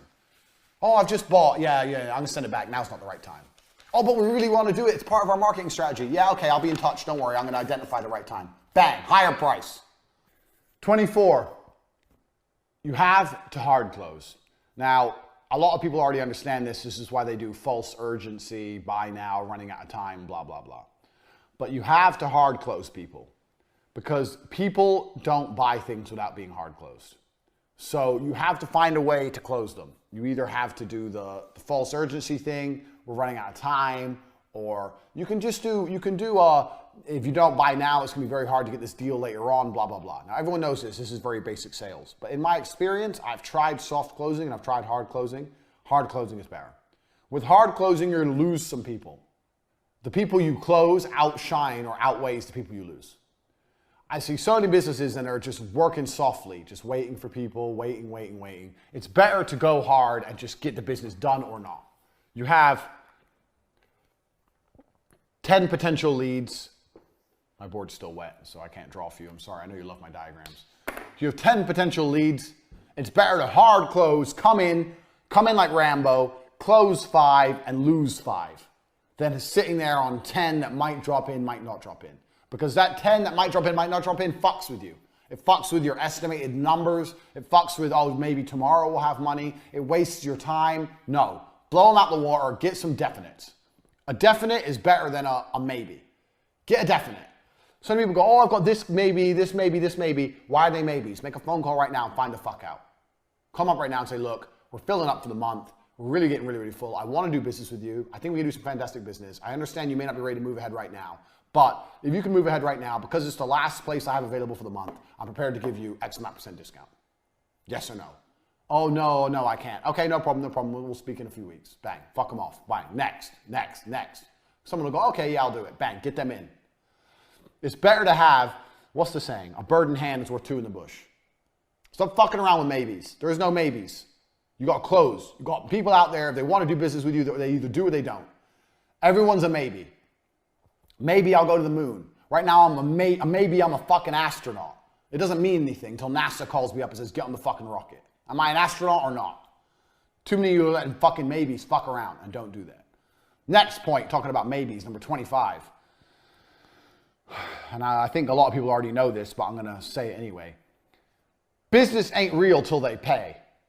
We're on number 25. We're only a quarter of the way through. Think how much shit you've learned in this university. We're a quarter of the way through. 25. It ain't real till they pay. And I mean money in the bank. So when I was running Vixels, remember Vixels, my TV company I was running at the same time I was working at N2? I had the chance to land a deal for a company called Glorious Foods. Is Glorious Foods still a company? Let me have a look. I'm curious. Glorious Foods. Gee. And what they did is they had food brands in superstores in the UK. Glorious Foods. Glorious Food, yeah. Oh no, this is a caterer. Fuck. Anyway, they were a very big company. So Tristan called and pitched Glorious Foods for TV. Spoke to a junior marketing manager. Convinced her TV was a fantastic idea. We're talking about sponsorships on the food channel, blah, blah, blah. Anyway, this was a £600,000 deal with £250,000 profit for me and Tristan. £250,000. So he convinces her TV is a good idea, blah, blah, blah. Organize a meeting. I go up to the meeting. In the meeting, I meet the head of marketing, the big boss, and this little loser that Tristan famoosed on the phone. I do the meeting, and I destroy it, because I'm a chi.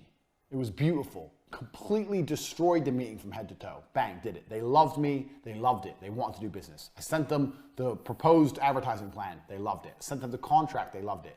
The deal was done.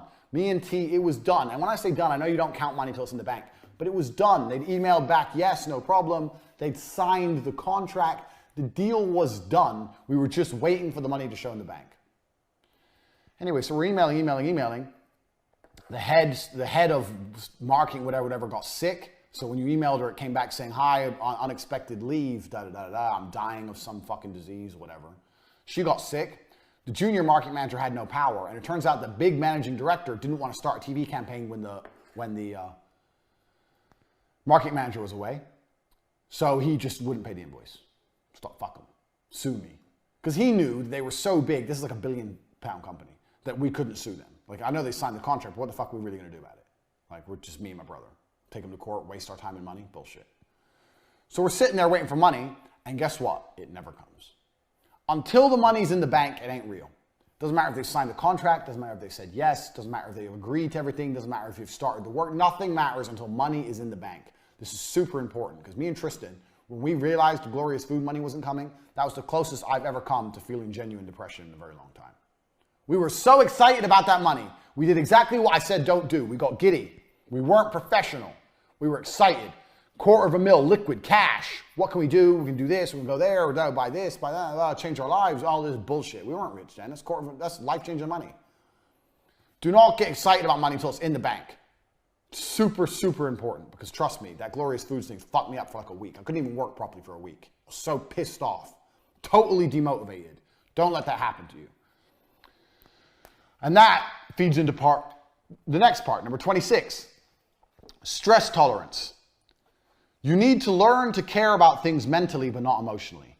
How successful you are as a hustler is directly linked to how much stress you can tolerate. Money making is only stress tolerance. So when you're making money, most of the time, what you're doing is you're taking stress off other people, especially if you provide a service. Even if it's a cleaning service, you're taking away stress from someone else. You're adopting someone else's stress for cash. The more stress you can adopt, the more money you can take. You need to have high stress tolerance as a hustler, as a moneymaker, as a businessman. You have to be able to deal with stress. Things are going to go wrong all the fucking time. You have to be able to just ride the waves. So, in life, usually there's two kinds of people. You have the stoner dickhead who smokes weed, who doesn't give a shit about anything, who gets nowhere. And you have the person who cares about things, but is very emotional, very uptight. Oh, fuck's sake. Oh, no, this has gone wrong. Angry, blah, blah, blah, running around like a nutcase. You don't want to be either of them. You want to be in the middle. You have to care about things mentally, but not emotionally. Andrew, the website's gone down, and PayPal have blocked us, and whatever. You need to sit there and go, okay, yeah, all right, I understand. Let's find a solution, ... And you need to care mentally, but not be getting emotional about it. Stress tolerance is a huge aspect of this. Most of you people out there, the only reason you're not successful is because you can't tolerate stress. And I'm saying this to you now. You cannot tolerate stress. I mean, what do you mean? I know you can't, because if you could, you'd already have side businesses, and you don't. You work a job and you don't have side businesses because, oh, I'm busy, oh, I'm tired. This is sales stress tolerance. Needing to sleep is stress, that shows you have a low stress tolerance. Not having the energy shows you have a low stress tolerance. Not knowing what to do, it's a low stress tolerance. You do know what to do. You have ideas, you're just lazy and you're just afraid of the effort and you don't like the idea of stress. Oh, now I got more things to do. I can't handle it, more things. You're a little fucking baby. Stress tolerance is super important. Life's stressful. Being successful is stressful. I have 8 supercars in the drive, and it's all stress to fucking get them. And I enjoy them when I drive them, and I wouldn't have it any other way. You have to increase your stress tolerance. You're going to be stressed. You have to learn to do more things and deal with more bullshit. Increase your stress tolerance. If you're watching this right now, I don't care what position you're in, start a company today and deal with the bullshit. The quicker you get better at swimming through bullshit, the quicker you're going to get through the bullshit and to the end, which is money. Stress tolerance is super, super important. I can't stress that enough. 27. I kind of touched on this earlier with the protein shake. So let's draw the protein shake again, because I kind of touched on this earlier, but it's an important point. How was my beautiful protein shake? It was really nice. I'm going to see if I can do it as good as before. Label. Got a lid.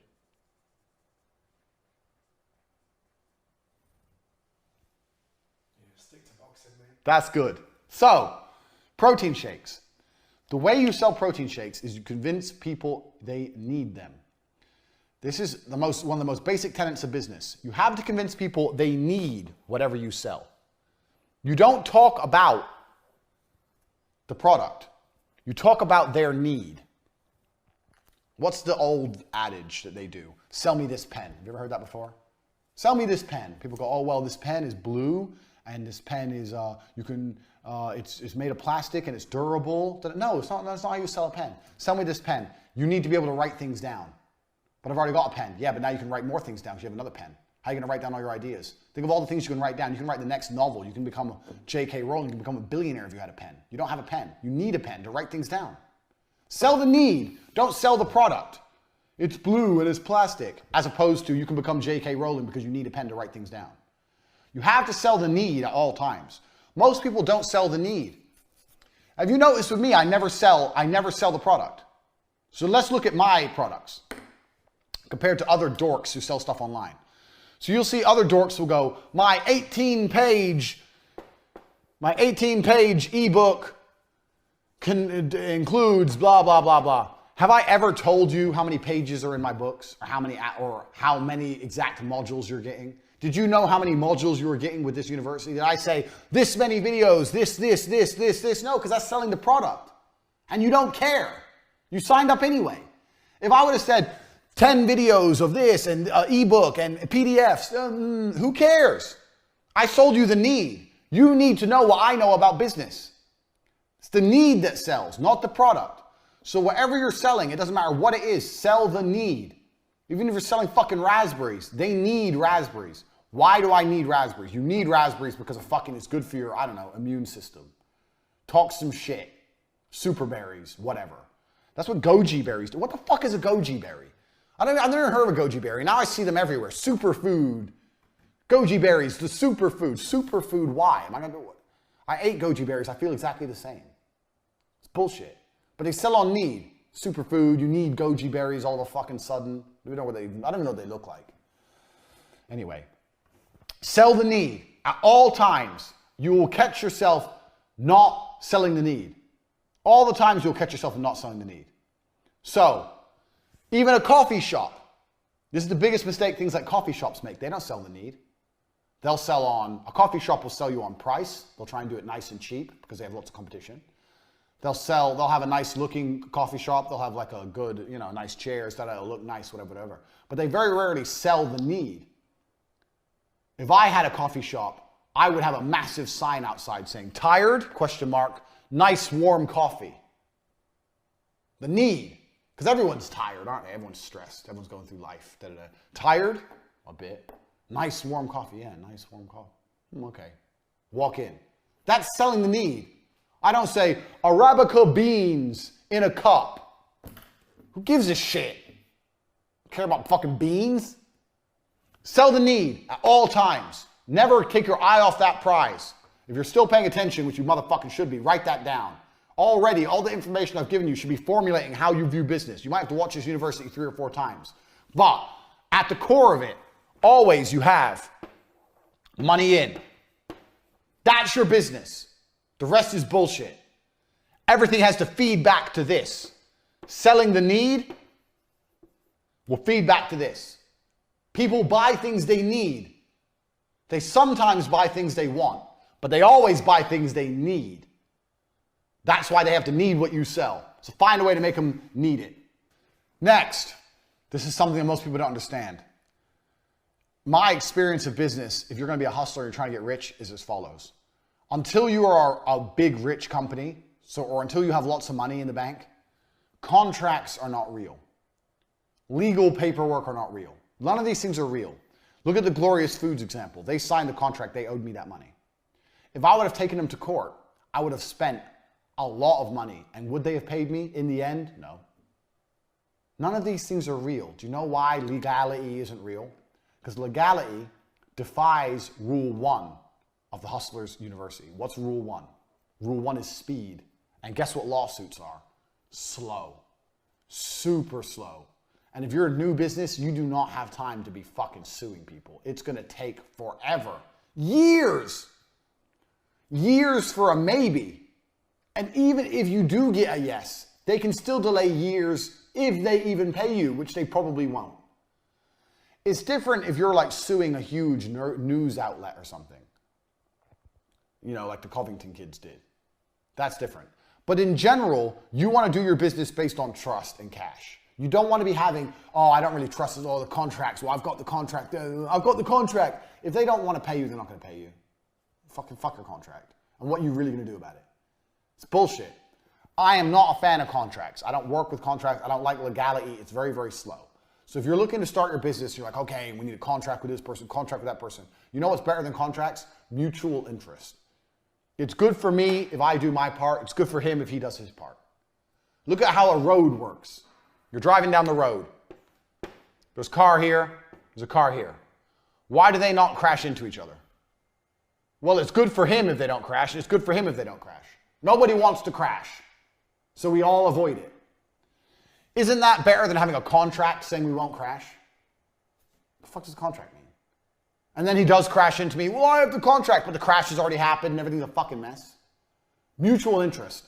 Find a way to do business with people that is mutual interest. My suppliers, I don't need a contract from my supplier because they want me to buy things from them. For what contract? For what? I see so many people who get involved in business start talking about contracts because they like to sound smart. Very much like we were talking about earlier on about people who like to spend money at the beginning and get their logo and spend money and get a big back end and all this bullshit. They like to sound intelligent. That's not business. This is business. Money in. The rest ain't business. Contracts aren't business. Contracts are just some fucking bullshit you might have to deal with when you get bigger. But in general, don't be thinking if I can get him to sign a contract, then I've got it. You haven't got anything. You've got a piece of paper. And if you try and enforce that contract, it's going to bankrupt you. So don't be relying on contracts anyway. I see a lot of people doing that, and I don't know why. A piece of paper doesn't mean shit unless you enforce it. And enforcement is very, very slow and very, very expensive. So forget about contracts. Find a way, if you're gonna have to work with another company or another person, for there to be mutual interest. Mutual self-interest keeps the traffic of the world flowing. It keeps the business world flowing too. That whole suing each other bullshit, that's some mess you don't wanna get mixed up in. That ain't gonna get you rich. Hustlers are looking to get money. You're looking to do this. Suing people is a big fucking outlay for a long, long time. It's bullshit. So fuck contracts. Make sure your partners need you. And make sure you need your partners. This is a very, very important one. So I used to know a guy. Hopefully he doesn't buy this course. I knew a guy. I don't know the exact business he had. It was something to do with self-employed employees to avoid them having to pay tax or something. They'd use his company and he helped them all under one umbrella company pay less tax, something like this. I don't understand. It was in England. But there was him and 2 other partners. There's 3 of them in total.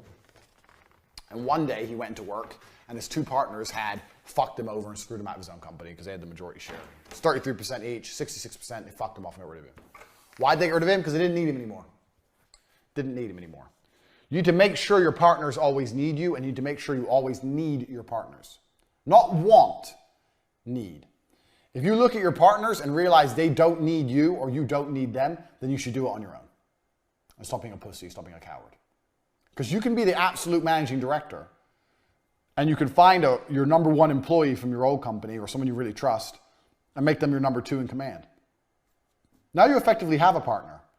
This is another thing you don't understand. People want partners because they like the idea of having someone to vibe off of or work with or someone who they can check their thinking with. That's fine. If you have a partner and you both need each other and it's 50-50, good. I'm not saying don't have partners. I have partners in some of my companies. However, you can still have all the benefits of a partner with a number 2 in command who's loyal to you. Now you still have the benefits of a partner, but you control everything. So make sure you need your partners and they need you. There's lots of ways you can do that. Mutual self-interest. You can do things, they can do things. You need to work together to get the job done. Otherwise, feel free to just hire someone and make sure they're your second in command and just make them feel important and use them to bounce your thinking and be the only person who's in control. Don't get fucked out your company. Not that it's likely to happen, but still. Even if you're making loads of money, you have a partner you don't need, now you have half the amount of money you're making. Why? Next point. Business. Number 30. Every purchase is an impulse purchase. So, if someone does eventually buy from you, even if they've been thinking about it for a long time, the moment they finally decide to pull the trigger and buy is an impulse purchase. That's why I say hard close. That's why people do false scarcity, all these things to try and get them to impulse buy. You can go and do a lot of research on impulse purchases, how they work, why people make them, etc. Everybody, after they purchase, the time between the money leaving the bank and them receiving the product, even if it's a few milliseconds, is going to have that little bit of, it's a lot of money I just spent. Every single purchase is an impulse purchase. Remember that. Keep it in mind. I've had a lot of people say to me, oh, you're selling impulse purchases. I don't. Mine's a considered purchase. No, it's an impulse purchase. A house is an impulse purchase. A supercar is an impulse purchase. At the point of buying, it's an impulse purchase. No matter how long they consider it for, when they finally click send, it's an impulse purchase. So all the tactics and tricks I'm teaching you to get people to impulsively buy, work on every single kind of sale because every single kind of sale is an impulse purchase. Don't get stuck up in some bullshit thinking, oh, mine's not an impulse, like you're better than everyone else. Oh, mine's not an impulse purchase, mine's considered. Shut up. It's all impulse purchasing, all of it. Everybody impulse purchases. And that's why you have to look, if you're gonna look at any kind of sales tips and tricks, look at impulse purchasing, how it works, why people do it, and those are the factors you need to implement, especially when you're trying to close a considered purchase. If you've been talking to them for a long time, you're trying to close them, bang, you're trying to convince them to make an impulse purchase. It's as simple as that. All sales are impulse purchases. And they're not buying on price. Those two go together very, very well. Remember those 2 points. It's important. So how does a real estate agent do that? Like a house is a considered purchase. This is where you're going to live and it's very, very expensive. Well, they come and they show you around, they make you want it, and then they start telling you other people have won it. Other people are viewing the house, they're going to put in an offer, trying to force you to make an impulse yes or no. Okay, we'll take it. They understand. Everyone understands. It's always an impulse purchase. You have to put something there to make people buy. Make them do it or they're simply not going to do it. Do not give people open-ended time frames. If I say, you can have this pen today for X amount, or you can come back to me anytime and get the pen. No rush. Why would I buy now? I'll live without the pen for a while until I really need the pen. And I'm not going to need the pen unless you convince me of the needs. So I'm never going to buy the pen. Everything's an impulse purchase. You have to convince them on needs, and you have to hard close them. This is something, just understand the nature of how people sell and how people buy, because this is the same with absolutely everything, no matter what it is. Next, promise your clients a future. This is important. A lot of people I see do not sell a future with their clients, and I don't understand why. You should sell a future with your clients. You should say, look, we're going to work together for a very long time. In the future, X, Y, Z is going to happen. In the future, I'll be able to provide you with X, Y, Z. When you talk about the future, you presume the present. So this is a trick I even do with chicks. Let's use dating as an example. If you're watching this and you don't have my PhD course, get it, because it's good. Very good. But I do this in the PhD course. So if you preempt the future, if you talking about the future, then you've already assumed the present. So if you're talking to somebody or you want to do some business with somebody and you got a business or whatever, and you want to sell them something, you talk about how it's going to affect things in the future. So let's take an example. Let's look at your ebook. I don't know. I'm just thinking something off the top of my head. Your $17 ebook on how to pick up girls. Girls. I'm going to draw a girl.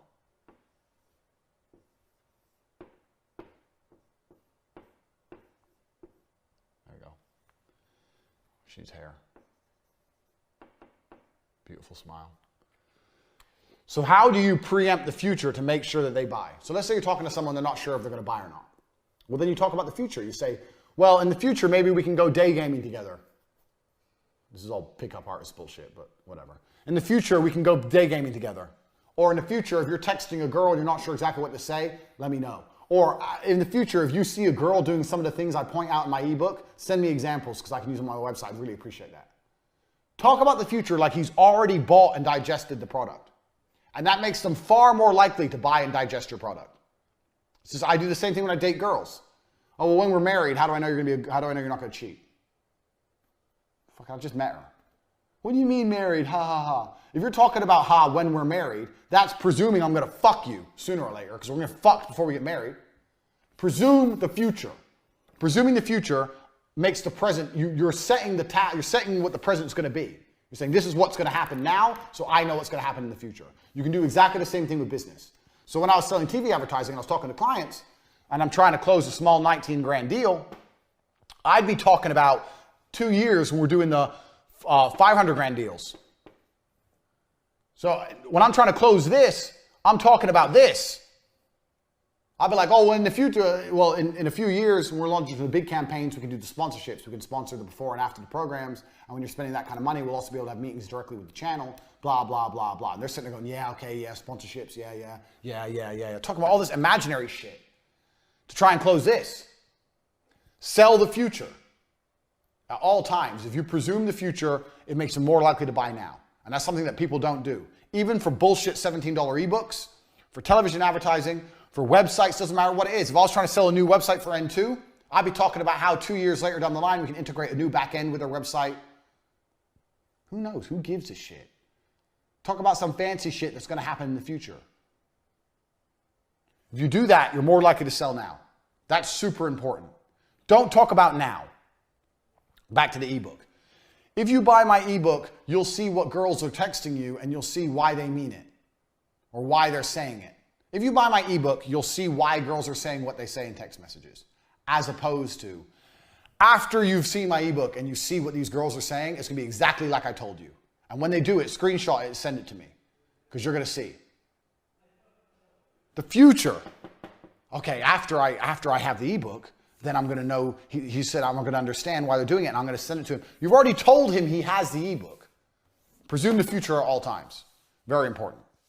Next, number 32 is something I've already been discussing at length accidentally. What happens is when your brain, like mine, is a plethora of knowledge, you end up tapping into things that you're supposed to be saving for later because it fits at the time and you just know so much and you're just so hyper intelligent. I don't know if you'd understand that, but that's what happens when you have deep knowledge of a subject. Sell the result of a product, not the product itself. We've already discussed this. So we'll discuss it again very, very quickly in case you weren't paying fucking attention. Ebook. Selling the product is, I have an ebook and I deliver it to you instantly and it has 8 pages and 5,400 words and it talks about girls. That's selling the ebook. Selling the result is you're going to understand women and you're going to have a better sex life for the rest of your life and you're going to have lots of women in your bed. Which of them is more interesting for $17? The result. Always sell the result. Write that down here. I mentioned it earlier, but it's extremely important. Next, 38. Image sells. So we're hustlers. This is the Hustlers University. Image sells. Now, there's a lot of guys on Twitter who constantly talk about saving money. It grates on me. It annoys me. These are the other guys in the the making money space. It's not how much you make, it's how much you save. Can you save? Stay at home, save. Don't have a girlfriend, she's expensive. Jerk off, save. It's bullshit. You need to have a nice image of yourself if you want to sell things. Buy the nice car, wear a nice suit. Find some money, make sure it's still coming in. Because buying the nice car, you say, oh, how does that equal money in? Well, it actually does because it's your reputation. You have to have a nice image of yourself to sell nearly anything nowadays. Drive a nice car if you can. Have nice clothes, look good, look presentable, go gym, have nice things. I'm not going to tell you not have nice things. A lot of people who say that are fucking liars. Tight losers, they're tight losers. They're living a tight person's life. Do you really want that life? Do you want to be selling $17 ebooks and sitting at home and not spending any money and saving it all? Go fucking squirrel. Or do you want to be like me with 8 supercars? Who knows more? Let me ask you another question. If I would have launched CobraTake.com, I was already a millionaire when I launched it. So that's the difference between me and all the other course guys. These guys need courses to be rich. I'm rich without any of this shit. So I don't need this because I had cam girls way before this. When I launched CobraTake.com, the reason it was so successful was because I already had a Lambo. I was already rich. My car paid for itself. Would you be buying from me right now? Would you have bought this university if I didn't have a big house and loads of nice cars? If I said, I know loads about business, but I live in an apartment with a laptop and I sit there all day on my own, but I know loads, would you have even bought this course? You'd be like, well, what the fuck do you know? That shows how important image is. Flexing on the broke boys is important. So don't fucking neglect it. I'm not saying blow all your money. I'm saying that having a good image is not going to hurt you in any way. Don't be afraid to spend money for your image because it's a real thing. Everything in life is basically the same thing. Everything in life is people walking into rooms and saying things. That's what politics is. That's what business is. That's what negotiate. Everything you can think of is some guy walking into somewhere and starting to talk. That's what the Senate is. That's what Congress is. That's what court is. Everything is people, blah, blah, blah. Talking. Talking is something you need to get good at. If you're good at talking, you have the gift of the gab, as they say, you can sell anything. No matter what you're selling, the better you get at talking, the better you're going to sell it. So if there's one skill you need to practice for your sales, it's how to talk. How to talk convincingly. How to put energy into your presentation. How to not be boring. Learn to speak. If you don't have my body language course, there's a course on CobraTake.com that teaches you body language, and we cover oration. We talk about talking and how the way I talk, what I do, things, tips, tricks, etc. If you want to learn to talk like me, the Grand Master, I'll teach you. But you need to be good at speaking. Being good at speaking will make you be good at selling. They are the same thing. Get used to talking. I've been in presentations over and over again with people who have a fantastic product, fantastic information, great price point, and the presentation is slick, they've got the PowerPoint, etc., but they're just not good at talking. There's no fucking X factor with their talk. There's no pa-pow. You need to have that pa-pow. You need to get good at talking. Practice it. Practice getting good at talking. That's one of the most important skills you can learn for life. From getting women to selling products. It's exactly the same thing. You need to get good at talking. It's important.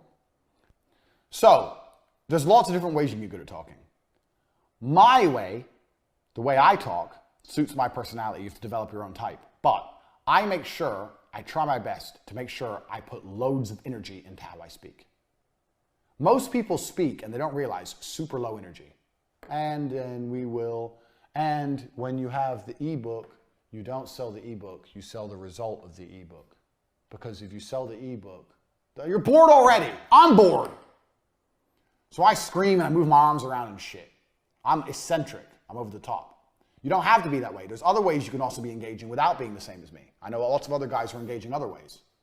But you have to develop an angle to be engaging. So next time you talk to someone who's an engaging speaker, find out why they're engaging. Even some people are engaging because they laugh all the time. People like positivity. So have you ever been around someone who's like constantly like laughing when they talk? But then you're like, well, you listen more. Because what the fuck's so funny? His life seems great. I want to know what he knows. Find a way to differentiate yourself one way or another. There's loads of different tips and tricks. I can't tell you to be like me because I'm me and you're you. But you need to find a way to be engaging. And the way you do that is next time you're listening to someone and you're particularly engaged, work out what about them is engaging. So I like to be high energy. But high energy always helps. Being low energy never helps anything. Even if you're shit in bed, at least if you're high energy, it'll be better than if you're low energy. To fucking do something. One thing you do need to avoid is everyone does it, but if you'll notice, you're watching this university, I'm not reading off a teleprompter. I'm doing everything off the top of my head, and I very, very rarely start stuttering or saying, I've trained it out of my brain. And I teach how to do that in the body language course. So if you're watching this and you want to be able to speak like me, free-flowing, blah, blah, blah, machine gun, get the body language course. But you start slowly. You talk slowly, you breathe, you make sure you don't make any and then you get better at it, and then you can be as quick as me. Now I talk very, very fast without mistakes, without gaps. And will lose you a deal. Oh, so explain to me how the flux capacitor works. Okay, so you just lost it. You just lost the deal right there. And 99% of people will do exactly that. Even people who are good, even experienced people. Okay, so why? How does the flux capacitor work? I'm going to tell you exactly how the flux capacitor works. Here's how it works. Look at this. I just got the deal. You didn't. All I did was repeat his question. You're saying, so you have time to think. I'm repeating the question, so I have time to think. Tell me how the flux capacitor works. Okay, or tell me how the flux capacitor works. I'll tell you what I'm going to do. I'm going to tell you exactly how the flux capacitor works. All I did was repeat his question. It's not complicated. There's tips and tricks so you learn how to speak without sounding like a moron. If someone uhs and ahs in a presentation with me, I won't buy from them because I don't like that shit. I don't speak that way. Learn how to not speak that way. If you're watching this and you want to learn what I know about how to talk, get the body language course. It will teach you. I gave you one little trick there, but there's a bunch more. Next. Everything will go wrong all the time.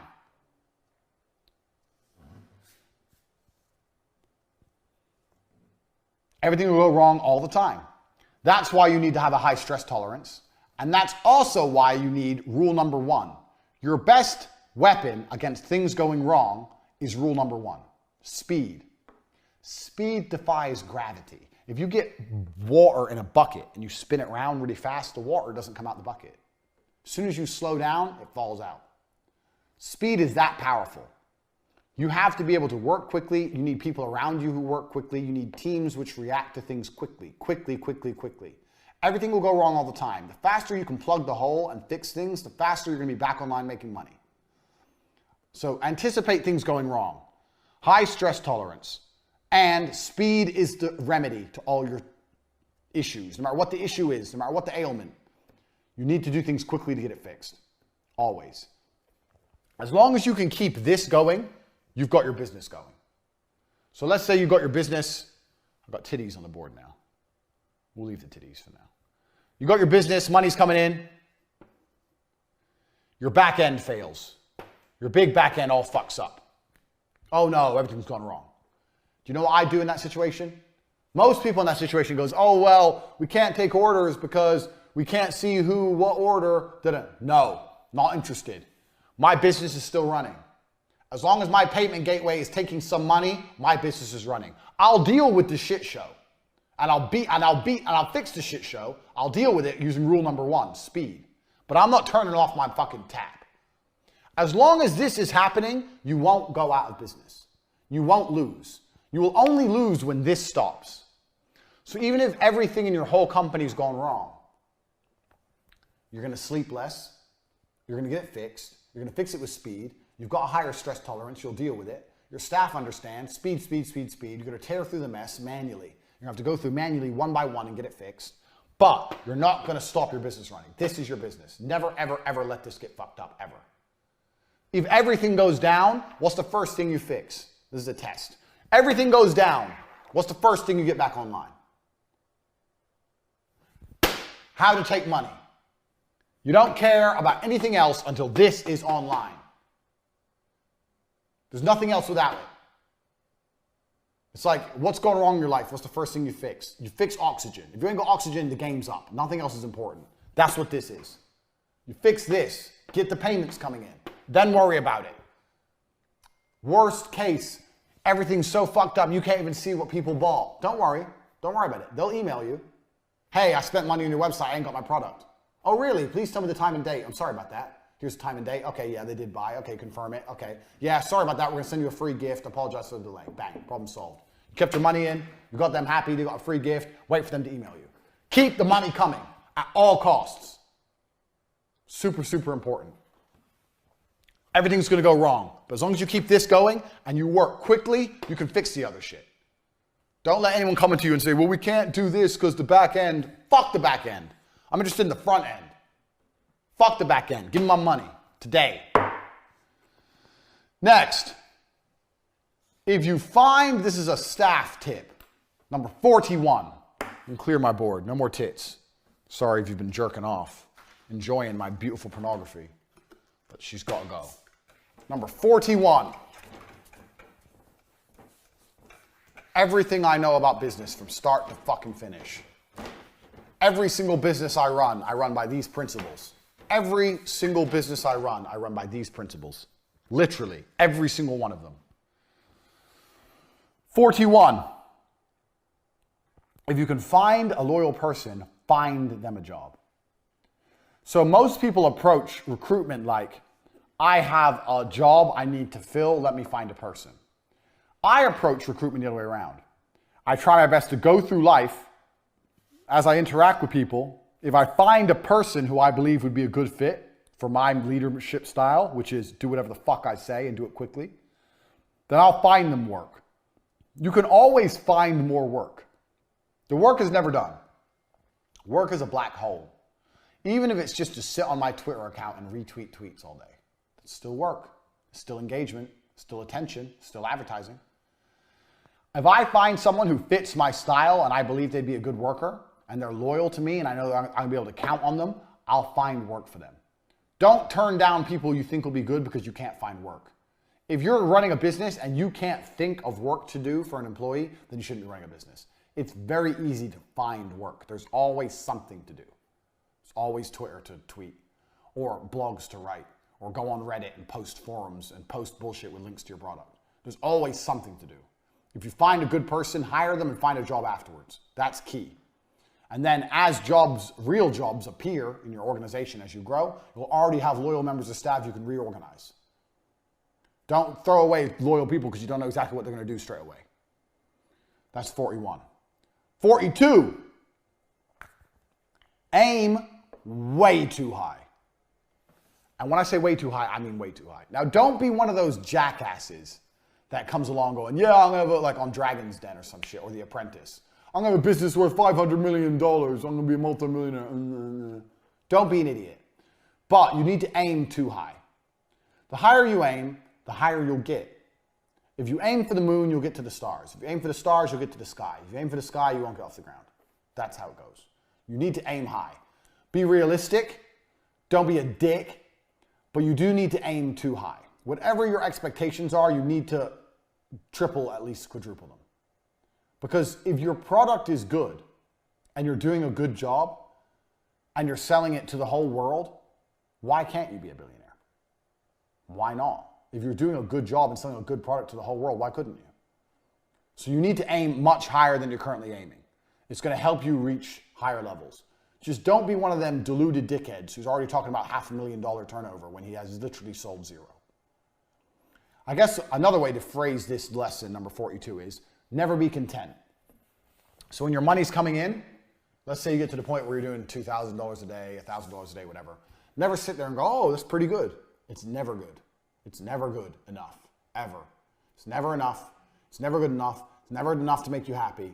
Be greedy. Want more. Aim high all the time. It's your instant source of motivation. If you're happy and content with what's coming in, you're not going to aim high enough. You have to be pushing forward. Remember, always looking to the new money. Forget the old money. Aim higher. All of the time. I can't stress that enough. Next lesson. Irrational self-confidence without being a bullshitter. People like confidence. If I'm going to spend my money with you, I want you to be extremely confident on what you're doing with my money. If I'm going to, okay, so let's say I'm going in for surgery. I'm going to go see a doctor for surgery. Do I want that doctor to be confident about the operation or nervous?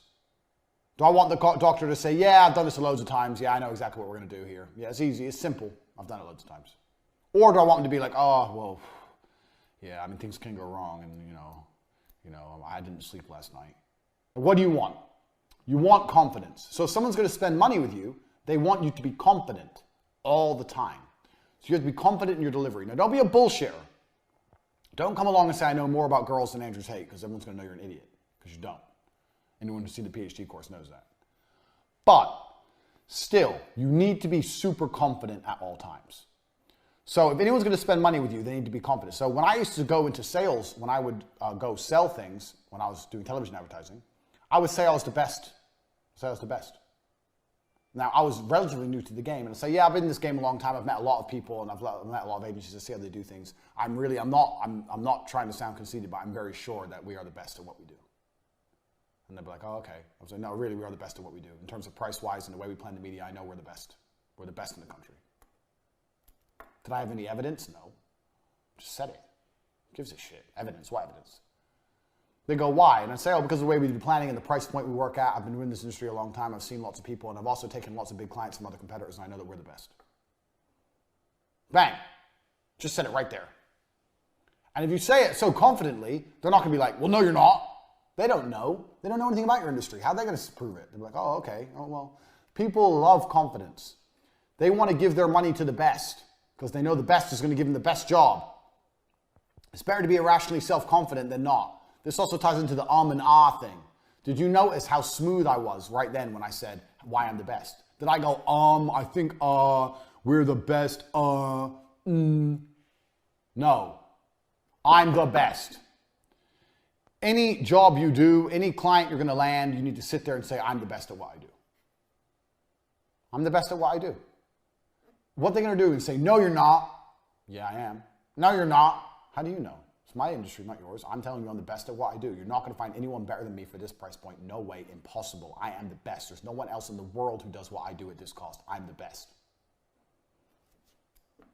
Congratulations, you found the best. You're lucky. Irrational self-confidence. Do not be a bullshitter, but you need to be super self-confident. Smooth with it. James Bond. He walks in, he's outnumbered, everyone wants to kill him. I'm the best. Doesn't matter. I'm me. I'm a G. That's how you have to be. Irrational self-confidence, super important. Lots of people don't have enough confidence when they're trying to sell. I don't know why. You're trying to sell something and you're all like, oh, well, maybe. Fucking maybe. Irrational self-confidence. Now, next point, 45. We're on 45. We're almost halfway.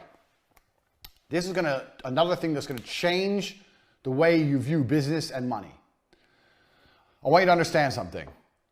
Money cannot be made. I don't even like the saying making money. We're making money. Nobody's making money. The Federal Reserve makes money.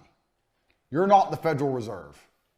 If you are the Federal Reserve and you bought my course, I'm very, very humbled, but I doubt it. You're not the Federal Reserve. You're an individual.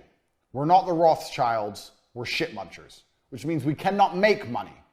All we can do is take money from other people. Money exists and we have to take it. Dan the crackhead said to me something once. When our TV business was doing deals and there was money all around, we had no profit, but there was money in the bank and we had new cars and this big fancy office, all this money. I said, how the fuck did this happen? This is crazy. I'm 20, I've got this advertising agency. He said, money's like water and water is always moving. So you have an ocean and the sun evaporates the water, goes into a cloud, and the cloud moves, and then it rains, and then it goes in a river, and it goes to a pond, and then it evaporates again from the sun. Water never stays still. The cycle of precipitation. Some geography for you. And he said, money is like water, it's always moving, and if you stand in the right place at the right time, you're going to get wet. And that's absolutely true. So money cannot be made. It can only be taken from someone else. You stand in the right place at the right time, where money's moving, you're going to take it. 99% of people are middlemen. Most people are middlemen. Everyone's a middleman to some degree. Loads of companies exist out there that are just simply middlemen. All they do is there's something, this is a product, this person wants the product, they're in the middle, they make money. They supply the product. Done. And it really ain't that complicated. They're middlemen. So, money cannot be made, it can only be taken from other people. So every single penny that comes in your bank is not made, it's taken from someone else. Why are they going to give you their money? Why? That's a serious question. Get a piece of paper and write down. I have this, I'm selling to this person, they will give me their money because. And you should be able to name a bunch of reasons. And if you can't, you have a problem. Don't be thinking about making money. You're not making money. You are taking money. And because you are taking it, you have to convince it from others. That'll change the way you approach your marketing, change the way you view money, change the way you approach your business. Because that's the reality of what's happening. You're not making shit. You're taking shit. It's very, very different. You're convincing it, prying it from them. Precipitation cycle for bonus. Next. Don't make anyone irreplaceable. This is a very simple one, but I've seen it happen time and time again. You're a guy, you're busy, you get an assistant, your assistant is exceptionally good, your assistant knows all the passwords and shit you don't know because you're busy and you're in a rush. You know the end of the story. Don't make anyone irreplaceable. I wrote this down because I've seen 2 people lose their companies because they lost either their top salesman or an assistant. So if your top salesman's floating your company, he's irreplaceable. You need to fix that quickly. So with T2, we had one salesman who was better than all the rest. His name was Gerdip, who was really, really good. And we didn't make him irreplaceable. And when he left, we really suffered. What I should have done is go to Gerdip and say, you know what, bro, you're really, really good. You're amazing, da-da-da-da. Do you mind on Fridays, if every Friday morning you give a speech or you teach the guys the pitch or what you're saying on the phone, and you can have Friday afternoon off. I'll give you a day off a week, or I'll give you some extra money, or we'll go out for lunch, or I'll give you a company car, anything. If you can teach, if you don't mind, you know. In fact, you probably would have done it for free because people like the ego thing, the promotion of telling others what to do. How about every Friday you can teach the guys and we can go through the script and they can learn from you? To make the others get up to par so he's less irreplaceable. Take what he knows. Never make anybody irreplaceable. If you see or identify someone as irreplaceable, or you look at your company and go, I couldn't survive without this person, then you're in trouble. You should always have a company and you should work with people and it should be fantastic, but you should know if any of them leave, you can find someone else at all times. Next, another basic sales tactic. Tell people they can't have things. You already should know this if you've sold anything before, but you should know. Tell people they can't have things. All the time I tell people they can't have things. If you tell people they can't have things, they want things. This is the reality of the world. So let's say someone calls you to buy, let's say you sell flux capacitors. I'm going to draw a flux capacitor.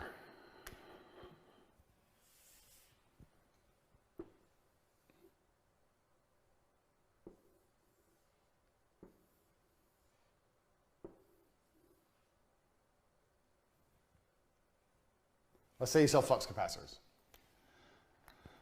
And someone calls up and goes, I need 2 flux capacitors, please. The first thing you say to them is, oh yeah, sure, okay, no problem. Let me just check and make sure we have some because they've been in high demand at the moment. I think we might be sold out. I'm not sure we have any. What do you need them for? Oh, I actually want to buy them for X, Y, Z. Okay, I don't think we have any right now. Let me get back to you. What's your name, number, da-da? So what just happened in that exchange? Dude wants the flux capacitor. I am in the middle. In that short exchange, I told him, 1, he may not be able to have the flux capacitors. And 2, I asked him why he needs the flux capacitors. So 1, I told him he can't have it. And 2, I asked him why he needs it, to reconfirm in his mind that he needs it. I don't know we have any. Maybe there's something else. Can I ask what you want to use it for?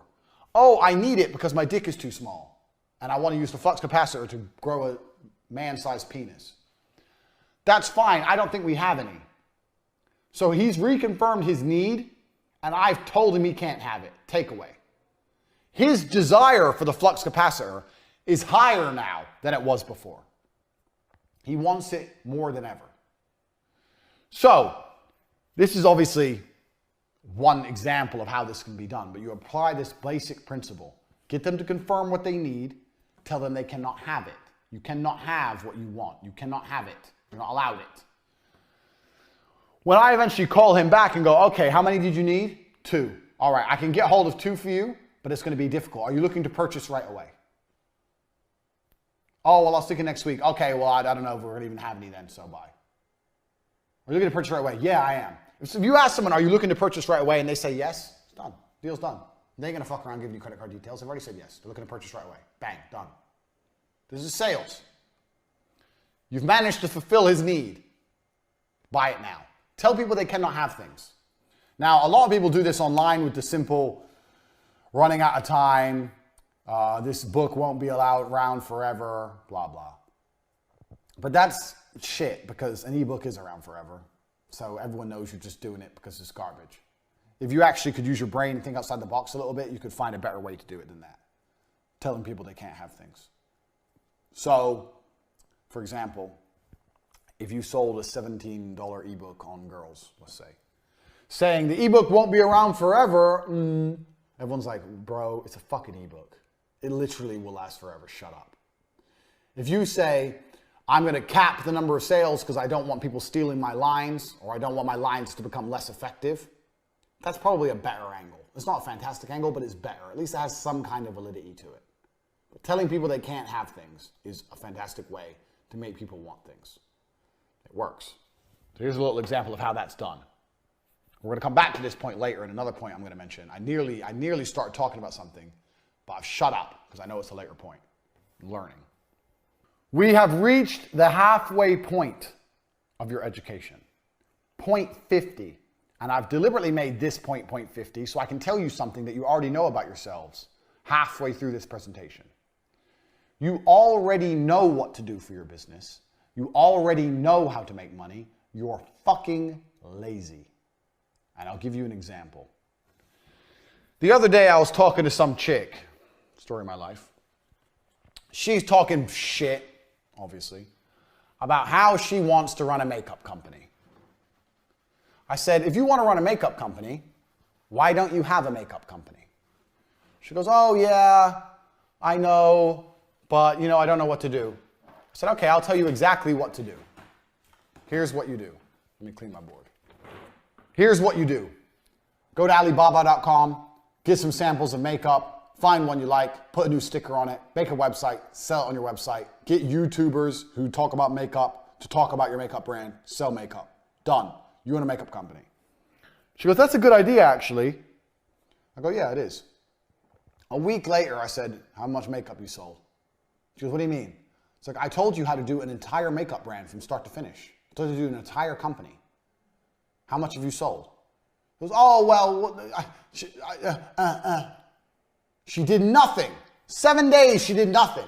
I told her how to run a whole company. You wanted to run a makeup brand. I just told you how to do it. Didn't do it.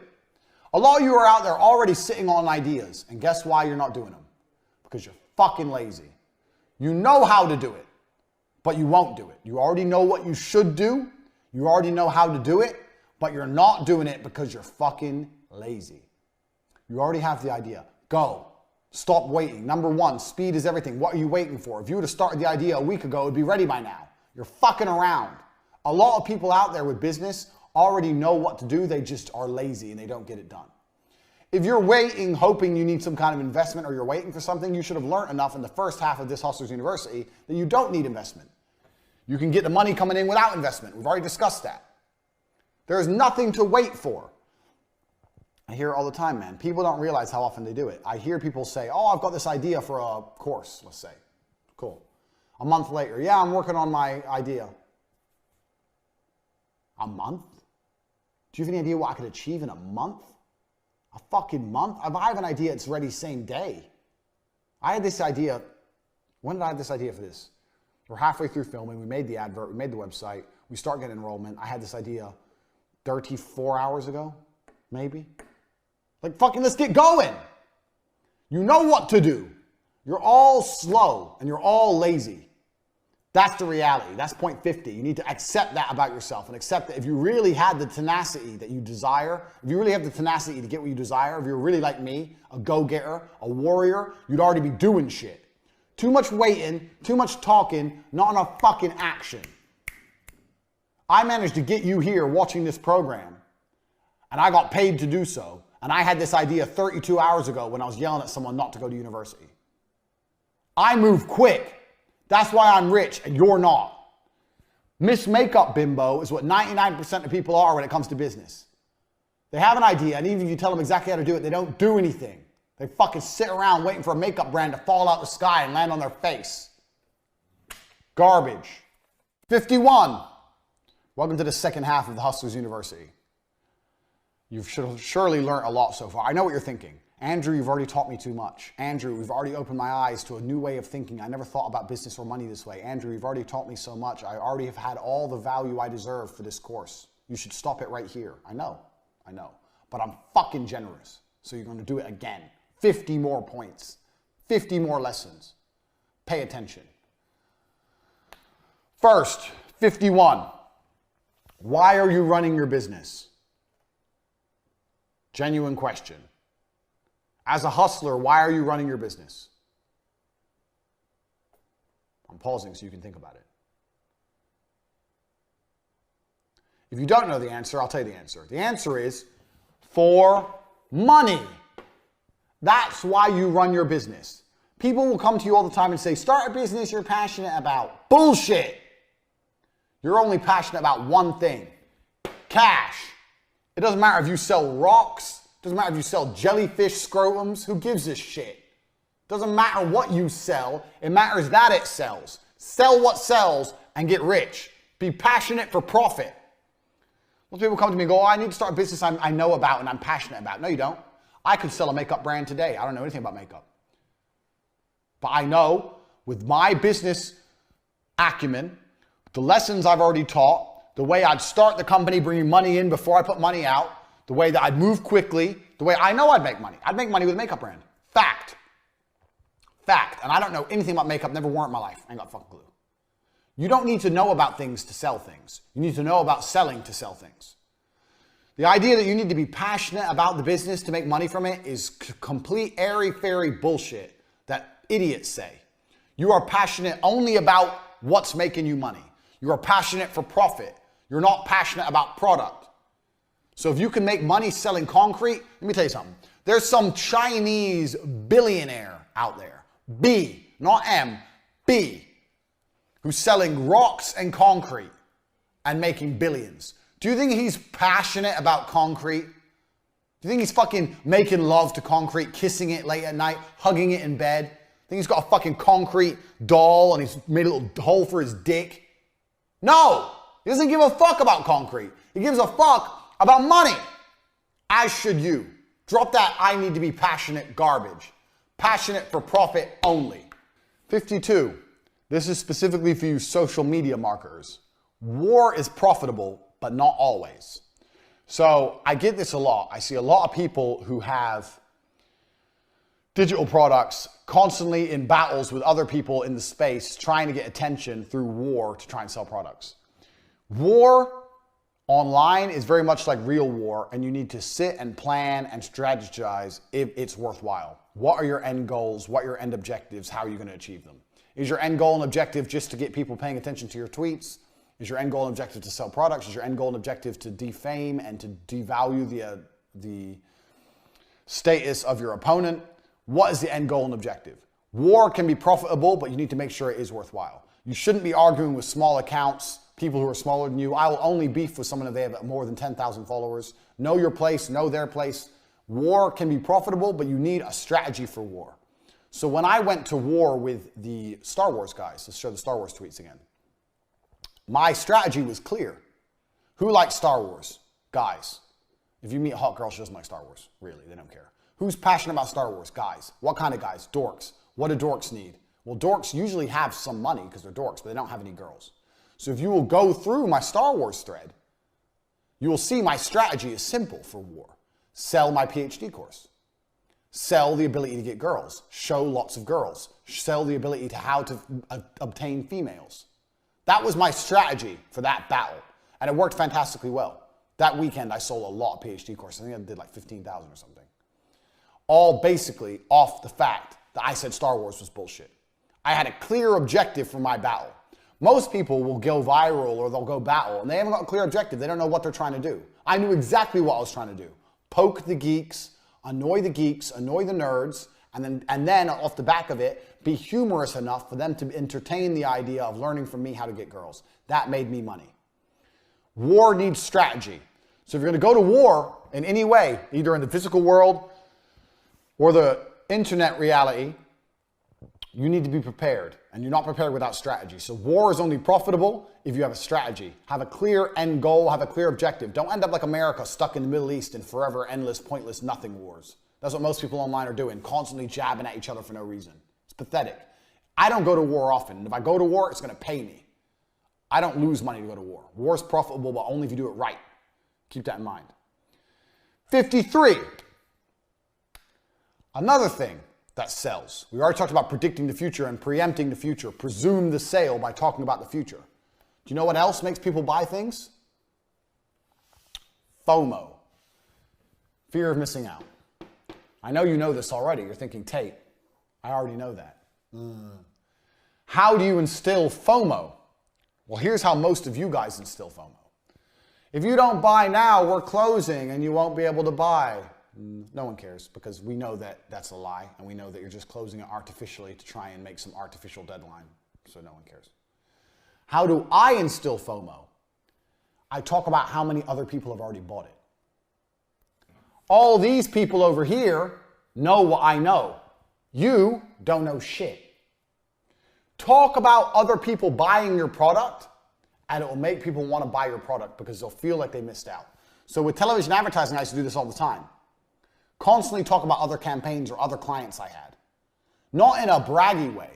Just in a, when I'm doing business with this, or I did this campaign for this, or this actually a very busy time of year for us right now. We have 15 people sign up in the last 2 weeks. We're really busy. Lots of people are doing this. Everyone's involved. People are doing this, people are doing this, people are doing this. Oh, I don't want to miss out if everyone else is doing it. Everyone else thought it was a good idea. Well, why don't I think it's a good idea? Well, I don't like this and that, but everyone else likes it, so okay. Even successful people are herd mentality. Even very successful people are sheep. If they think everyone else is doing it, they're going to do it. It's the same with fashion trends. How many stupid fucking dumb pieces of clothing have you seen people wearing? But everyone else is wearing it.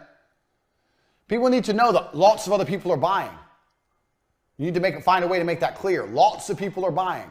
Lots of people are doing this. You're the one who's not doing it. So with this university, I told the truth. I've been very, very impressed with how many signups I've had. I've not lied. I didn't need to because I've had lots of signups. But lots of people are learning all of my secrets to making money. You don't know. That person has FOMO now. I don't need to say I'm closing the uni. I need to say, look, these fuckers know a whole bunch of stuff you don't know. I did this all the time with advertising. It was fantastic with advertising. This is a really busy time of year for us. I used to say this, you know what, any time of year. January, February, March, April, May, June, July, August, September, October, November. Didn't matter. Do you know what I used to say? I say this is a really busy time of year for us because people are gearing up for Christmas.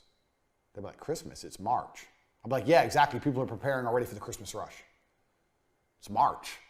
So now they're sitting there going, it's March. We haven't even thought about Christmas yet. All these other businesses are thinking about Christmas. They're thinking about doing adverts at Christmas. It's March. We haven't even thought about Christmas. Yeah. Oh, yo, shit. Oh, shit. Christmas. Shit. I used to say that any time of year. December 1st or January 1st. I'd say January 1st. I used to say, when I used to go to meetings, I'd say, you know what's funny about January? They say, what? I say, we sign up most of our Christmas advertising this month. They go, really? I go, yeah, we're preparing for Christmas in January. After Christmas, everyone's made a lot of money with TV advertising. People have made a lot of money in the campaigns we've already run. So now they're already preparing for the next campaigns at Christmas. So we're actually gearing up for Christmas right now. People be sitting there going, oh, maybe I need to do a campaign at Christmas. Other people are doing things. You're not doing anything. You are lazy. You are slow. Other people are ahead of you. Quickly, get on the train. The train's leaving. Quickly, get on. Quickly, pay the invoice. Yep, thanks. That's how you do it. I used to do it all the time with advertising. Talk about other people buying. It sells.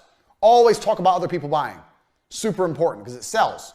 Because one, instills some confidence in them that you're a real person, a real company. Two, it allows their thinking to be checked. Well, I think it's a good idea, and all these other people think it's a good idea, so it must be a good idea.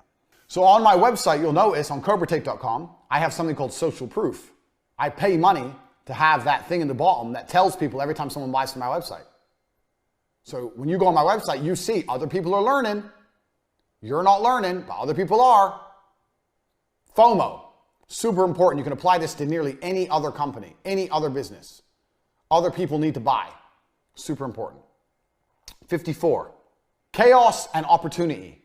I once got told that chaos and opportunity are the same word in Japanese. I don't know if that's true, but I'm going to say it. Chaos and opportunity are the same word in Japanese. In other words, every cloud has a silver lining. Every time stuff's fucked up, every time there's chaos, every time there's a mess, there is an opportunity, a huge opportunity. And you have to find a way to identify it, one way or another. That's all it is. There's always a way to identify. So, what's a chaos? What's a fuck up? I don't know. Off the top of my head, it doesn't matter what it is. The point is, you already applied speed to fix it, but you need to find a way to twist it in your favor. There's always a way to twist it in your favor. So, it doesn't matter what it is. Let's say your back end isn't done properly. Your back end is missing a bunch of vital information, let's say. Okay, cool. So you need a whole bunch of orders. You need something, you need people to fill in some information to fill in the back end. Then you hit up all your customers with a ridiculous deal. 99 cents for our face cream. Usually $10.99, 99 cents if you buy with any other product. Some ridiculous fucking deal. Even if it's a break even. What do you get? You get a whole bunch of orders, fills in your back end's back. Even if you just broke even on it, you filled in your back end, you've got some more loyal customers who are more prepared and more used to spending money on your website. Bang, done. There's always an opportunity. Doesn't matter how fucked up things go wrong, there's always an opportunity somewhere, you just need to find it. You gotta sniff it out. Something's gone, there must be some way here I can make some money. And everything has to feed back to remember the money in. That's important. Chaos and opportunity are the same thing. Especially, that's chaos within your business. If there's chaos within your market, it's even better. So, I don't know. Let's say, okay, off the top of my head, 9/11. Why that came to my head, I don't know. 9/11 fucked up the airline industry. All the planes got grounded, no one could fly, huge lines at the airports, Chaos. There's chaos within the industry. So where's the opportunity? This is all off the top of my head. If I was an airline executive boss, I'd be going, okay, from now on when we sell tickets, we're going to sell it with an added option for insurance for refunds in the event of a terror attack or an unpredictable event. We're going to contact a big insurance company. We're going to get them to insure us. We don't have to really do anything. We'll get them to insure us, and we'll sell the insurance packages on top at a premium and make some extra money. Because now people who've been stuck in the airport for 4 days, next time they book a flight, they're going to be like, yeah, you know what? I'm going to pay for that insurance. I remember last time it was a nightmare. If I pay for this, I get all my money back, and they'll book me a hotel. Bang. Chaos in the industry. Opportunity to make more money. This comes to me off the top of my fucking head. Where else was there huge chaos in an industry? Can you think of chaos in an industry? It happens now and again. Now and again, things really go wrong. So, fuck knows. But it happens all the time on smaller levels. And when there's chaos within a specialized industry, you need to find a way to monetize it, like I just did there with 9/11 the airlines. Because there's always a way to monetize chaos. So when things go wrong, it happens. So like the YouTube apocalypse, for example. Everything went super, super wrong with all the YouTubers were making loads and loads of money off advertising, and then the apocalypse happened, they weren't making money off advertising anymore. So let's say that I'm a YouTuber and I see this has happened, there's huge chaos in the industry, no one's making money off advertising anymore. Do you know what you do? Well, I'd go, okay, well that means I need to sell merchandise. So I'd contact all the other big YouTubers and say, hey, I've got a really good link for merchandise if you're interested in selling merch. I'll start a fucking merch company. Or I get a link with a merch company for commission. It's not complicated. So let's look at the adpocalypse. Everyone, I don't know if you know what happened. Everyone had all these big YouTube channels. They're making loads and loads and loads of money. Overnight, that all goes down to zero. Now they've still got viewerships, but they've got no money. So how do they make money from there? Well, they all decide to start selling merchandise, but they don't have any merchandise set up or worked out. Me as a big YouTuber, I contact a merchandise company, explain the adpocalypse, explain what happened, explain I want to produce my own merchandise, and explain that I know 10 other big YouTubers who are going to go to another merchandise company, but I'm going to bring them to you if you'll give me a cut of how much money they bring you. And anyone in their right mind will go, well, okay, get on the phone, old school. Yeah, I know 10 other YouTubers who I've met with and I work with, blah, blah, blah. They were going to use this merch website, just Google another one. And I'm saying that I want to use you, but if I bring them all to you, I want 5% of their turnover. They'll agree, bang. Now, from the chaos in the industry, you've become the fucking shark of merch. Now you're making money off all of their YouTube channels with one phone call by just being a G. Now every time Jackass 1 and Jackass 2 sells a hat, you get paid. Before, you didn't get none of their money. You just knew them. Now all you have to do is call them up and say, bro, Adpocalypse is bullshit, but I know a fucking awesome company that's going to sell us merch and we're going to sell merch and make money. Bang! Chaos in the industry is an opportunity every time if you think like me, if you think like a hustler. This is setting up a company, a revenue stream. It costs you nothing. There's no outlay to this. This is just a phone call and a hustler's mindset. Bang, you got paid. Chaos is opportunity. Find it every time. 55. We're at 55 now. You should have learned a whole bunch of shit already, but we've got more coming. 55. Right. Remember what I said to you earlier, that you cannot make money. You can only take money. This is super important. This is lesson number 55. You have to learn to view all of your offers from your buyer's eyes. You have to understand why that's so important. The Federal Reserve can make money. They can print money. You can't. There's only one way you're going to make money. I'm going to give you a demonstration of how that happens. This is Mr. Customer. This is his money. This is you. He gives it to you. Beautiful. Very complicated, I know. That is how you make money. You don't print money. You don't generate money. You make money because people decide to give it to you. So, you have to learn how to view your offer very, very specifically from your buyer's eyes. This is point number 55. So your offer is whatever. I am the best surgeon, masseuse, who the fuck knows? Blah, blah, blah. You're thinking of it from your point of view. Oh, I see this all the time with people. Oh, but people are going to come do business with us because our oil is the best. Our massage oil is the best. Does he know anything about massage oil? Does he even give a fuck? Has he tried bad massage oil? Does he know the difference? Has he felt the difference between good and bad massage oil? Like you think, I see this all the time with people. They think nitpicking tiny little details is going to make them money. I took massage completely at random, but let's use this as an example. You have a massage company. That's supposed to say massage. You think, oh, we use the best massage oil, that's why we're the most expensive and people are going to come to us. If you actually, instead of being a fucking dork, like most people who run their businesses are, you're a geek and you're a massage oil geek. It doesn't matter if you're a programmer geek or a mechanic geek or whatever your business is, a drop shipping geek, anything, it doesn't matter. You'd understand that from the buyer's perspective, they don't give a fuck about massage oil. They don't know the difference in different kinds of massage oil. And they don't even know the benefit of using a good massage oil. They've never used a bad massage oil. They don't know how bad a bad massage oil is. To them, oil's oil. So you're not viewing the things. You're not viewing the offer from the eyes of the consumer. You're viewing the offer from the eyes of you, a knowledgeable nerd. Most consumers are not knowledgeable, especially on what you're trying to sell them. They don't know anything. You have to view it from their eyes. If you viewed it from their eyes, you'd understand they don't give a fuck about massage oil.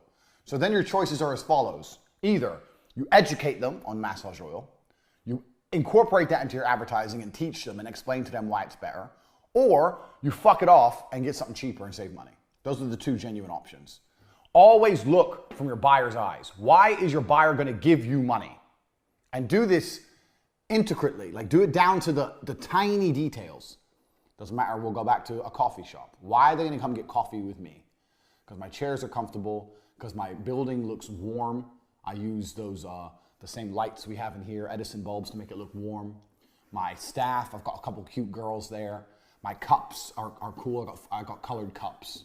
It doesn't matter. You need to think of everything. Why would someone walk past my coffee shop and go, yeah, I actually do want coffee? You have to think on it at that level.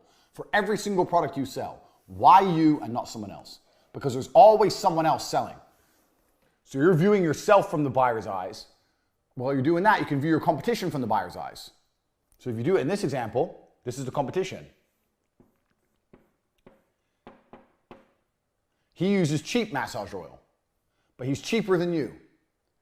So from the buyer's eyes, he's like, okay, masseuse, he's 20 bucks cheaper. Massage is a massage. I'll just go with him first. They'll go with the cheap guy first, and unless it's absolutely awful, they're not likely to upgrade. Now, I've said many times, don't sell on price. So I'm not saying you should try and outprice your competition. My point is, if he is viewing two of you and the only difference he can identify is the cost, why would he buy the most expensive one?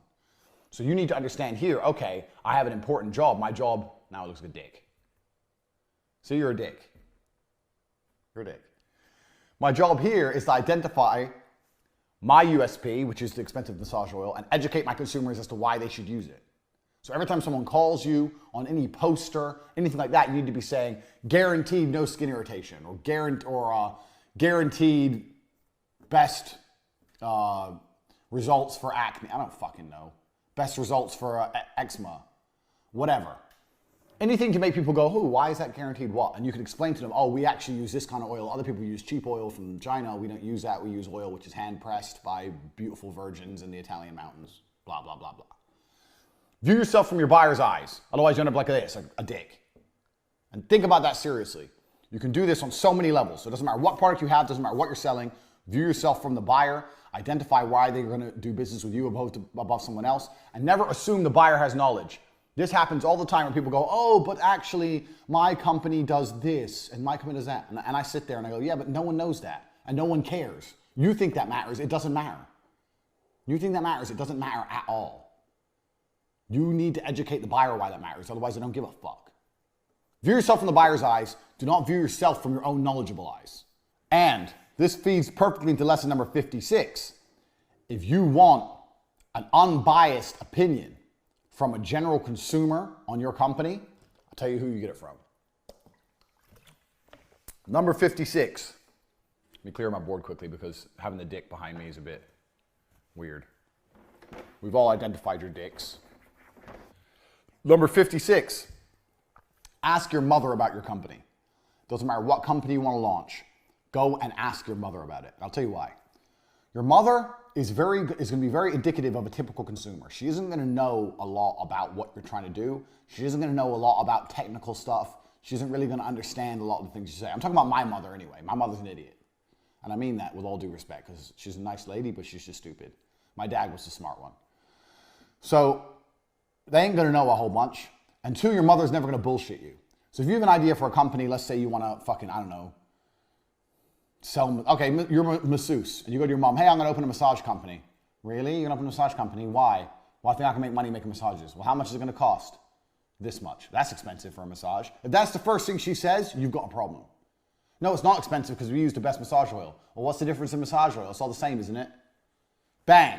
Your mother is going to give you the best market research you've ever going to have in your life. Now, if you're selling something super specialized and your mom may not understand, then maybe, I don't know, maybe a little bit more difficult. But for anything basically normal, you should ask your mom about your company because she's going to identify all of your problems straight away. That conversation, imaginary conversation I just had with my mom, she identified that I'm coming across as expensive and that no one gives a fuck about massage oil. Bang, there's your problems identified. Your mom's never going to bullshit you. She's always going to be straight to the point and explain to you exactly what your issues are and what needs to be solved.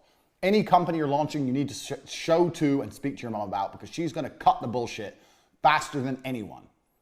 Please remember, your average typical consumer is not an educated person because most average people in the world are not educated people. They don't have much knowledge of anything and they certainly don't have knowledge of your particular subject and they don't have specialist knowledge of your subject. I don't know about you.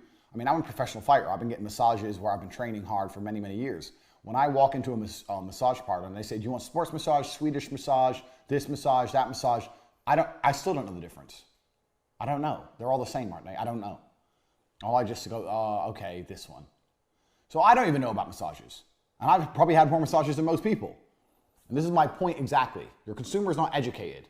So you need to educate them and then make them understand why you're charging more. Or you need to remove that barrier. So when I just gave that conversation with the mom there, with the massage oil, she's already identified as expensive. She's identified no one gives a shit about massage oil.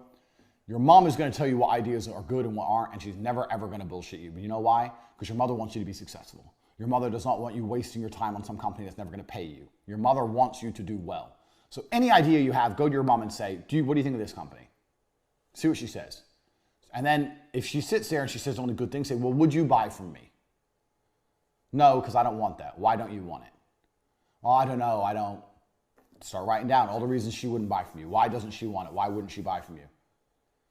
Work out how to overcome all of these things. You're going to get a whole bunch of information. So you're speaking to your mom, ask her, have a general conversation about the company, and then ask her why she would or wouldn't buy from you, and make sure you write that information down. She says, I would buy from you because X, Y, Z. Good. Those are your points you need to press home in all your advertising. So she wouldn't buy from you because of X, Y, Z. You need to go, okay, how do I solve? How do I overcome these? Why wouldn't you buy a massage from me, Mom? I don't have time. Oh, we have mobile masseuses though. We come around, we'll come to your house if you haven't got time.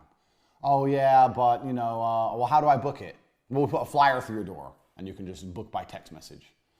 Okay, like anything to overcome, find out what her problems are and overcome them. So you have to speak to your mom about every single company. This is super important because it's the best market research you're gonna get. If you can do your market research in advance before you launch your company, that's less time you're gonna spend fucking up, and more time you're gonna spend making money. So every single company I launch, I speak to my mom about it. So even when I launched my PhD course, I said to my mom, I'm gonna launch a course telling guys how to get girls. And she said, oh, don't make more men like you out there. That's what she said. I was like, what do you mean like me? She goes, oh, well, the way you are with women. And I sat there and I thought, okay, bang, I know this is gonna work. Because even my mom knows I'm pimping hoes. Even my mom knows, she's seen so many chicks coming out the door, even my mom's like, all right, I don't know what kind of son I've raised, but he's tearing through these chicks dangerously. So with the PhD course, I knew it would be a fantastic idea. Because even my mom was saying to me, look, you're gonna make some dangerous men out there. So every single business I've ever run by my mom, all of them. And sometimes she said some pretty smart shit. There's a level, you know what? There is a level of intelligence which comes from absolute stupidity. So like, smart and stupid is a circle. So you have smart at the top, and you have stupid at the bottom. And you have this circle. And let's say this is the smart side, and this is the stupid side. So it's in half. This is stupid. I know this is written bad. And this is smart. But sometimes you can get comments which are just on the edge, you know? And mums are great at this. So I bought my new Lamborghini. And I drove to my mom's house. I said, Mom, I bought a new car. What do you think? She goes, what is that? I said, it's a Lamborghini. She goes, how much was it? I said, oh, it was 300 grand. She goes, you spent 300 grand on a car? I was like, yeah. She goes, let me see. So she comes out and she says something that was so smart. It was actually, it was so stupid. It circled back around to smart. She looked at my Lamborghini and goes, why would you spend 300,000 on something that only has 2 seats? As in, it should have more seats because it costs more money. So I should have got a bus for my money. I guess that's her logic. Her logic is, why would you, it's only got 2 seats, so it's shit. Which is stupid, but it kind of gets into the smart realm. It's kind of, you know, you get a lot of these kind of comments from mothers. They say things which are kind of dumb, but kind of smart. And if you can extract those comments and apply them to your company, you'll fix a lot of problems in advance. So that's why speaking to your mom is so important. Next. Key point 57. And this is very, very important. I'm going to tell you a story with this one. Money will never motivate your staff. Never. And I'll tell you why. Money is numbers, and numbers never end. Which means if you're going to try to motivate people with money, it's going to get hard. If someone doesn't like the job and doesn't like you and doesn't like anything about how they're treated in the job or how they feel or what they do, you have to pay them a lot of money to make them do it. A lot of money. And that is not very, very cost effective. If somebody enjoys what they do and they feel part of a community and they like it, then you don't have to pay them much at all. And the proof I'll give of that, I just spat my coffee. I'm just saying proof, sent my coffee everywhere. Is that people do shit for sense of community all the time. Remember after T2 Television, I started Vixels, my own company, to sell television advertising. So what happened is I found an office in Luton that was £400 a month. And I decided I was going to become a millionaire with television advertising. So I got a £400 office. Me and Tristan would sit there and then we advertised for salesmen commission only. So it was a commission only position. You sent emails all day long, just emailing marketing managers all day, just copy and pasting, just emailing anyone you could find on the internet, emailing all day long. If they replied to you, there'd be a phone call. I'd do the phone call. So T2 was all phone pitching. And that's why it took a long time for us to train our staff. Every single day we were doing 2 hours of training, phone pitching about television advertising, phone pitching, phone pitching, phone pitching. And T2 made money. But training people to be good on the phones is hard, and a lot of people are scared to do cold calls well. And people are lazy with cold calls. So me and Tristan had the idea, you know what, we're gonna email blast anyone we can find. We'll buy all the magazines, email every marketing manager, we'll go through all of the websites we can find. We'd Google up things like store locator. If you type store locator into Google, you have all the companies that have a store locator. So these are companies with multiple branches, so television advertising will suit them because they're across, they're national. Email. If any marketing manager emailed back, I'd do the call because I'm trained on the phone. So Vixels was different. T2, everyone pitched on their own. Vixels is just emails out. So we put adverts out there for a position, which was commission only. So no basic. Every deal you landed, you got 5%. So if you landed a 20 grand deal on TV, you'd get £1,000. So if you landed 2 a month, you get 2 grand a month. Ain't gonna make you rich, but whatever. And we were hiring basically anyone, like dorks. It doesn't matter. Like we had one guy who had a criminal record. We had one dude who was just a bit of a weirdo, some fat guy. With some other guy who definitely drunk too much because he stunk of booze. But who cares? They were coming in, they were sending the emails. If someone emailed back, I'd call them. Over time, as people came and quit and didn't land any deals, we ended up with quite a good little team of 4 guys, plus me and Tristan. So 6 guys who were in this office. Now, these guys were working hard. They were emailing like machines because you can't get a machine to email because you got to go to the websites, find their email marketing manager's name. You can buy email marketing manager lists, but they never worked because it changes so often. It's bullshit. So we had to go and manually find and manually type it in and da-da-da. So these guys are emailing. Anyway, most of the guys I had there for the first solid month didn't make a fucking penny. I had free staff for a month. I had 4 guys plus me and Tristan, and they're working their asses off for free. How did I motivate them? Every day I'd come in, positive energy, coming full of energy. Guys, today's the day, we're gonna make it, da-da-da. Oh, your guy emailed back. Oh, I'm calling him later. That's a deal. That's definitely a deal. I've been doing this a long time. Might take a few weeks, but that's gonna be a deal, da-da-da-da. And I'd order pizza. Every day, I'd order pizza.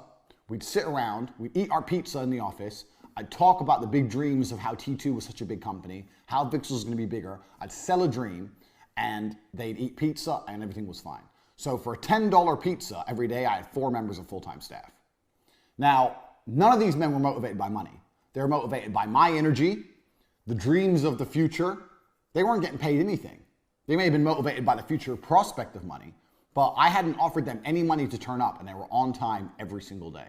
You do not need money to motivate your staff. If your staff respect you and they know where you're going and things are going to go well, then you don't need money to motivate them. I actually fucked up big here because what happened with this company is I accepted a fight and I decided to go training in Slovakia. And when I went away, Tristan came with me, we went away for 10 days.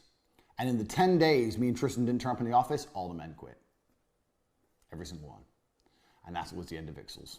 The whole business fell apart. And that's because we weren't there. The leaders had abandoned ship. They felt there's no leadership energy in the office. There's no one buying pizza. Why am I coming here every day for free? All of a sudden it dawns on them and they leave. But the point I'm trying to make with this story is number 57 is that money will never motivate your staff. There's better ways to motivate your staff.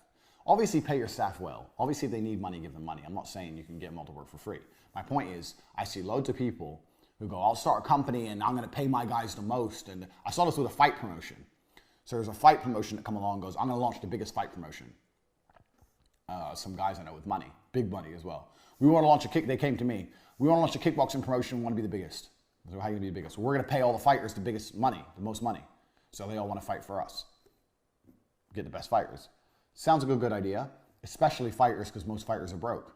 The problem is they didn't end up getting the best fighters because they didn't have good exposure, they didn't have good cameras, they didn't have good social media platforms. So a lot of the fighters were choosing to fight other places because of the prestige they got for winning as opposed to this organization no one's heard of and a couple extra hundred. Money doesn't motivate. There's far better ways to motivate than money in life. So don't be thinking you need to pay your staff loads of money to make them loyal to you. That's complete bullshit at all. That's not true at all. Get that out of your head. Money doesn't motivate. 58, success is exponential. When you've done something once, it's much quicker to do it again. It's the same with anything. You'll say you start driving, you parallel park once, it takes forever. Eventually you get good at parallel parking, it's quick. It's exactly the same with success. Success is exponential. As you've done things, it becomes quicker to do things. It takes a long time to make $1 million. It's easier to make a second million. It's even easier to make a third, and it's easier to make a fourth because you understand mechanisms. So, starting from the very, very bottom, if you can stay motivated and work hard when you have nothing, you're in the hardest part. It does get easier. The problems change. As you get bigger and become a bigger company, you have new kinds of problems. You may have legal problems or fulfillment issues or all these other problems, but you won't be broke anymore, at least. I believe business gets easier. It starts hard, H for hard, and gets easier. If you can stick it out here, you'll enjoy this. Most people quit here. 99% of people quit when it's hard, and that's why the 1% is the 1%. It's exponential. The first time you make a website, you have to go out there, you have to source all these different companies, you have to find a member of staff to make it, and you make mistakes, and you need to change it because the SEO ain't set up, blah, blah, whatever. The third, fourth, fifth, sixth, seventh time you make a website, you can do it very, very quickly. You can do it properly the first time without mistakes. So, success is exponential. Keep that in mind, that anything that seems to be like taking forever now, remember lesson 1, speed, speed, speed, speed, speed.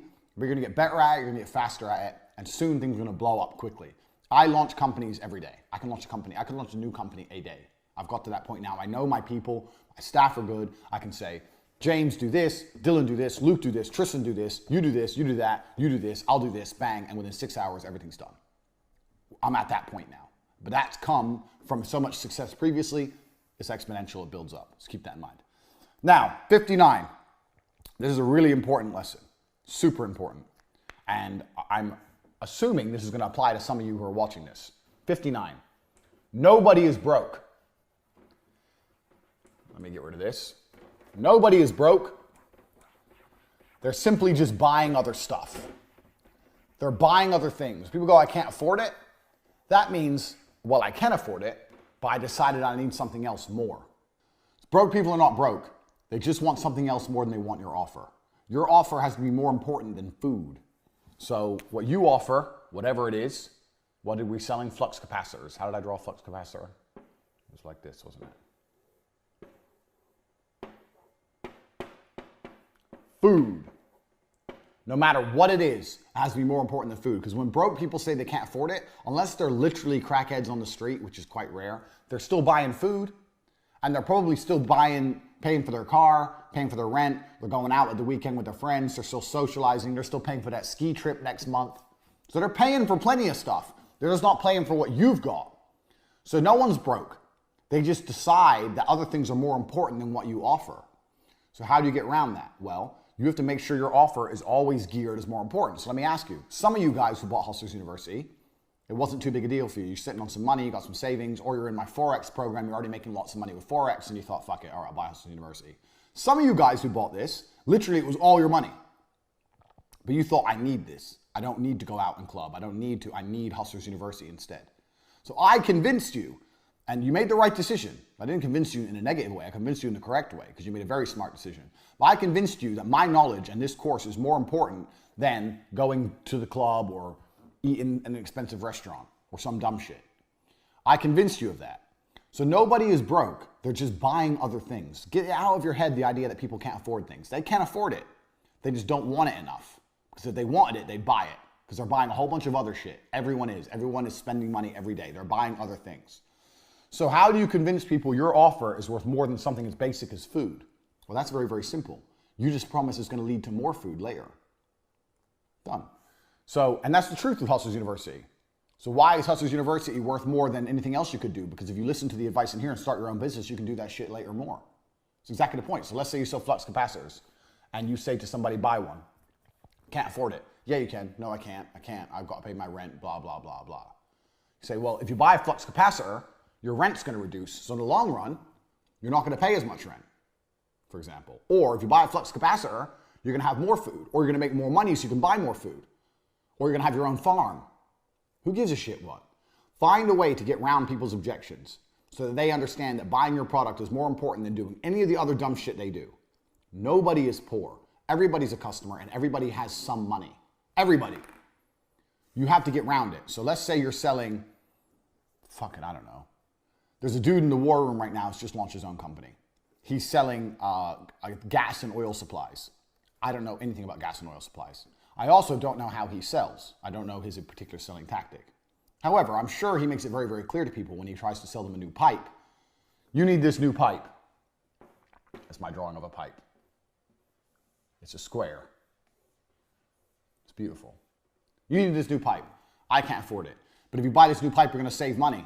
You can't afford to not have it because you're going to save money if you buy it. So if your problem is money, then you really need this pipe. Bang. Flipped it on him. Your problem is money. Well, you told me you have no money. Well, now you need the pipe. Otherwise, you're going to never have money. Now the pipe's more important than saving money. Go buy the pipe. You have to make everyone understand that your offer is more important than anything else they can possibly buy.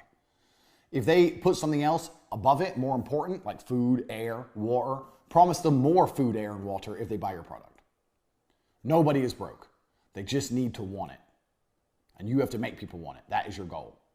So get out your idea. Oh, right now, I hear all the time from business owners, oh, it's a slow period right now. Why? Oh, the recession, or people ain't got much money right now. Complete garbage, complete bullshit. You know what? I ran Cam Girls in the height of the recession.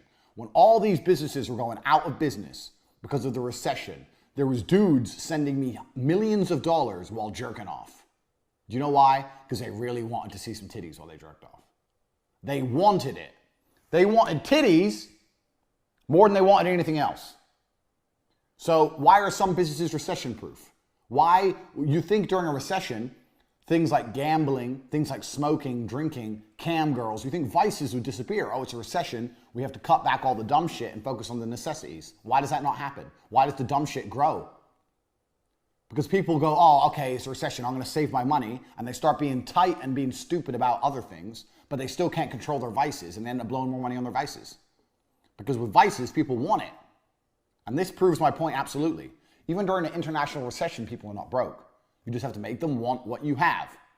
Get that out of your head that people are broke. It's completely untrue. You just have to make your offer more appealing than anything else they can possibly spend their money on, and they'll buy your offer. And you do that by either promising more of something else or positioning yourself above something else. Very, very easy. Next, nothing ever fixed itself.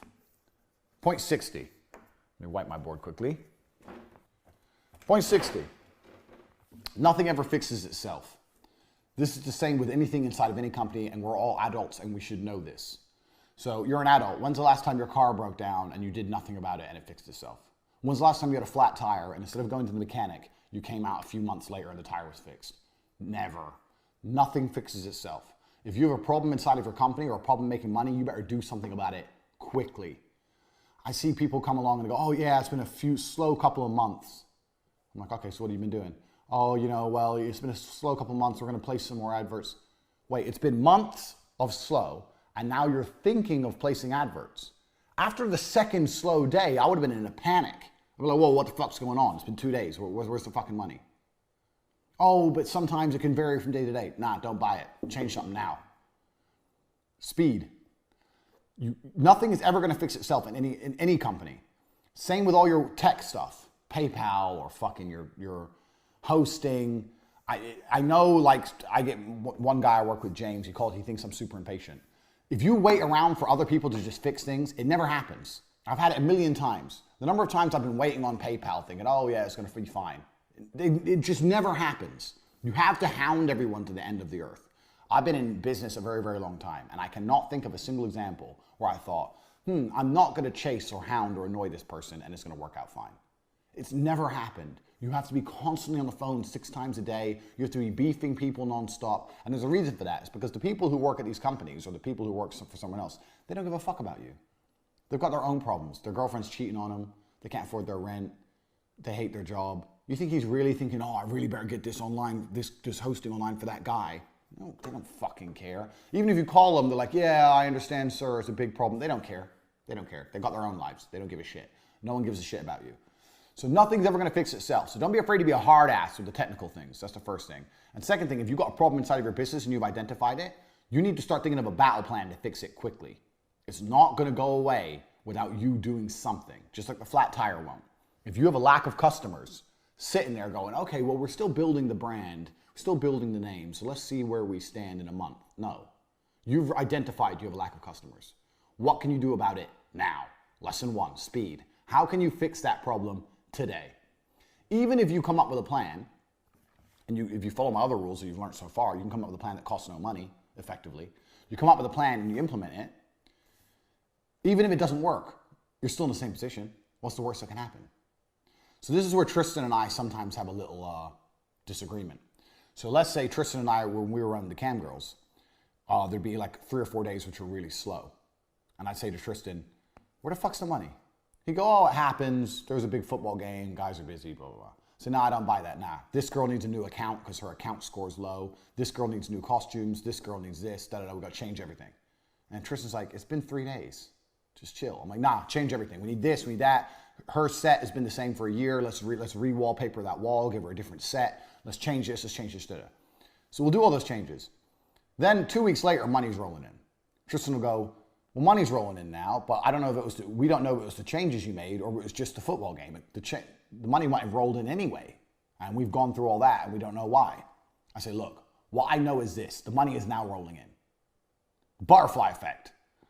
I know that in the current reality, I did a bunch of things, and now the money's appeared. You're saying that maybe if we didn't do those things, maybe the money would have come anyway. Well, I don't live in a maybe world. Nobody knows that. I know that there's 3 slow days. I identified a problem. I took drastic action, and I fixed it. Now it's fixed. You can try and pretend I didn't fix it and that it was going to happen anyway if you want. But things don't fix themselves. I know how the world works. And Tristan eventually will concede. So if things are slow for 1 or 2 days, I'll get in panic mode with my business. And I'll fucking start doing something. And that's when you have your best ideas, when you're in panic mode. And as long as you can implement those ideas without spending a whole ton of money, good. I'm not saying panic buy Google ads and blow $1 million. I'm saying sit there and go, okay, how can I get customers in right here, right now, speed? What can I do without spending money? All I did was buy some wallpaper, adjust some beds, make a new account that's free, tell the girl to change her lipsticks, and bought her a $10 costume. I spent 20 bucks. Boom. Done. All the money started rolling in. And I know it's because of me. Tristan sometimes would be like, oh, well, maybe it would have happened anyway. Nah, maybe. You live in a maybe world. I live in the real world. I did a whole bunch of shit. All the girls are busy now. I could have just sat there. 3 days are quiet, 4 days are quiet, 1 week is quiet, 2 weeks is quiet. Yeah, it's a quiet period. Yeah, it's hot outside. People don't want to sit on their computer. Yeah, and made excuses like a dickhead. Or I could have done things, action, speed, number 1, fixed the problem, and made some fucking money. That's the difference between me and even Tristan, who I've mentored on business. Because Tristan will be more like, oh, it'll be fine, it'll be fine. It will never be fine unless you fix it. It's never going to be okay unless you do something. The customers are never going to come unless you bring them. They're never going to give you money unless you force them. Your website's never going to fix itself. Fucking PayPal's never going to email you and go, okay, we're working now. Your payment processor's never going to go, oh, okay, we'll update you next week and everything's going to be fine. No, nothing is ever going to be okay unless you take it into your own hands and fix it yourself. And any adult who's lived any kind of life knows that's true. When you leave things to other people, it doesn't get done. You know that. You already know that. So keep it in mind, especially with business. 2-3 days of no customers, do something. Nothing fixes itself. That's super important. 61. Never, ever, ever, ever say no to money. Ever. 61. I can't believe I have to tell people this, but sometimes I do. Never say no to money. So my business card, we'll insert the video here. People ask me all the time about my business card, and they take it off me and go, is this a joke? I mean, joke, motherfucker, I ain't fucking joking. It's not a joke. I hand this out in multi-million-dollar business deals. This isn't a fucking joke. This is my business card. Take Enterprises Unlimited. Because there's no limits to what I can do. What, like a limited company? Oh, we were limited. There's certain things. There's nothing I can't fucking do. It's the whole point of the card. Kickboxing world champion. Also a millionaire and all-around nice guy. Now, most people probably know those facts, but I thought I might as well put them on the card anyway. Now, when you flip the card to the back, there's a whole list of activities I can complete for a fee. And this is why people get the idea, the insinuation that I'm joking. The difficult done immediately, the impossible takes a little longer, miracles by appointment. Wars fall. That's right, wars fall. You don't need to be hiring no army. Have you not seen Rambo? Only takes one dude who's pissed off. You can hire me. If you want to go to war, hire me, I'll get it done. Assassinations plotted. Revolutions started. uprisings quelled. I can start a revolution or I can quell an uprising. Either way you want it done. I can do both. Dragon slaying. Dragon comes along, called Big Daddy Tate. Jet charter, ventriloquist, sexual athlete. The list goes on and on. But the basis behind this card, the reason this card is important and it isn't a joke, is what I'm basically saying is, if you're prepared to pay me, I'm prepared to get it done. That's my basic business philosophy. Even if I don't know how to do it, that's not the problem. The problem is how much you're going to pay me. Someone comes along and goes, Andrew, I need you to build an oil rig in the most dangerous, rough seas where oil rigs can't be built. And I make up my price. I send them an invoice for $6.6 billion. If they pay my invoice, I'll find a way to get it done. Maybe I have to hire someone else, maybe I have to outsource it, whatever. But if you're prepared to pay me, there's no job I will not take if you're prepared to pay the fee. There's a dragon and no one can beat it and it's killing, it's destroying the whole city. Godzilla's here. Wire me the money, I'll get it done. It's my basic business philosophy. So I put some examples here which may seem a little bit extreme to you losers, but they're not extreme because they're proving a point. I dictate my prices. If you pay the invoice, regardless of what needs doing, I'm the man for the job. I'm currently building an army. I'm building an army in my war room. My war room is a dedicated group of like-minded individuals who are out here looking to get paid, looking to raise funds, looking to change their entire worldview.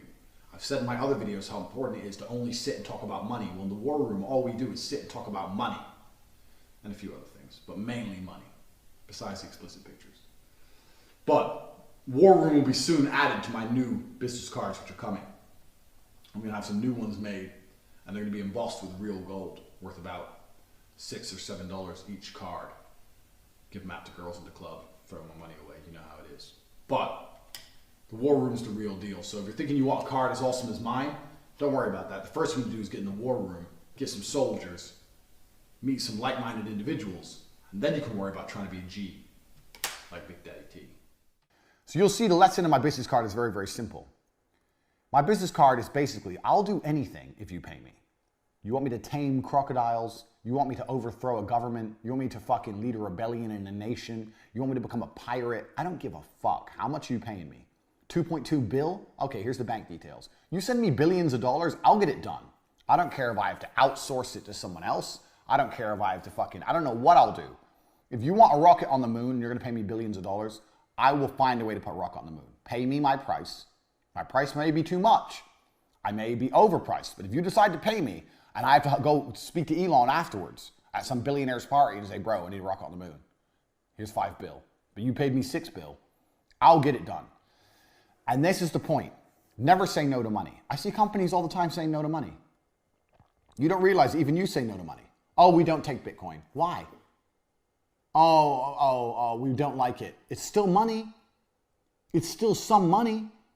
You may not like it. You may prefer other forms of currency, but it's still money. There's someone out there who wants to pay in Bitcoin. You need to create a golden bridge for people to pay you money. It has to be very, very easy to give you money. So if you want to buy any of my services, you can buy in any currency in the world. You can buy in Bitcoin. If you don't want to buy through the website, you can send me a direct bank transfer. If you want to come meet me in person and give me cash, I've done this for War Room members. Hey, I'm in Romania next week. Can I give you cash? No problem. We'll meet up and have a coffee.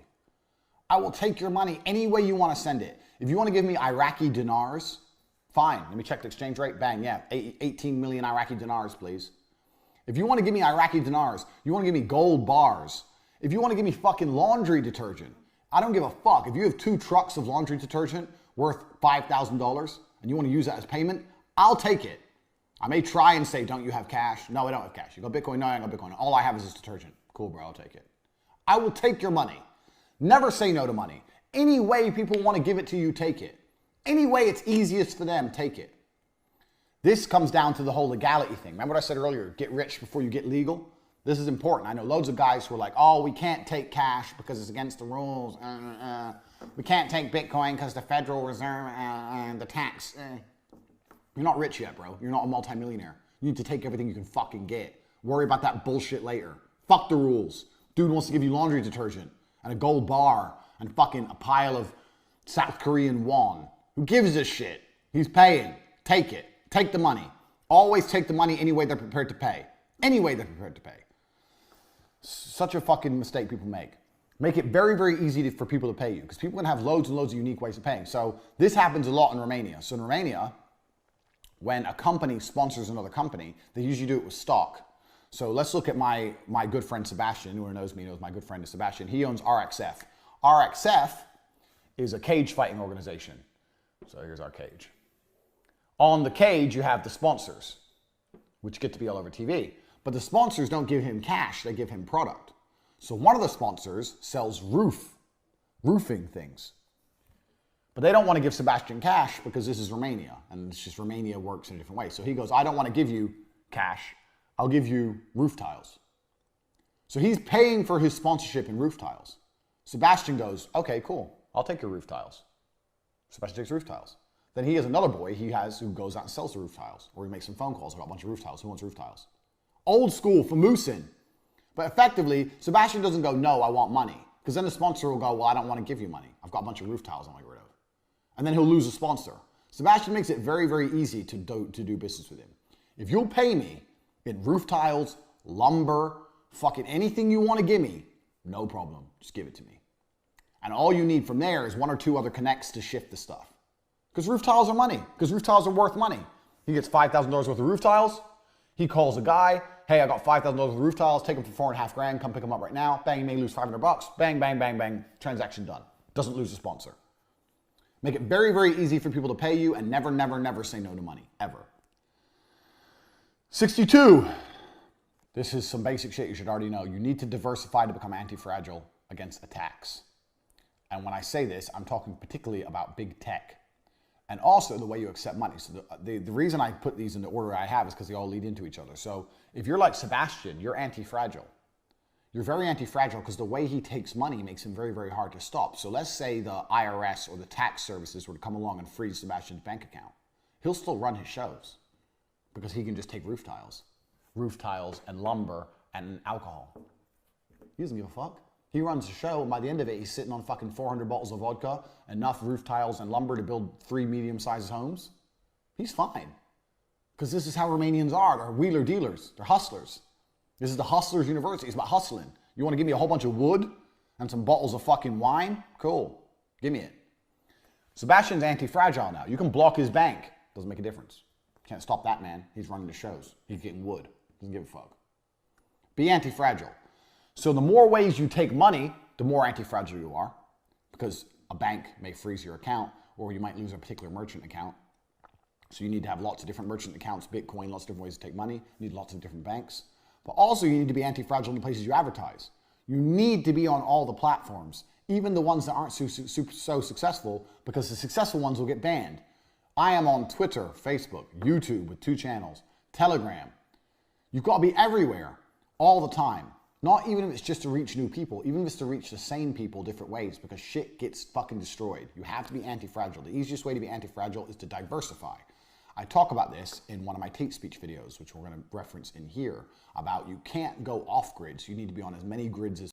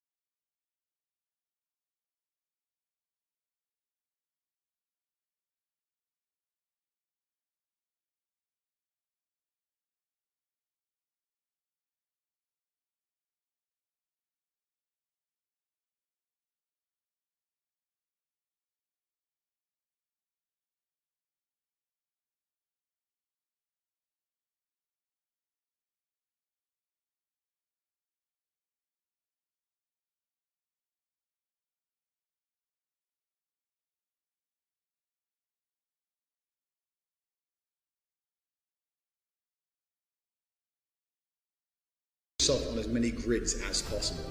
I've said to some of my friends who have like $5 grand in the bank, well, I've got $5 grand in the bank, I want to spend it on a holiday. I say, no, if you're going to spend $5 grand on a holiday, fuck that, you're going to come out with nothing. You just spend that $5 grand going to another country, going into the local DVLA or the Department of Driving or whatever it is, and find out what it takes to get a driver's license. I say this to people and people call me crazy, but I think it's far more crazy that people don't do this. We live in a world now where if you're American, you can fly to England, or if you're England, you can fly to America. You can go into the office that issues driver's licenses. You can say, what do I need to get a driver's license? I've just moved to the country. They can say you need proof of residence, you need a bank account, you need X, Y, Z. And you can spend a couple weeks going through the fucking process, getting what you need, doing a driving test, and passing a driving test, and having a license in a foreign country. When I say people do this, they go, why? What do you mean why? If you have one driver's license, then that country can take your license at a whim and restrict you from moving and making money for going 10 miles an hour over the speed limit. People call me crazy when I say I have 7 driver's licenses. I have 7 licenses from 7 countries. And each year, I take 2 weeks out of my year to go to a country, park up. If I have to get a rental agreement, I get a rental agreement. If I need to get a bank account, I get a bank account. Anything it takes to go through the motions. Sometimes I haven't even got to do a test. Sometimes if I prove I have another license, they just give me a license. Anything it takes to have a license so that when I am stopped by the police for speeding, which is all the fucking times, I have a Lamborghini, Aston Martin, and a Bentley. I drive how I fucking want. I'm not going to live like a little cuck. It's 50 miles an hour. If I do 55 miles an hour, they're going to take it away from me. This is how people live, under government control, suppressed and afraid. I'm going to lose my license. If you stop me in America, I'll pull out a Polish license. What are you going to do? Call Poland? What's the fucking officer going to do? You were speeding. Yeah, sorry. I have to give you a ticket. No problem. We should take your license. We have to deal with Poland about that. I don't even know how the process works if you try to take a Polish license. I don't think the American cops even have a jurisdiction over a Polish license. I always say I don't think, but I do know that they don't. An American cop cannot take the license of another nation. They can't do anything. Every country I'm in, I just pull out different licenses. I get stopped for speeding 5 times a week. No one does shit because I have so many driver's licenses, and you guys should do the same thing. And the point of this story is the first thing you do when you get money is you need to prevent a single government having access or control over your entire life. Same thing with passports, man. If I fuck up big time and England wants me in jail, I can fly on a Nigerian passport, or an American, or an English, or a Polish, or an Estonian. I have so many fucking passports. What, are you gonna block them all? I've got 4 more I haven't even named on YouTube. They can't stop me traveling. There's always a passport I can pull out. There's always a driver's license I can pull out. If you ban one, I've got another one. I've got bank accounts in 19 countries. My shit is diversified. So am I off grid? No, I'm on so many fucking grids. You can't lock the grid on me because there's too fucking many of them. People are asking me what's the first thing I should do when I get money. I'll tell you the first thing you should do right now if you have a little bit of money in the bank is look it up, because you'll be surprised. Even a license like a Thai license. Thai is the best. You pull out a Thai driver's license, it's not even in English. It's in those squiggly letters. And they're like, is this real? I'm like, yeah, it's real. You can't drive here on this? Yeah, you can. Google it. If I have an international driver's permit, which I have, which costs $150, and a Thai license, I can drive in Europe. And they sit there and they look at the Thai license and think, what am I going to do, call Bangkok? Oh, fuck it. And they let you go. So people say, what's the first thing you should do when you get money? The first thing you should do when you get money is at least obtain 2 passports, at least obtain as a minimum 2 driver's licenses, and at least as a minimum have bank accounts in 2 different countries. Otherwise, what? Otherwise, you're living like a little cuck at the whim of one government. Let me tell you something. Governments are assholes and governments also change. I find it absurd that you motherfuckers right now, all of you watching this right now, are driving to and from work. You need a car for your livelihood. You need a car to pay your mortgage. And you're living in a world where if you go 10 miles per hour with the speed limit, they're going to take that away from you. And you've done absolutely nothing to negate that. People call me crazy for having 8 licenses. I think having 1 license is fucking crazy. Get it done. And the basic lesson behind this is very simple. You need to be able to take money so many different ways into so many different banks. Here, remember what I said earlier? This is your business. You're taking money so many different ways into so many different places. You're advertising yourself in so many different places that you're near impossible to stop. This is how you need to think about anti-fragility. And this is another reason why the whole idea of being super legal with your company. Oh, I've got my limited company. It's all set up. Here's my limited company, and here we are, blah, blah, and we file our taxes. They can come along and close you down like that. You should have 8 limited companies and 8 different bank accounts and 9 different payment processors. You're a hustler. Hustlers can take money. Even if it's just one company, even if you're still fulfilling it from the same warehouse, even if you're doing one thing, Find a way so that you're very, very difficult to pin down. Like, who is this guy? We froze 2 of his banks. He's still driving a Lambo. How? This is a lesson from my personal life. I'm telling you. Anti-fragility comes from diversification. So, you can get one bullshit member of staff and make their job. Okay, we already have one payment processor. Stripe said yes to us, let's say. I want to be on every other payment processor. Sign us up for them all. Get them all approved. Put them all on websites, exact clones of our current website, on domains that we don't make active yet. Be ready to roll. This ties into the lesson before it. Debt, in many cases, isn't real. Now, it depends on the business you run, because this is subjective. But I'll tell you a story. I knew a Jewish guy who sold everything. He basically was doing an Alibaba business, getting bullshit like wind-up flashlights and crap. This was during T2, so 15 years ago, before Alibaba was a website, before everyone understood what dropshipping was, before Amazon. He'd go to these trade shows in China, buy wind-up torches and get them into stores in England, superstores, and sell them on his website and whatever. He was making big money. Now, this Jewish guy wouldn't pay an invoice until you threatened to take him to court. So you'd invoice him for something, anything. He'd ignore you. You'd invoice him again, he'd ignore you. Final warning, ignore. You'd have to invoice him for 4 months, and eventually when you said, okay, we're going to court over this invoice, then he'd pay. Because he could always find a new supplier. So if a supplier got fresh after that, he just found someone else. But his attitude was very much like, debt isn't real. As long as I don't have to pay money out of my bank, my business will always be successful, even though I'm operating at super low margin. So a lot of people are concerned, oh, debt, so da-da-da.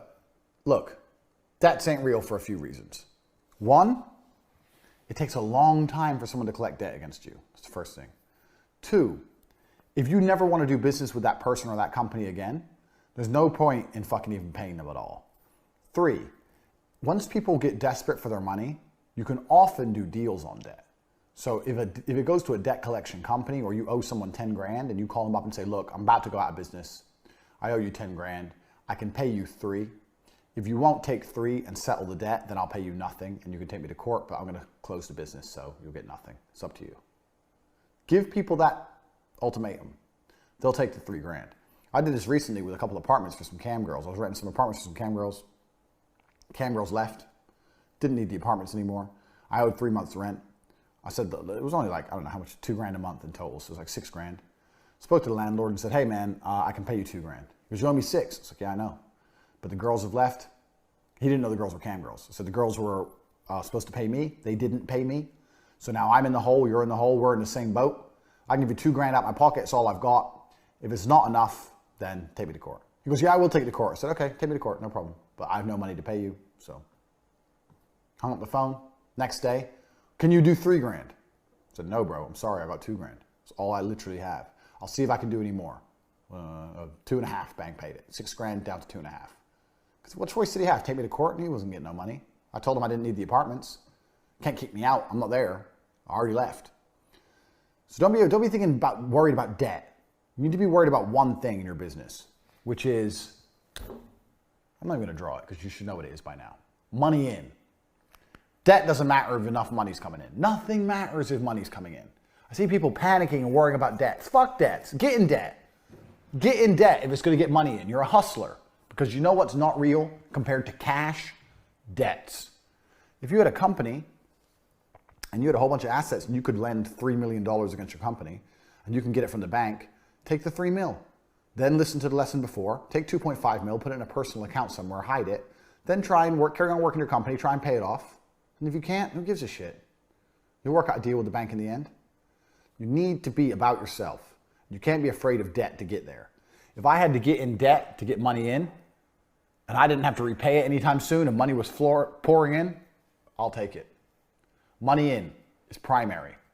Debt is not nearly as scary as people pretend it is, especially with a limited company.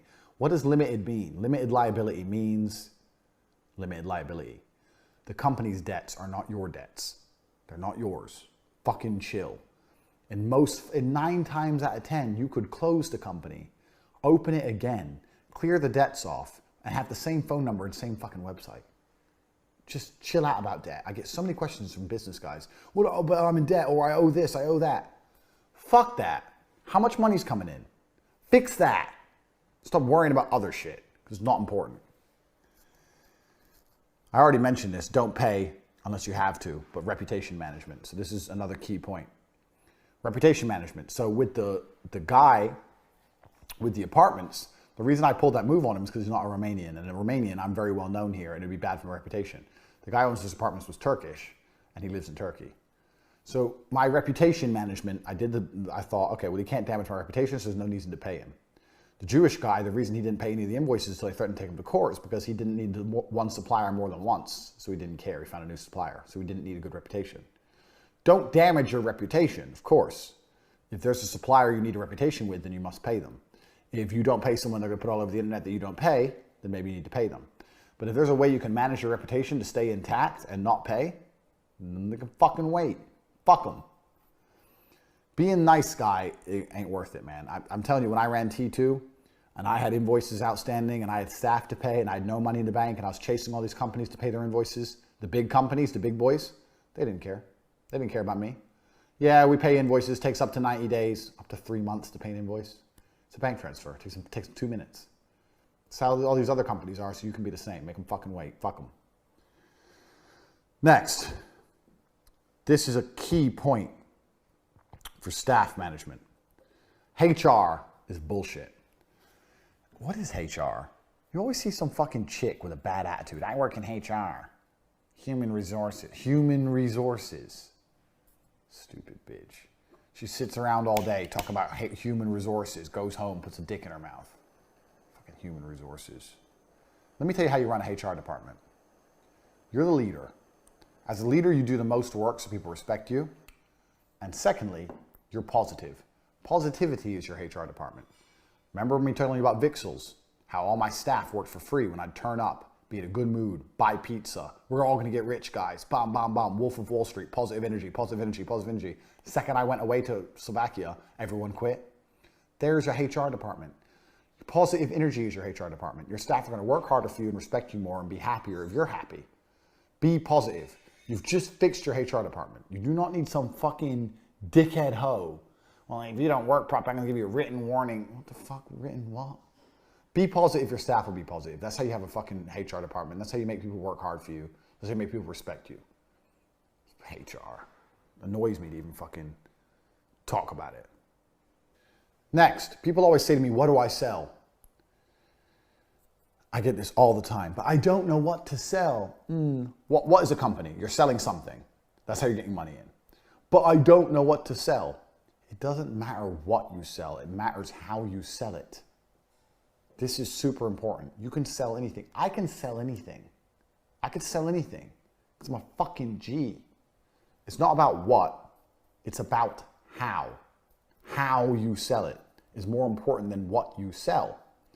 So there's people out there selling fucking complete bullshit. Dick enlargement pills. They don't even work. So it's not the what, it's the how. Mass marketing, spam email, pathetic promises that don't work. Some company in the Philippines that you can't track down or sue.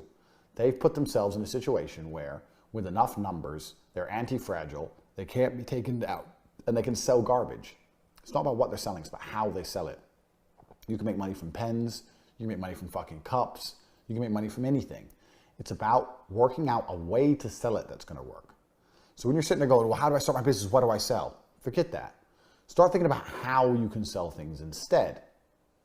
If you start thinking about how you can sell things, you find out that the what isn't all that important. So me, for example, let's look at me. I have a wide reach. I'm very well respected. People know I'm rich. So I can sell anything with social media and with curiosity and with explaining to people that I have social proof and there's a reason you should listen to me. I can sell basically anything with that. I could take this pen and say every contract I've ever signed in my life, I've signed with this pen, and this is why all my contracts renew and I'm rich, and this pen is $38. It's not what, it's not about the pen. It's all the how around it. So identify your strengths and identify a way you can provide product, and that will give you an idea on what the product should be. It's not about what it is. Keep this in mind. You can sell anything. Let's look at the cam girls, for example. So I'll give you a cam girls example. So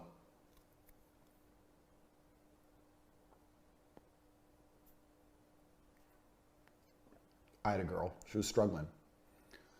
She goes, I don't know what to sell. I've tried selling videos, they don't want it.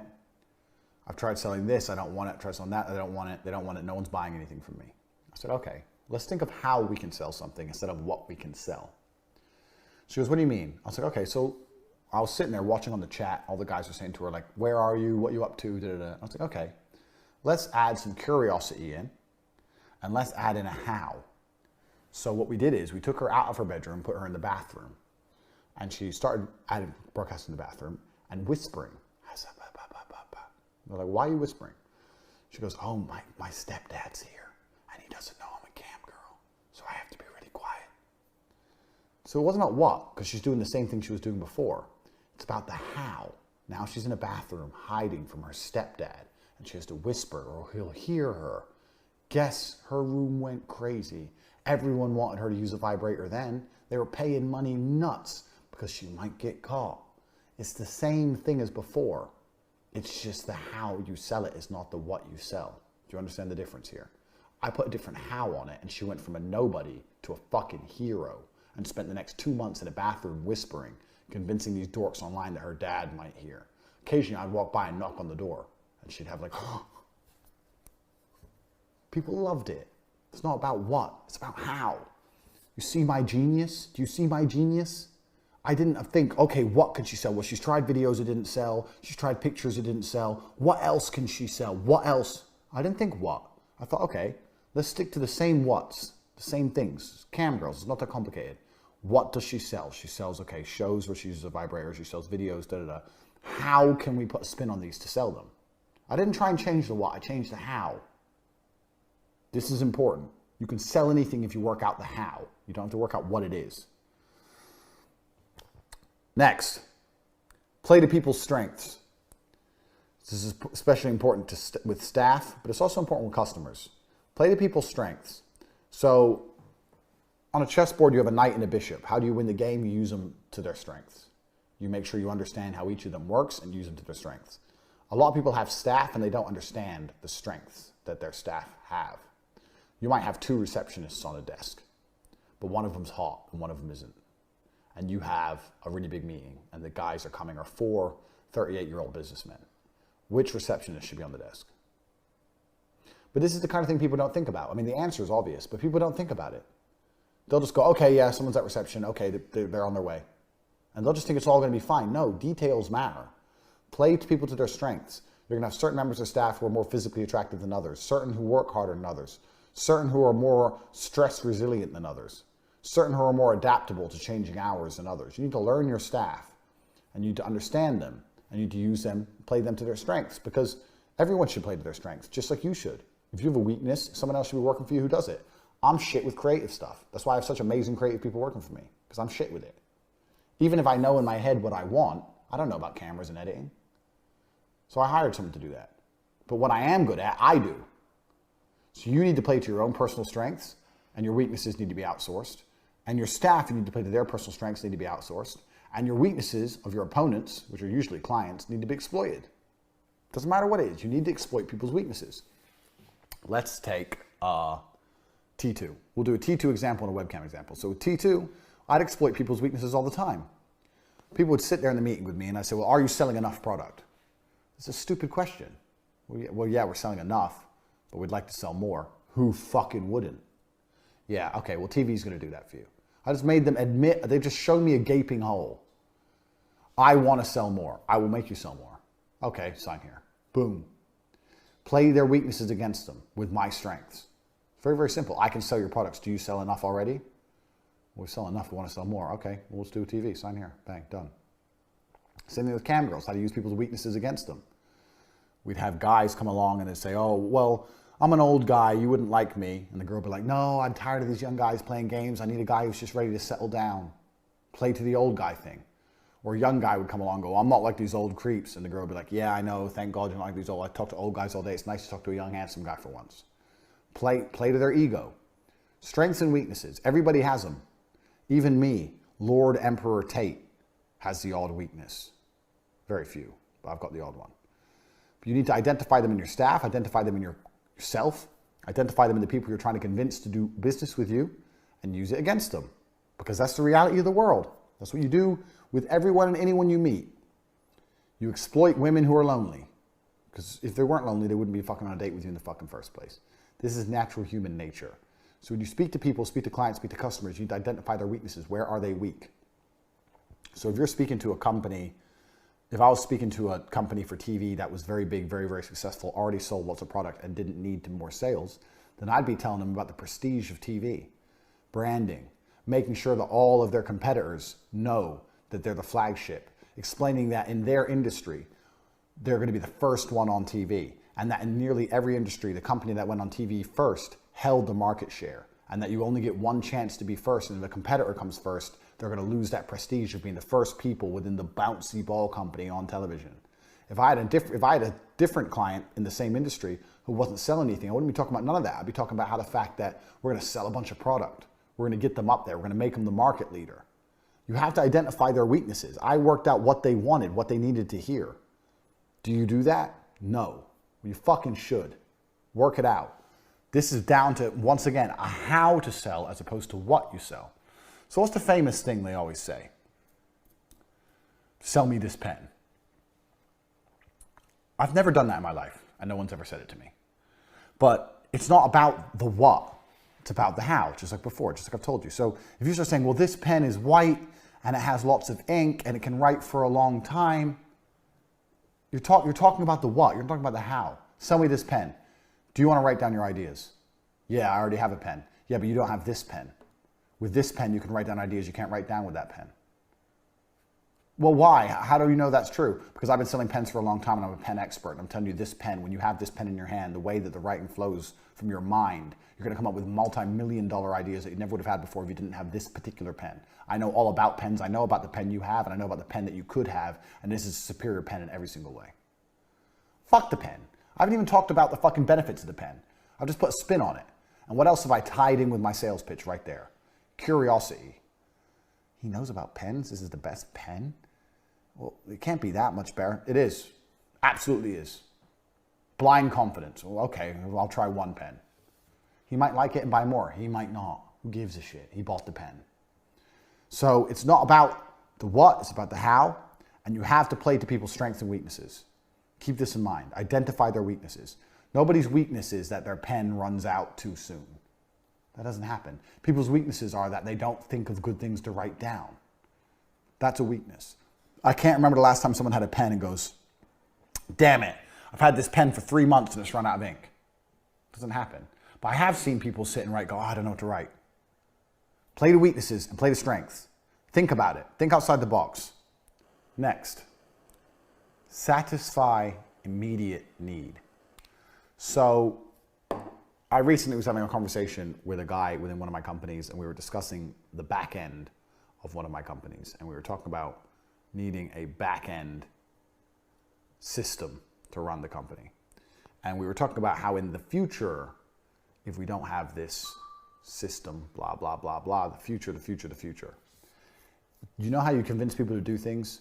You satisfy an immediate need, because people are lazy. If someone comes along to me and says, you need this because in 2 years, once you've said in 2 years, I don't care. And neither does anyone else. Most people out here are stressed about shit that's happened yesterday and shit that's gonna happen tomorrow. They ain't got time to think about from 2 years from now. If you wanna sell somebody something, you need to satisfy an immediate need. Immediate, not later. So it doesn't matter what you're selling, but you need to look at your selling points and you need to be thinking immediate need. I did this with T2 all the time. Companies will come along and go, oh yeah, we're interested in branding. We're thinking maybe next year. I'm like, next year, but when your competitors will get on TV, you need to be the first. Immediate need. Now they're starting to panic and think about it. First, they came to the meeting and wanted to talk about TV for next year. Now they're talking about TV for right now. If I was sitting there and go, yeah, well, next year we can ibs and buts, candy and nuts, maybe next year, maybe I'll die in a car crash next week. I ain't got till fucking next year. You're a hustler. This is what this is, Hustlers University. Hustlers need money today. You need money now. You haven't got till next year. You need it now. So the only way you're gonna get people to give you money now is if they have an immediate need that needs to be satisfied right now. No one's giving you money now for some shit that's gonna happen in the future. Immediate needs. So it doesn't matter what you're selling or what client you're talking to, find an immediate need for it. Don't talk about the future. Don't talk about legislation that's going to happen next month. Don't talk about how next year they're going to need. Say, right now, you need this because. Right now. Urgency, panic, ooh, oh shit, now, fuck, how did I live without it? Oh my God, now. If you have any selling points that sell to the future, great. They can be icing on the cake. Your cake that's really going to sell product is immediate need. If you cannot identify someone an immediate need, they're not going to buy it. It's the same with absolutely anything. Even with cars. So, I never worked in car sales. I actually really wanted to because I know I would have been fucking good at it. But because I'm so good at sales, every time I buy a car, when salesmen try and sell me, I know their tactics. But it's very, very typical of car salesmen. All the time. Go in there, yeah, I'm thinking of a new car next year, but my car I've got now is fine for now. Da, da, da. Yeah, but you should get this car now. So, well, I've already got a car. Yeah, but you need this one now because you'll save X amount on the fuel and you'll save X amount on tax and X amount on insurance. And also this car has this new system, the self-drive system, so blah, blah, blah. So when you're on the motorway, cruise control, da, da, da. He doesn't say, yeah, okay, next year maybe. No, it's like, no, you need it now because he identifies immediate needs, even if they're bullshit, even if they're garbage. Immediate. Keep this in mind. You ain't got a sales point and you ain't got a pitch if it's not an immediate need. Never assume work. My kickboxing coach had a saying, if I didn't see it, it didn't happen. So he'd sit me there to bench press with 100 kilo, bench. He'd go out and talk on the phone. He'd come back 20 minutes later, my arms are obliterated. How many did you do? 62. No, I didn't see it. Start again. If he didn't see it, it didn't happen. If he didn't witness it with his own eyes, it literally did not exist in the universe. That's his universe. That's the world he lives in. If he didn't see it, it didn't happen. It's the same with your work. Don't assume work from your staff. Don't assume things are done. Check on them. If you don't see shit happen, it didn't happen. This is true of the world. It's especially true. I learned this one. I knew this one anyway, but it's especially true with like the cam girls. I worked and I did 10 hours and I made videos. Da, da, da. If you didn't see it, it didn't happen. It's this way with 99% of things in life. If you ain't seeing it, it doesn't happen. It's also, you can apply this to binary, are things done or not? What you'll often have in business is you'll ask somebody something. Is this done? Yeah, 20 minutes. Do you know what that means to me? It means no, it's not done. It's still not done. This happens all the time. Okay, tomorrow. Okay, yeah, later. No. Is it done? No, if it's not done, it's in the not done pile. And until it's done and I can cross off the done and I can just forget about it from my mind, it's not finished. I want to see it finished and fucking done. Pronto.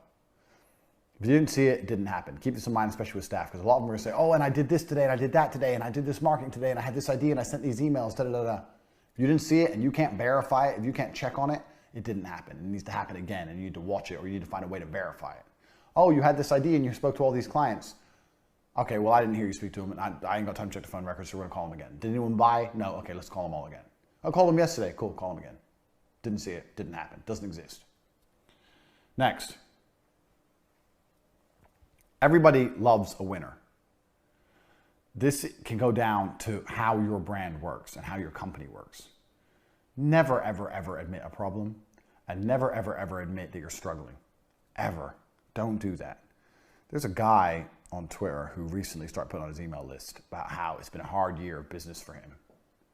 That does not make people want to buy from you, bro. It makes people not want to buy from you.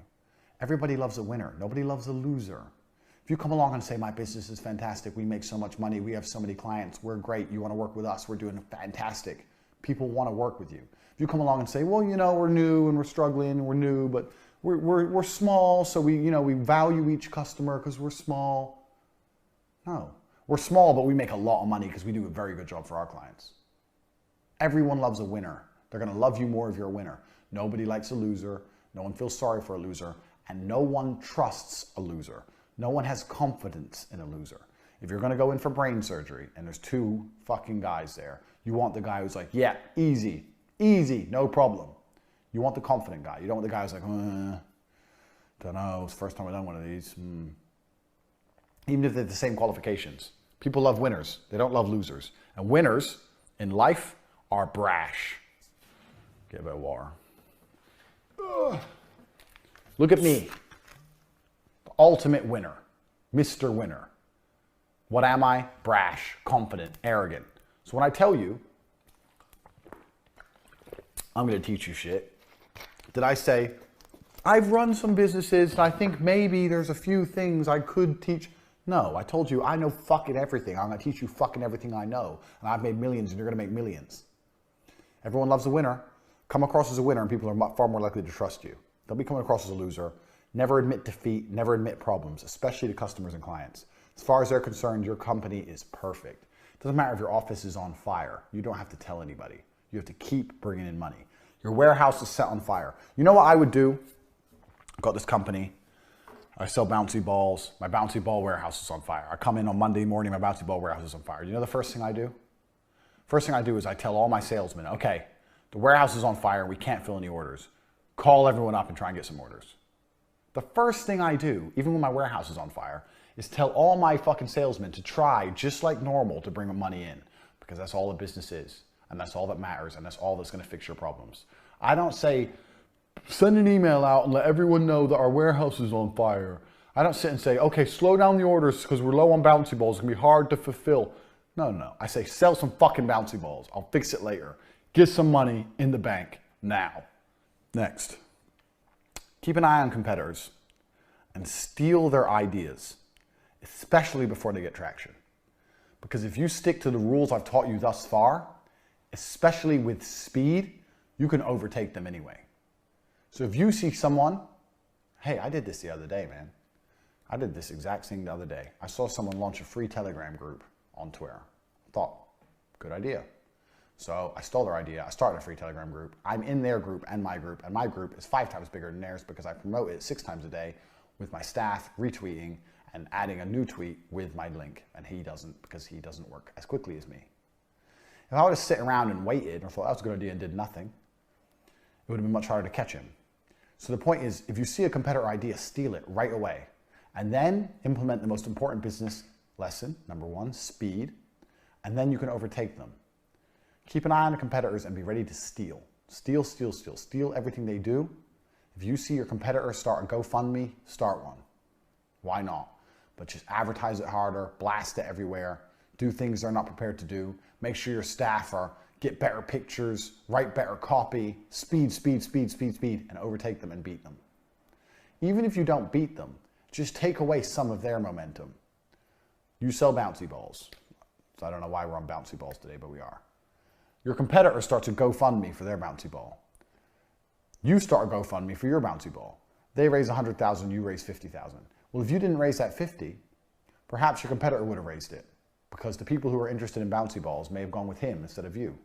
So not only have you raised 50, but you've also taken 50 from him. It's a double whammy. It's not the fact that you've raised 50, it's that you've also taken 50 from him. So if your competitor is doing anything, steal his idea, even if you're not going to pull it off, just to take some of their momentum away.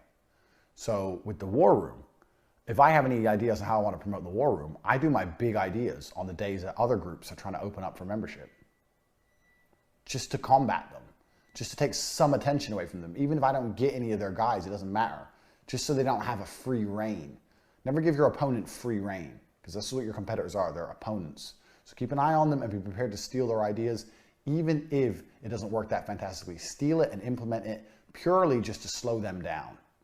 But I'll tell you, a few times I've done this, and if you do it right and you do it with speed, you can often overtake them and you can often beat them. I've done it myself, so trust me, it's very, very doable. Next, I've spoken about this already, but it's important. Money and business as a hustler is your life. It's your life, meaning it's all you do. I'm not saying you can't do anything else. I'm saying you mix everything together. If you go for dinner, try and go for dinner with some guys you need to talk to about business. Make sure your people around you, your friends, are talking about business. If you have to go somewhere, try and go somewhere for business. Let's say you really, really want a holiday. You're a bouncy ball company, you made lots of money, you really, really want a holiday. Cool. Do you really want to go to the Seychelles? Or could you go to India and have fun? You've never been there before. It's still got beaches, and speak to another bouncy ball company while you're there, maybe get some cheap product. Mix everything together. You can find a way to do all the things you want to do with a business objective tinge. Trust me, you can do it because I've done it myself. Even things as simple as with the cam girls. I really wanted to go to Thailand, so I told all the girls, okay, if we make this much money this month, I'll take you all to Thailand. That was work. They all worked their asses off, they hit target, they felt like they got a free holiday. I had to go there anyway, and they made me a bunch of money. Always tie work into all the other things you have to do. Your whole life is work. Your whole existence is work. So you can tie it all in every single way, because that's what hustlers do. Hustlers never turn their brain off of the money. So anything you have to do in your life, try and put a work tinge on it, because it's very doable. Before you know it, you'll see that if you're awake, you're working. That's how I live my life now. It's 20 past midnight, and I'm working. If I'm awake, I'm working. Soon I'll go to sleep. But until then, I work. That's how it goes. Right, next. Develop a phone addiction. If you don't have a phone addiction already, develop one. And maybe it's bad for your mental health and your happiness, but we don't believe in burnout, so that ain't real. I am very, very successful in the realm I'm in now with social media. It's because the amount of content I produce, the amount of original tweets, original ideas, 2 YouTube channels, the amount of ideas I have for courses, the amount of speaking I do, the amount of videos I lay out, my Instagram stories, the pictures I take. I am always on my phone. Anyone who knows me will say Tate lives on his phone. If I'm awake, I'm probably on my phone. I live on my phone because my phone allows me to do so many things.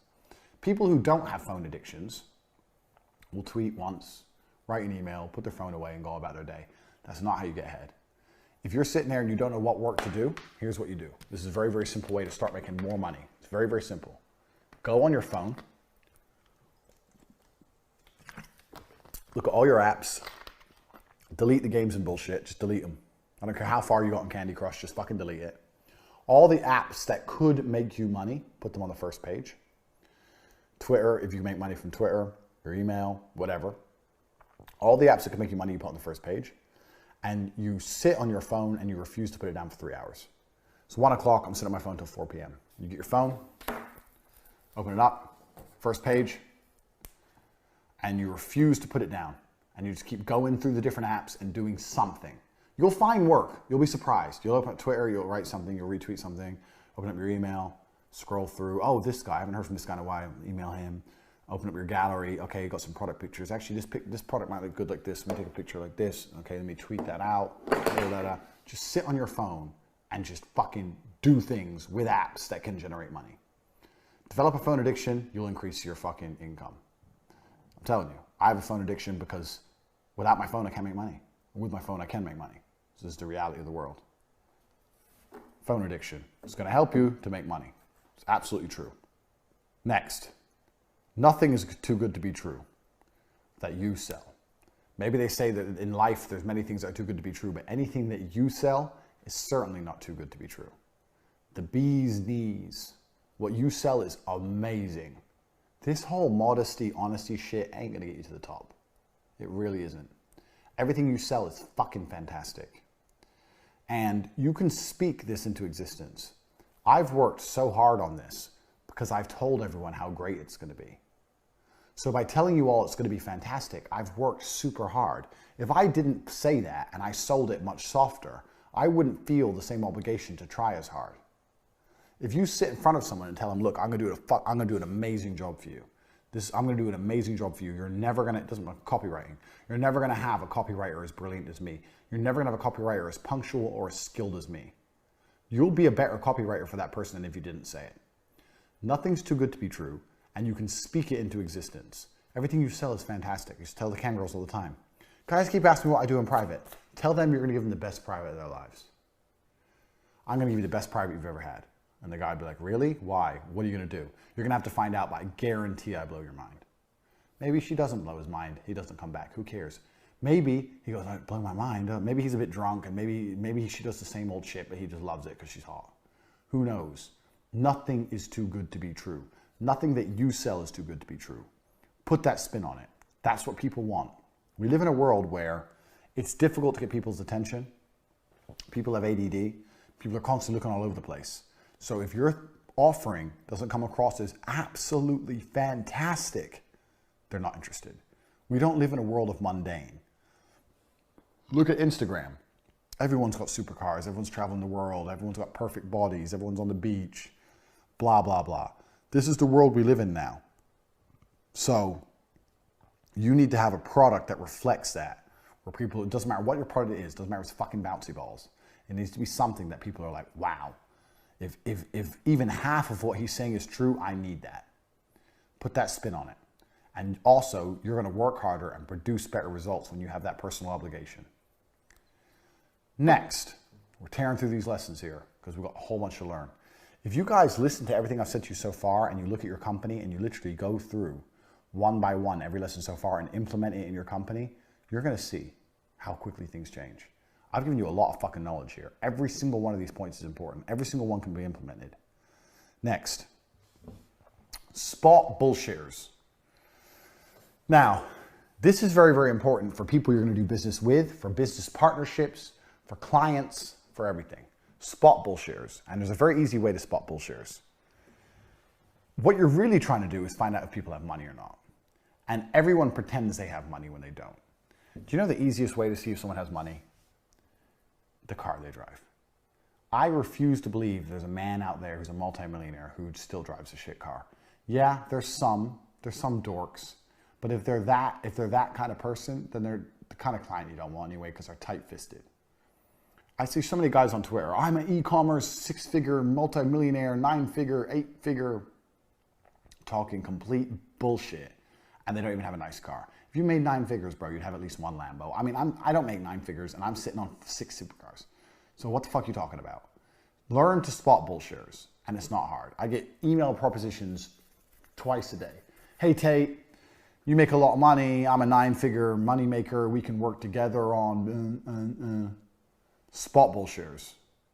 Same thing with people who come in to work for you. Let's say you're trying to hire a salesman. What car does he turn up in? If he turns up in a nice car, he must have sold some product for the company before him. If he turns up in a shit car, he didn't sell much. So say, oh, how did you go to your last job? Oh, I was the top salesman. Then why the fuck are you in a Toyota? And I'll ask people that. I don't give a shit. I'll ask them straight. I was the top salesman. Then why are you in a Toyota? What do you mean? Well, if you're the top salesman, you made so much money for that company. Surely you got paid good commissions. Why are you in a Toyota? If they come back and go, oh yeah, well I sold the most and the company commission wasn't well and they weren't paying me what I deserve, that's why I'm here. Fine. But if they start panicking, spot bullshitters, put people on the spot. Don't let anyone lie to you. Don't let anyone famoose you. Because if you get famoosed, you're a goose. This is a word I met in T2. Geese are for famoosing, and goose are for famoosing. So geese and goose. I know you're sitting there thinking, what the fuck's Tate talking about? Hear me out. Geese are all the people out in the world.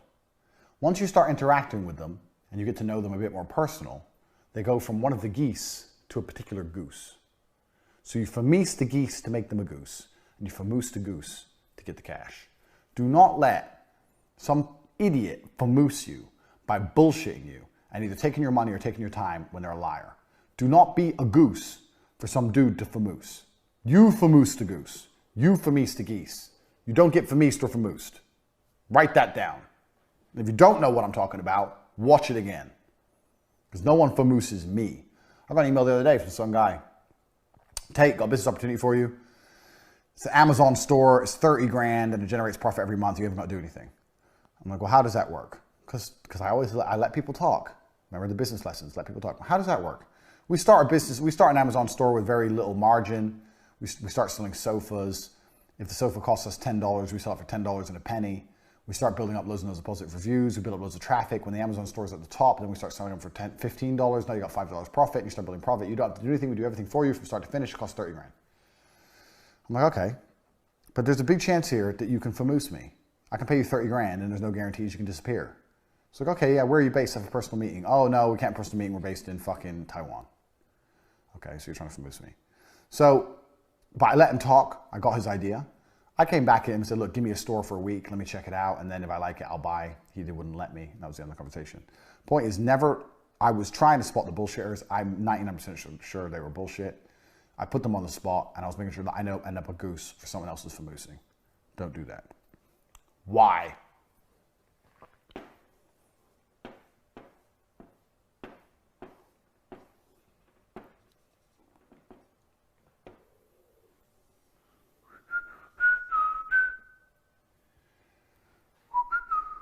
Why? So a lot of you who run businesses will get sales and you'll know how they bought. They use their credit card.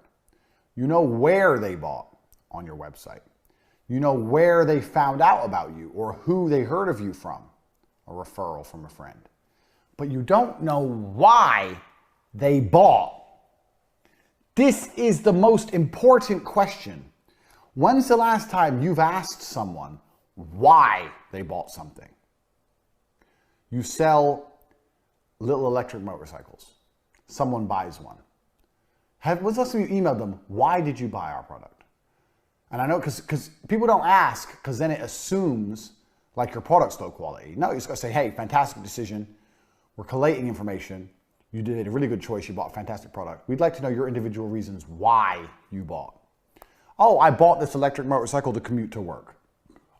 I bought it to travel around my estate. I bought it for my kid. Whatever. The whys will tell you more about where to advertise and how to sell more products than the hows, the wheres, or the whats, or the whens, or all the other fucking shit that everyone collates. Everyone collates all the hows, whys, wheres, whens. Sorry, the hows, wheres, whens. No one collects the whys. This is the only reason I give a shit about. The war room. How did you hear about me? Twitter. Where did he buy? On CobraTape.com. What did he buy with? He bought via Gumroad with this card. When did he buy? 1233. None of that helps me sell. Why did you join the war room? I joined because I wanted to feel like I was part of a community and in my local area. So then when I advertise in the future, I say, do you want to feel like part of a community? This is the question. You need to find out why everyone bought, because that will also tell you why more people will buy. Nobody asks why. With the cam girls, when my girls would get a good client, a really good guy, a top level guy, they'd say, why do you choose me? There are so many girls online that you can pick from. I'm just curious why you picked me. Oh, because you're really fun and bubbly. Or I love that outfit. Or I liked what you were doing here. I liked what you were saying there. Ask your top 10 customers why. Maybe 7 of them all have the same reason. Now you know why you're getting big customers. Nobody asks why. Nobody asks why. I'll get email after email. Please rate our customer service. How was this? What did you think of this? No one asked me why I bought in the first place. Isn't this the only question that matters? You need to identify the whys so you can create future whys. Why is all I give a shit about. I'm uninterested in anything else. Why do people buy? So you need to, if you have a customer base already, understand that. Now, they may say, oh, because you know what, we have a good relationship and I trust you. Perfect. Then you know it's not about the product, it's about you as a person. That's good. That's just as good as I really needed that product and you were the cheapest.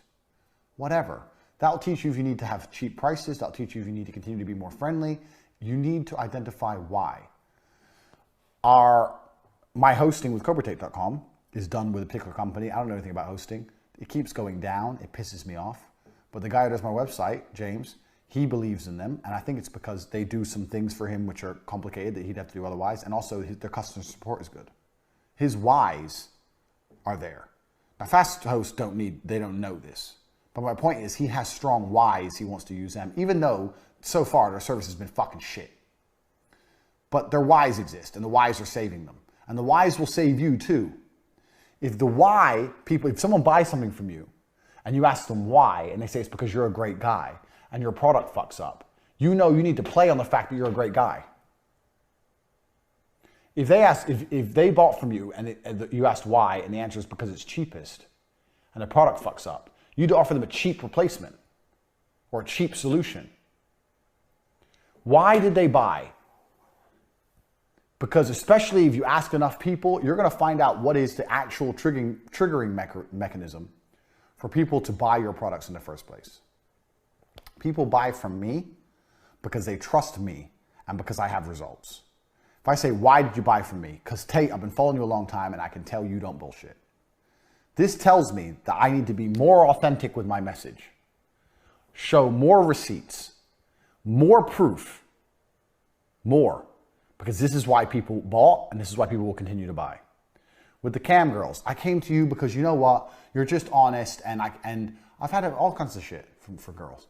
I like that you're just yourself and you're not putting on an act. You're not acting all sexy. You're just chilling, eating pizza and being yourself. I've had cam girls sit there in their pajamas, eating pizza, being themselves. That's why they got that particular client. I've had other guys who come and say, oh, you're always dressed the best. You always have sexy underwear on. So it's the opposite. But different girls have different customers. Different girls have different clientele. Different businesses have different clientele. What is the why for people who have already bought from you? And can you identify the why for people to buy in the future? Give people a why. And the easiest way to give them a why is to work out the why that worked previously on people who've already bought from you. Why? No one asks this. Start fucking asking. Also, ask yourself why. Think of the last thing you bought. Why did you buy it? Why? Think about it. It doesn't matter what it is. I bought water. Why? I was thirsty. Okay, so how do they advertise to me? You're a water company. You have a chance to put a billboard outside of a gas station. What do you put on the billboard? Well, I'll tell you what you should put on the billboard.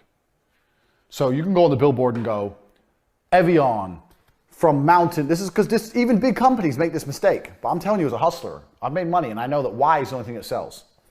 Evian can put a poster up that says, from Mountain Volcanic Springs, 6,000 years old, below the surface of the earth, mineral water. Or they can put up a sign that says, stop, are you thirsty? Hydrate yourself. Evian. Why did I buy the water? Did I buy the water because it's from a mountain spring 6,000 years ago? Or did I buy it because I was fucking thirsty? If you advertise to my why, I'll buy more. So the poster should say, you're thirsty. Maybe you don't even realize. You're thirsty. Evian. Why? What's the why? I bought water because I was thirsty. You need to put a why on it. And big companies even make this mistake. Selling pointless bullshit from Mountain Springs, da da da da. Why? I don't come into you and start selling saying, Hustlers University filmed with the best cameras in the war room with solid oak walls, with a fucking whiteboard and a chessboard.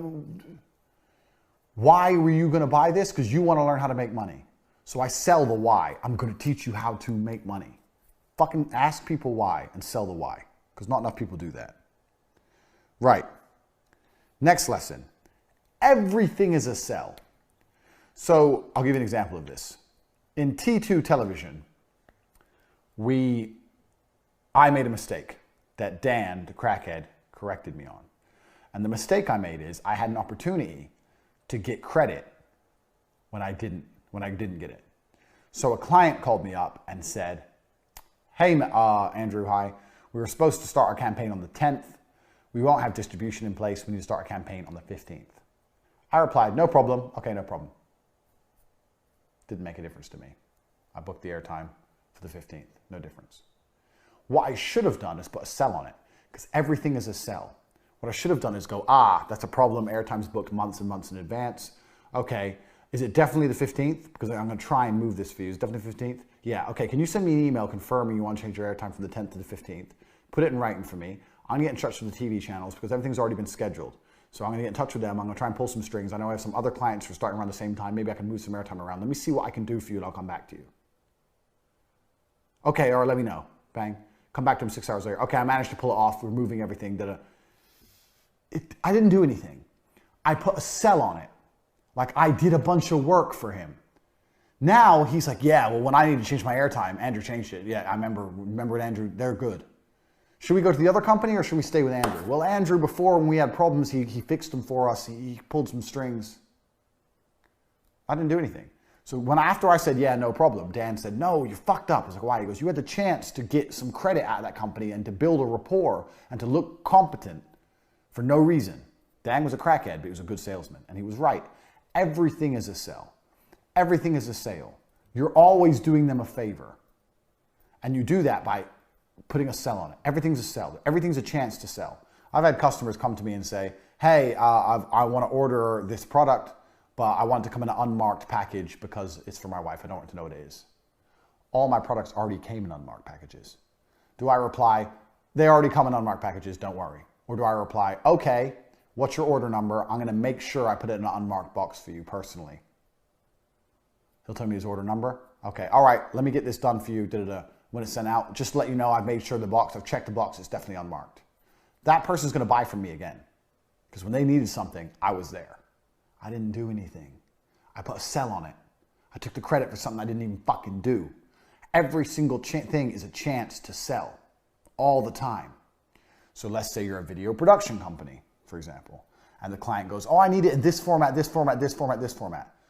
Instead of going, yeah, no problem, go, okay, well, usually it takes some time to convert, or some of these formats can be quite big and quite difficult, but don't worry, I'll sort it out, I'll make sure. Can you send me a full list of the formats you need? This. Yeah, okay, I'll make sure the conversions are all done. Even when I film it, I'll keep this in mind because sometimes the aspect ratio, I don't even know what I'm talking about right now. I'm talking about complete shit. The point is, I put a sell on it. So now the person's like, yeah, that person's really good. I needed all the different formats and da-da-da. I mean, just click a button. I'm sure it's just clicking a button on a computer. Who gives a shit? Put a sell on everything at all times. And many people throughout the sales process will often miss a chance to put a sell on something. So if someone buys something for you and they want any kind of 1% request, even if it takes no effort at all from you, that is your chance to sell harder by putting a spin on it, putting a sale on it. I hope that lesson's been driven home because I do this all the time.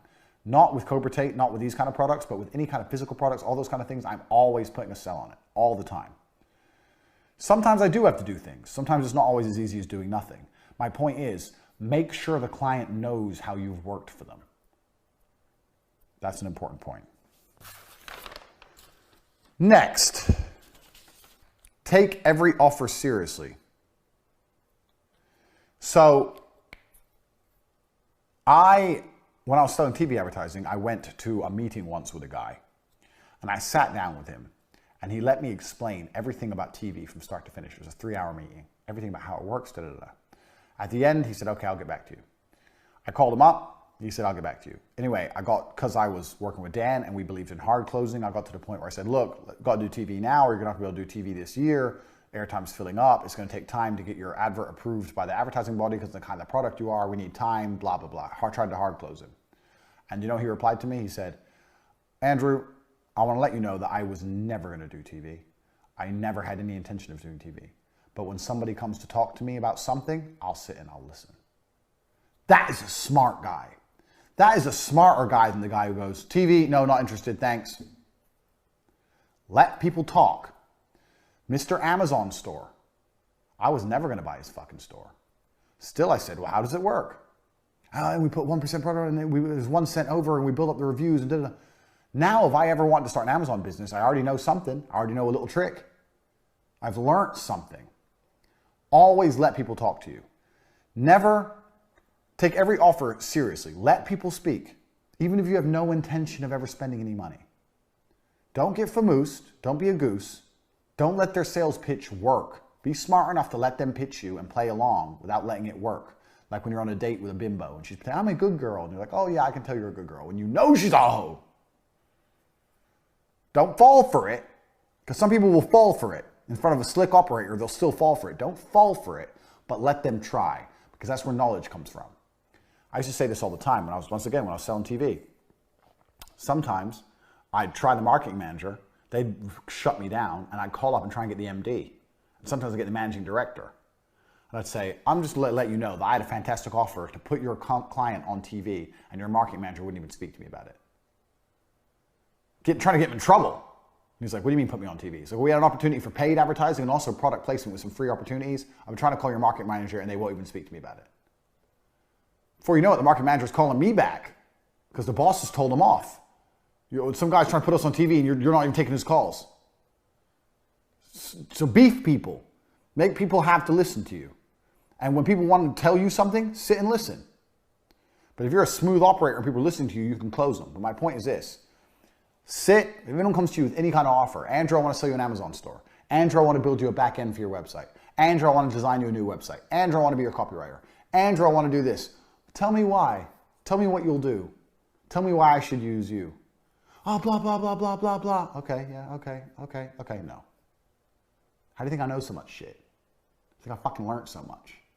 Smart, clever, patience. The main reason people don't do this is because they're lazy.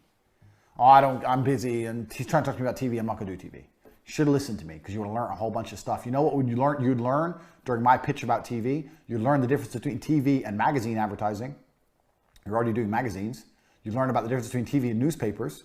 You learn about why my adverts on TV are more successful than advertising on magazines and newspapers. You might learn something about how to change your copy in your magazine adverts to have more success. You would have learned something, but your stupid ass didn't want to listen to me. So when people come at you with offers, let them pitch you, but just don't buy anything unless it's really good. Do not become a goose. Let me draw a goose.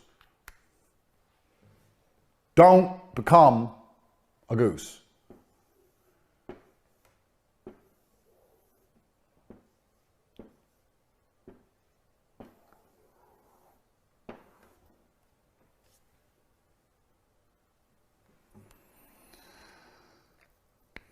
Next, this is another really important point where people are fucking up.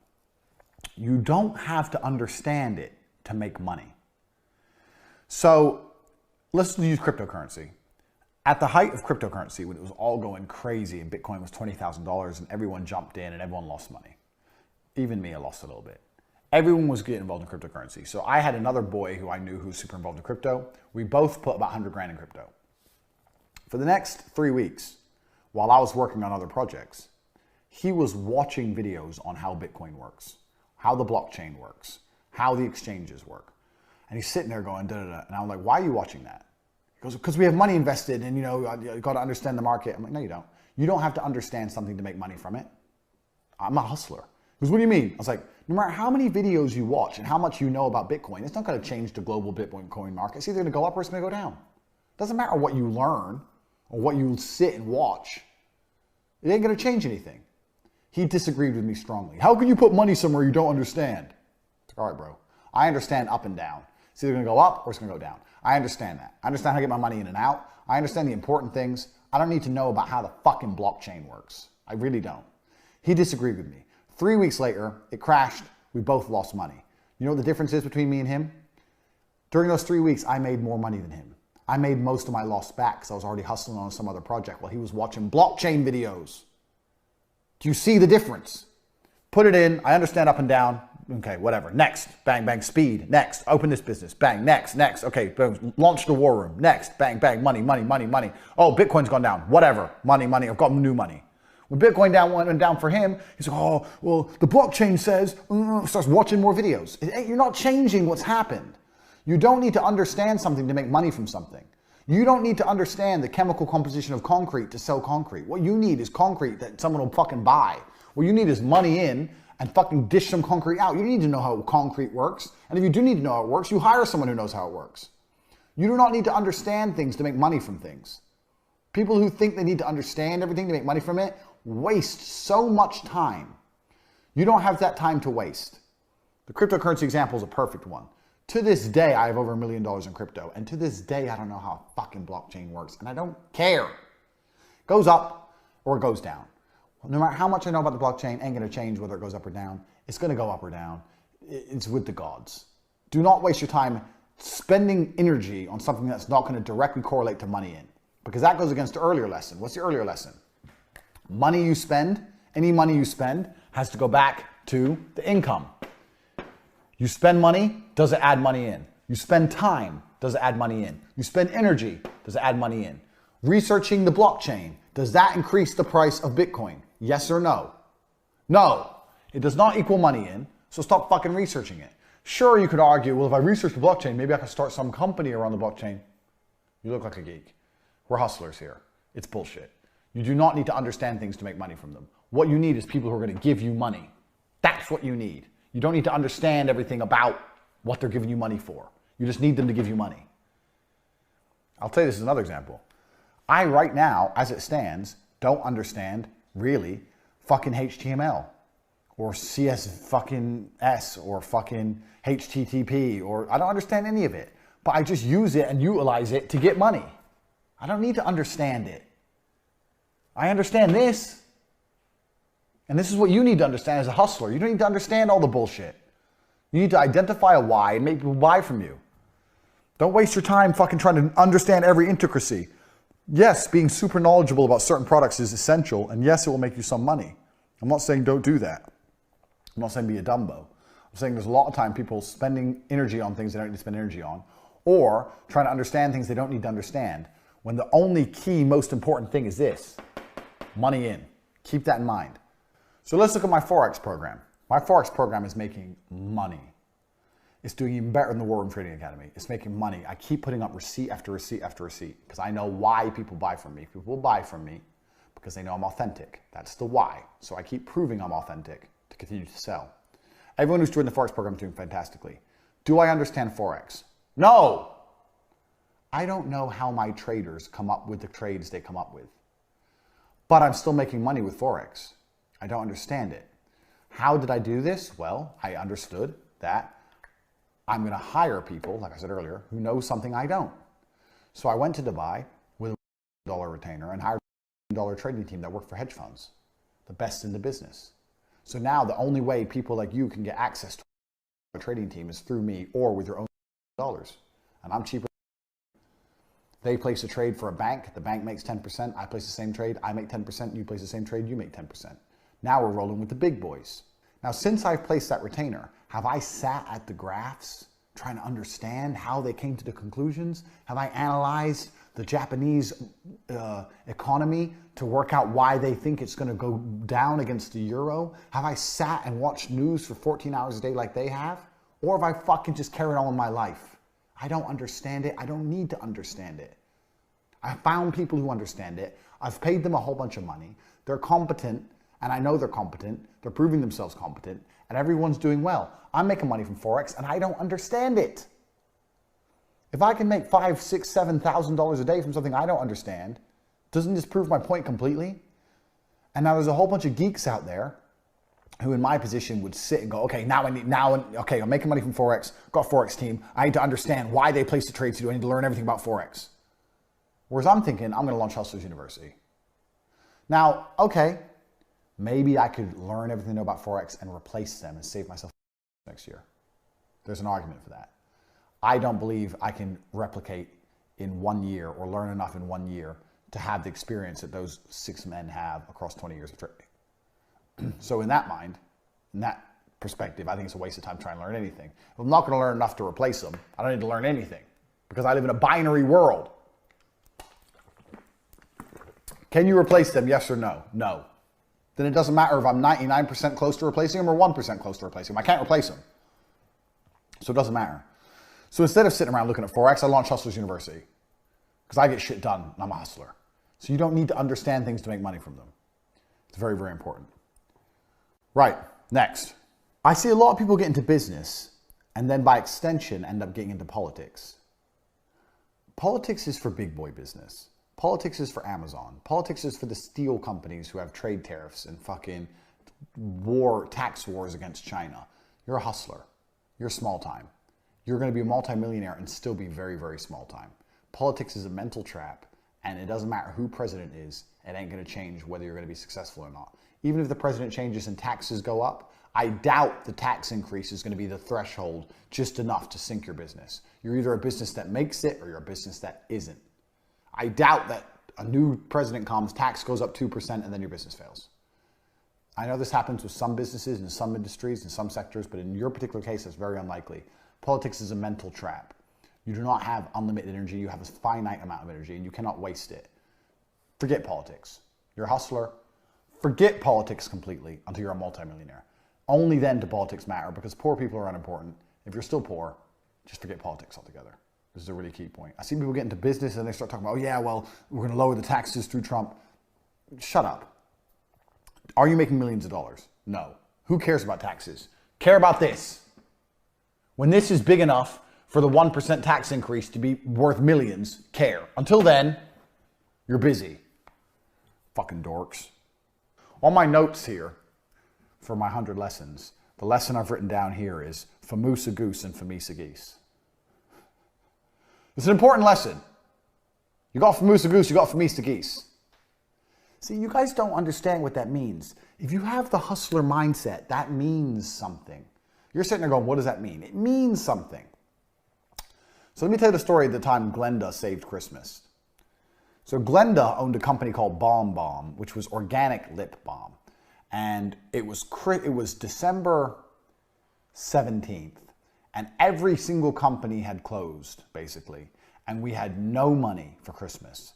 Me, Dan, and Tristan, and my one member of staff when T2 was in its infancy for TV. We had no money, and we're trying to hard close business, but it was too late to get them on TV for Christmas. Everyone wants to do TV next year. Why would they pay you just before Christmas? They all like, we'll talk in the new year. It's impossible to get money out of anyone. And we're trying our best to hard close. If you buy now, you get a special discount on next year. If you buy now, we can get you bulk packages. By the time it gets to New Year, you can hit the ground running. We can already have your Advertising Standards Agency paperwork done. Every trick we can think of. And eventually, we, through a process of a 3-hour phone call, convinced Glenda, the owner of BombBomb, to pay us half of an invoice of the upfront, which gave us like $7,000, which we split up between us, so we had $3,000 each for the week over Christmas. Now, to you, that doesn't make sense. You're like, okay, what's the point of the story? The point of the story is we needed money pronto. So we did everything it took and sat down and thought of every hard close. Advertising Standards Agency hard close, free airtime hard close, creative hard close, everything we could, and we tried it on everyone. And eventually, what we managed to do was famoose a goose. Does that make sense to you? You have to famoose a goose. Maybe if I didn't famoose that goose, in the new year she would have decided to do something else. A bird in hand is worth 2 in the bush. Money in the bank is money you can spend. Money in the bank is not money you can spend. Famoose the goose. So one of my cam girls had a really big birthday. 2 years ago on her birthday, her cam birthday, it was my birthday, and she'd like have balloons, and it would cost a certain amount to pop a balloon. There's a surprise inside, and she'd have a cake, and she'd drink shots and get drunk and have this big 12-hour show. She made $10,000 in a day on her birthday. For the year after, she started saying to all her customers a couple months in advance, don't forget my birthday. And all her customers would say, okay, I'm saving. And they'd stop tipping her to save money for her birthday. And she'd obviously still talk to them and give them lots of attention because they're saving for her birthday. And I told her, don't do that. What do you mean don't do that? I said, that is a fucking terrible idea. She goes, why? I said, because you're not famoosing the goose. You need to take the money now. You don't need them to save their money. You can save their money. Take their money now. Who cares if they tip you nothing on your birthday? It's just a day. If they've got money now, famoose it. Take it.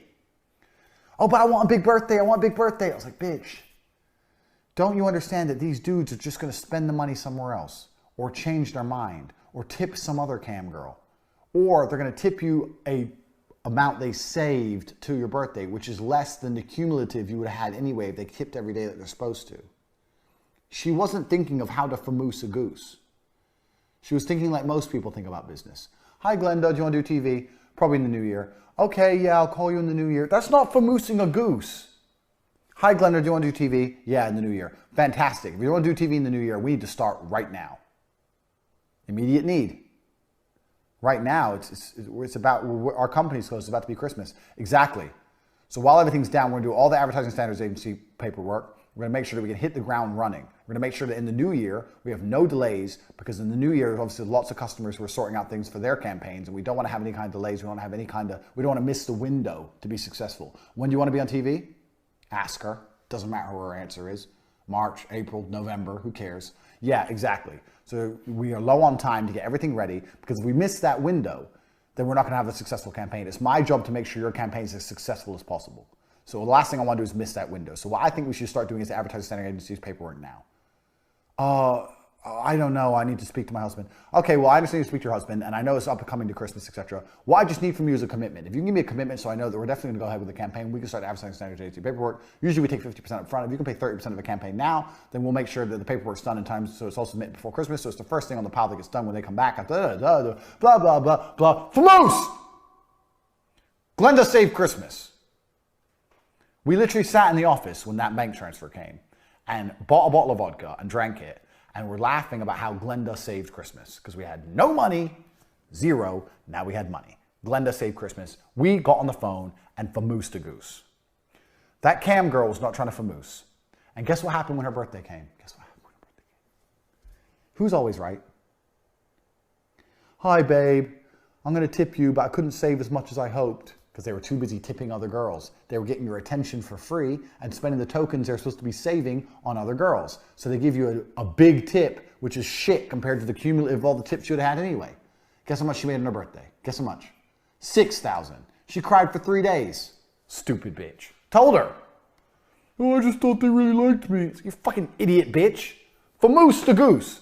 If I didn't famoose Glenda and I called her in the new year, she might be like, oh, well, over Christmas we were watching TV and we decided that it's not for us. Or I was talking to my uncle and my uncle got me drunk and touched my pussy and now I don't want to do TV. Who knows? Who cares? If you don't famoose it, it ain't yours. You need to famoose a goose. You need to famoose a geese. That's a lesson I've written down here. Write it down. So when you're sitting there going, how do I make some money? Where's the goose? Where's the gooses? Where's the geese? Famoose them. Famoose them. Does this make sense to you? As a hustler, it makes sense to me. Get this in your mind. Famoose a goose, famoose a geese. Don't be like my cam girl bitch, relying on the future. Don't let Glenda have Christmas with the money in her bank when it should be in your bank. Famoose a goose. Next. This kind of ties into the whole don't get too legal before you get rich. The rules don't make anybody rich. The rules don't make people rich. The rules are to be broken. So I'm going to tell you the story of my biggest ever television deal. And it ties into my business card. It ties into a lot of my lessons. So I'm going to need my board for this one. This is a good story. My largest ever television advertising deal was how I bought my first Aston Martin. And it was £300,000. With a profit margin of around £100,000 split 3 ways between me, my brother, and a salesman called Gerald. And this was for a company I may not have mentioned yet in this fucking thing. My career in TV was long. In between T2 and Vixels, for a 6-month period, I ran a company called Povey Sindel. Don't ask why. Random name, sounds important. And we sold TV advertising. With our top salesman from T2, when I left T2 and left the company to Dan, which he ran on his own and drove it into the ground, I started another agency with our top salesman who left T2 to come with me and Tristan, and we started Povey Sindel.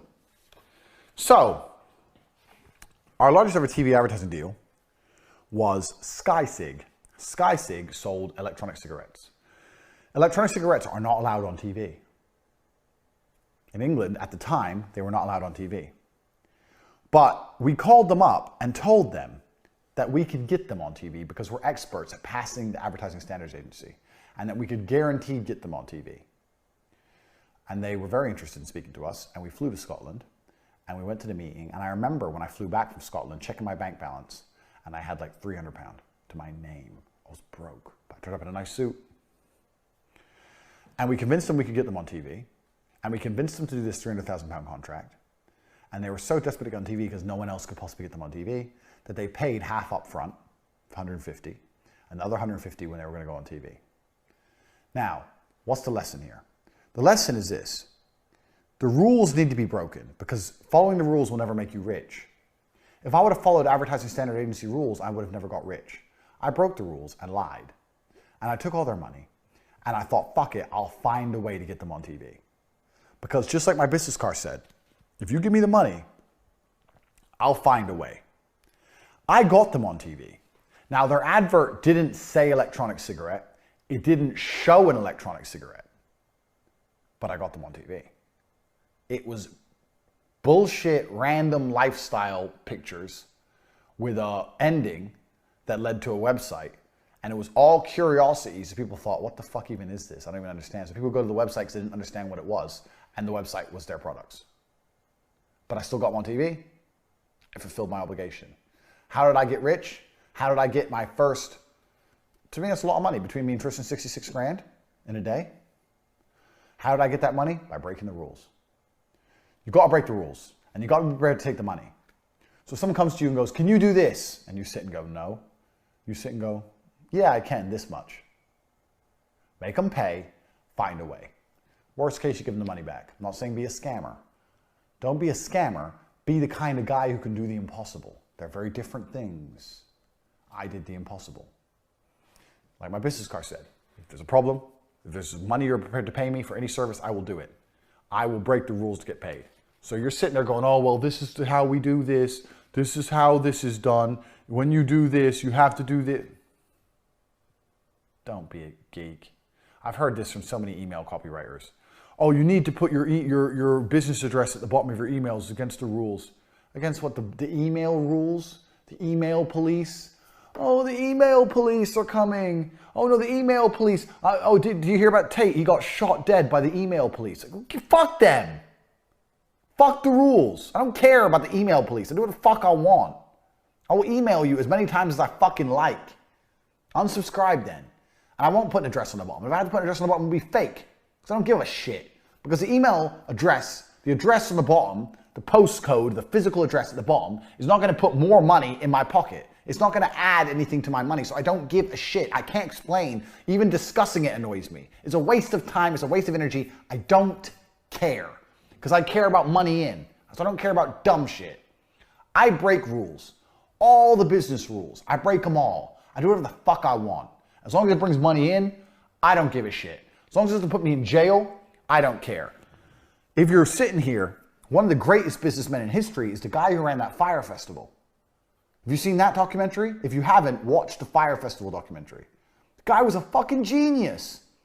He got a whole bunch of influencers, got Ja Rule, got Emily Ratajkowski, whatever, a whole bunch of fucking super beautiful models, advertised this festival on an island, did exactly what I said, promised there to be, made it too good to be true, promised private jets, promised luxury villas, promised all this crazy shit with no money, took millions and millions of dollars off everybody, tried to make it real, took the money first, tried to make it real, told everyone they had to use electronic money inside the festival, so they had to upload their money on the website and it'll be converted to electronic money, took millions more, completely fucked up, didn't deliver any festival at all. And when it all went to shit, he didn't even fucking care. He made millions. All his staff were like, oh, this is so bad, we've robbed so many people. He didn't give a fucking, he didn't care. Guy's a genius. Then what did he do? Now he's in jail because he pushed it too far. Then what did he do? Took the Fire Festival email list, started emailing everyone, promising them front row seats at the Lakers or an exclusive audience with Drake in a private room that for $100,000 a ticket for things that completely didn't exist and took millions more. Now he's in jail. So he pushed it too far. But don't you understand the genius? If he would have not done the second part and just stopped with the festival and just gone to court and been like, yeah, my staff were incompetent, they didn't do the things they're supposed to do. The government of the island changed their minds last minute, which is true.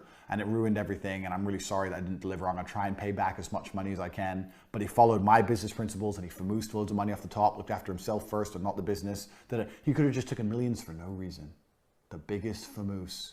All the geese got fameased. He fameased all the geese. He pushed it a bit too far. But if you would have stuck to everything I've taught you so far, don't you see how he would have made $10, $15 million and got away scot-free? Guy's a genius. How did he do it? He broke all the rules. Fuck the tax man. Fuck this. Fuck that. We're going to do the best festival. Make it sound too good to be true. Speed, speed, speed. Let's get loads of advertising out. Take all the money in. All the money in. All the money in. Don't worry about actually doing anything. Just take all the fucking money. Get all the money. Get all the money. Guy's a hustler. Can't say he's not a hustler. Look at charities. Charities do the same thing. Oh, give money for the poor African kids. None of it gets to the African kids. Charities keep all. They famoose you. Famoose. Straight famoose. Life is a famoose. Everyone's famoosing you. Starbucks is famoosing you when you buy a fucking coffee for €4 and it costs them 2 cents, including the cup. Then you ask for a large and it's €4.50 for this much extra hot water. Bigger cup, bit more water, 50 cents. What's the margin on that? 49.9 cents? You're getting famoosed, so get prepared to famoose people. Fucking Fire Festival guy was a genius. It's a guy I'd do business with any day of the week. He understands how money's made. Get it in. Get it in. Promise him Drake tickets. Promise him Drake in an exclusive private room, 100 grand. Okay, we've sold 5 of them. What do we do? Okay, we'll try and contact Drake.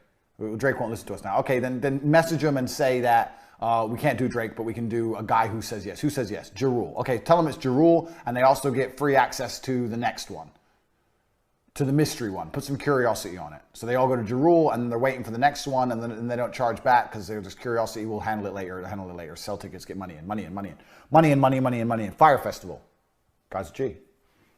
He knows more about business than the dork who goes, I've started a company and I've got my tax certificate and I've got my VAT number and I've registered my logo and I've started my website and I'm going to hire an advertising agency and hasn't sold a fucking thing. That guy knows business. Fucking Fire Festival. He didn't even have a festival. He didn't give a shit. Money. He stuck to my principles completely. He didn't have a festival, but you know what he did have? A fucking payment processor. He had that. $20 million. He had that. Jesus Christ.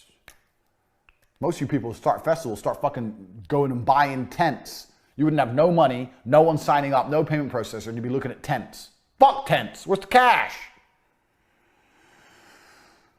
Famusa goose. Famisa geese. Next lesson. Always, always sharpen your tools. So at T2 Advertising, we would, every Friday in the morning, sit and go through our television advertising pitches. Even though I'd had some people who worked for me for a solid year and knew it word for word, we would still sit there, everyone in the group, and the experienced guys would pitch in front of the non-experienced guys to teach them something, and we would constantly sharpen our tools. If your tool is a phone pitch, practice. If your tool is an email, get a copywriter to analyze it or analyze it yourself or do a double-blind test with 2 different types of email, practice. If you're getting leads through advertising, of course, refine them. Always be sharpening your tools all of the time because your competitors are, and you don't want to be the one left with the blunt axe. You need to be always sharpening your tools. How are you getting customers? XYZ. Fine. How can we sharpen XYZ or try another way of XYZ or improve XYZ?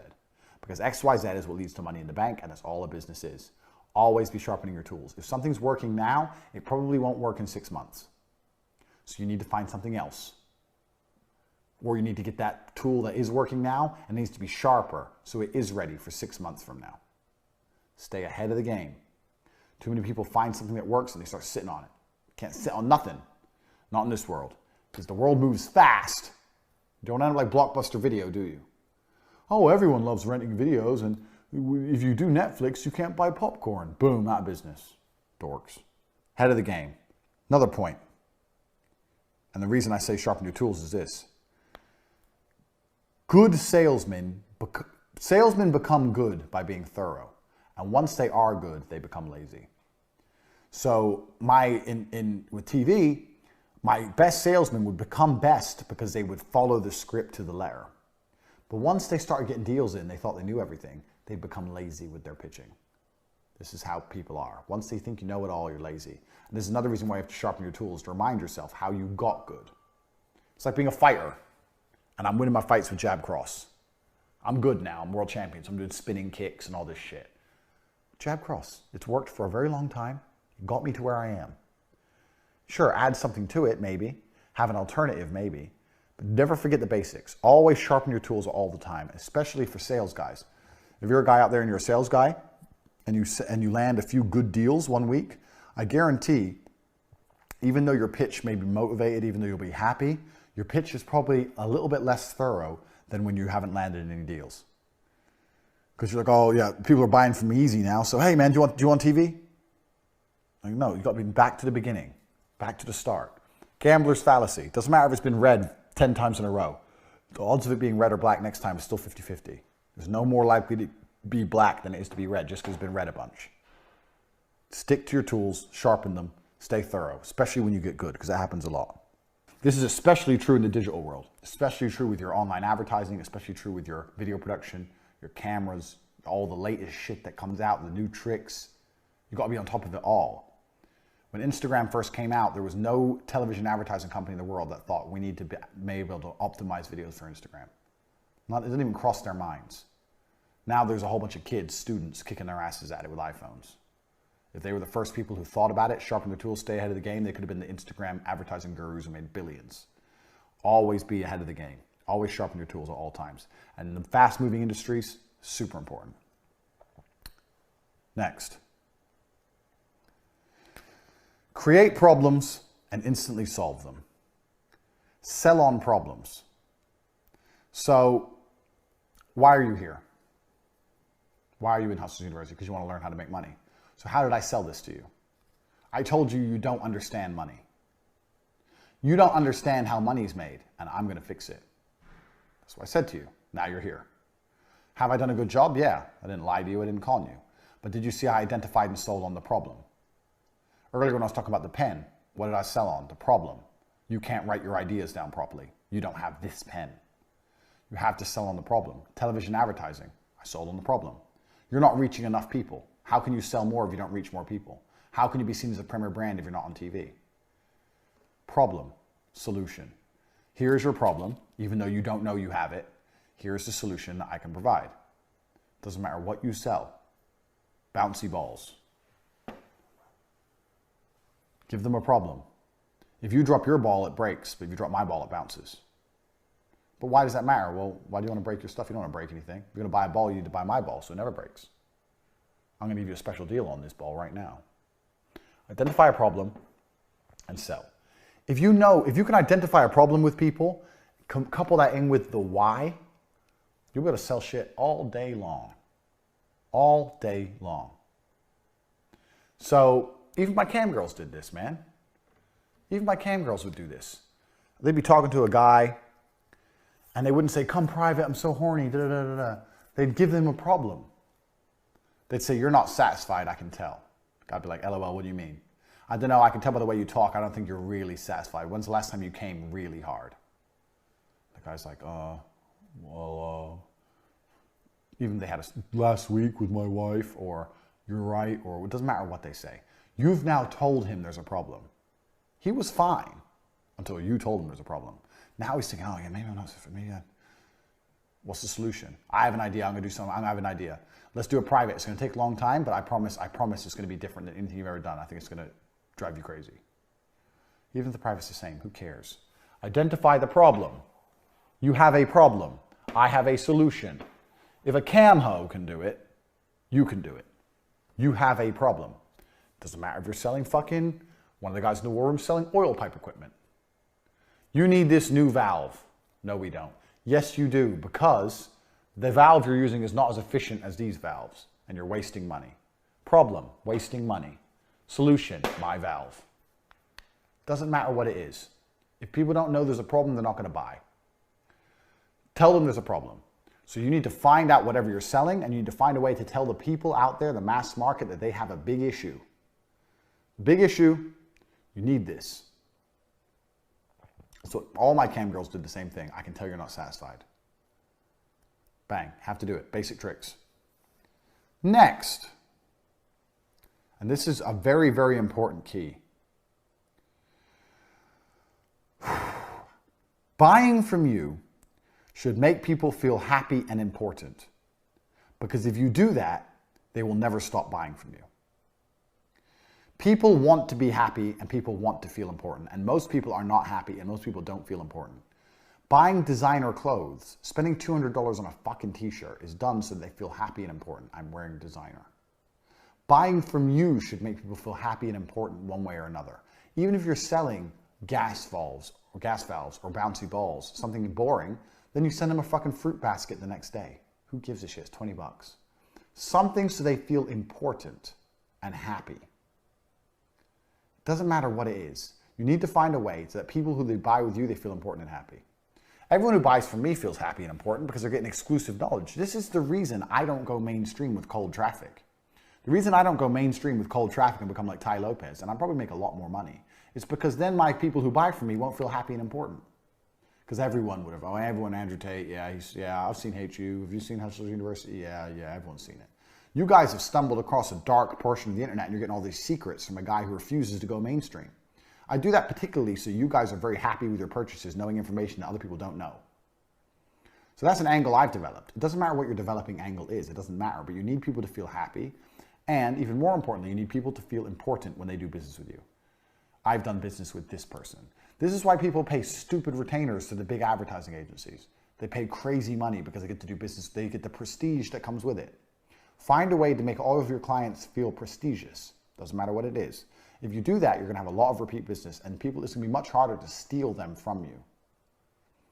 So it doesn't matter what your industry is. You just sit and think, how can I make the people who buy with me or do business with me feel prestigious and important? So let's say you're selling a copywriting course. Who gives a shit?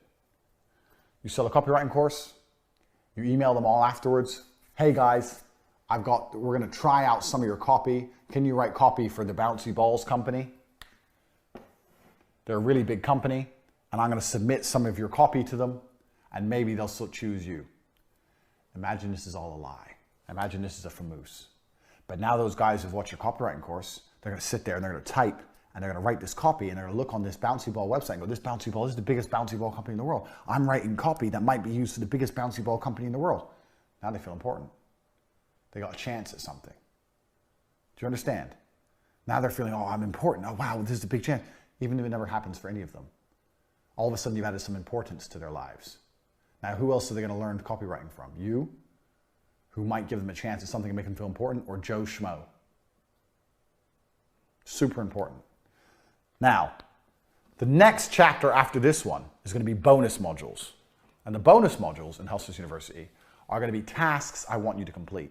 Now, I've just told you this is a bullshit task, but my tasks were not bullshit. My tasks are real. So there's going to be real tasks I want you to complete. And I will tell you now, you stand 0% chance of doing good in any of those tasks unless you've internalized every single lesson I've taught you here. Internalized. It has to become second nature. You need to watch Hustlers University start to back 4, 5, 6 times in a row. And then you stand a chance. So there's going to be a few weeks before they're uploaded. Tasks are upcoming. Welcome to the end of the first portion of Hustlers University, the knowledge. Now you got work to do. But you need to learn everything I've taught you. You need to learn it again and again and again. Go back to the beginning, watch it again. Take notes. Think of how you can apply it to businesses you've run before or business you're running right now. Think of how you can apply each and every lesson to businesses which you're thinking of running or upcoming. Build plans, write things down, start getting information collated, starting to get it straight in your head. Because work's coming next.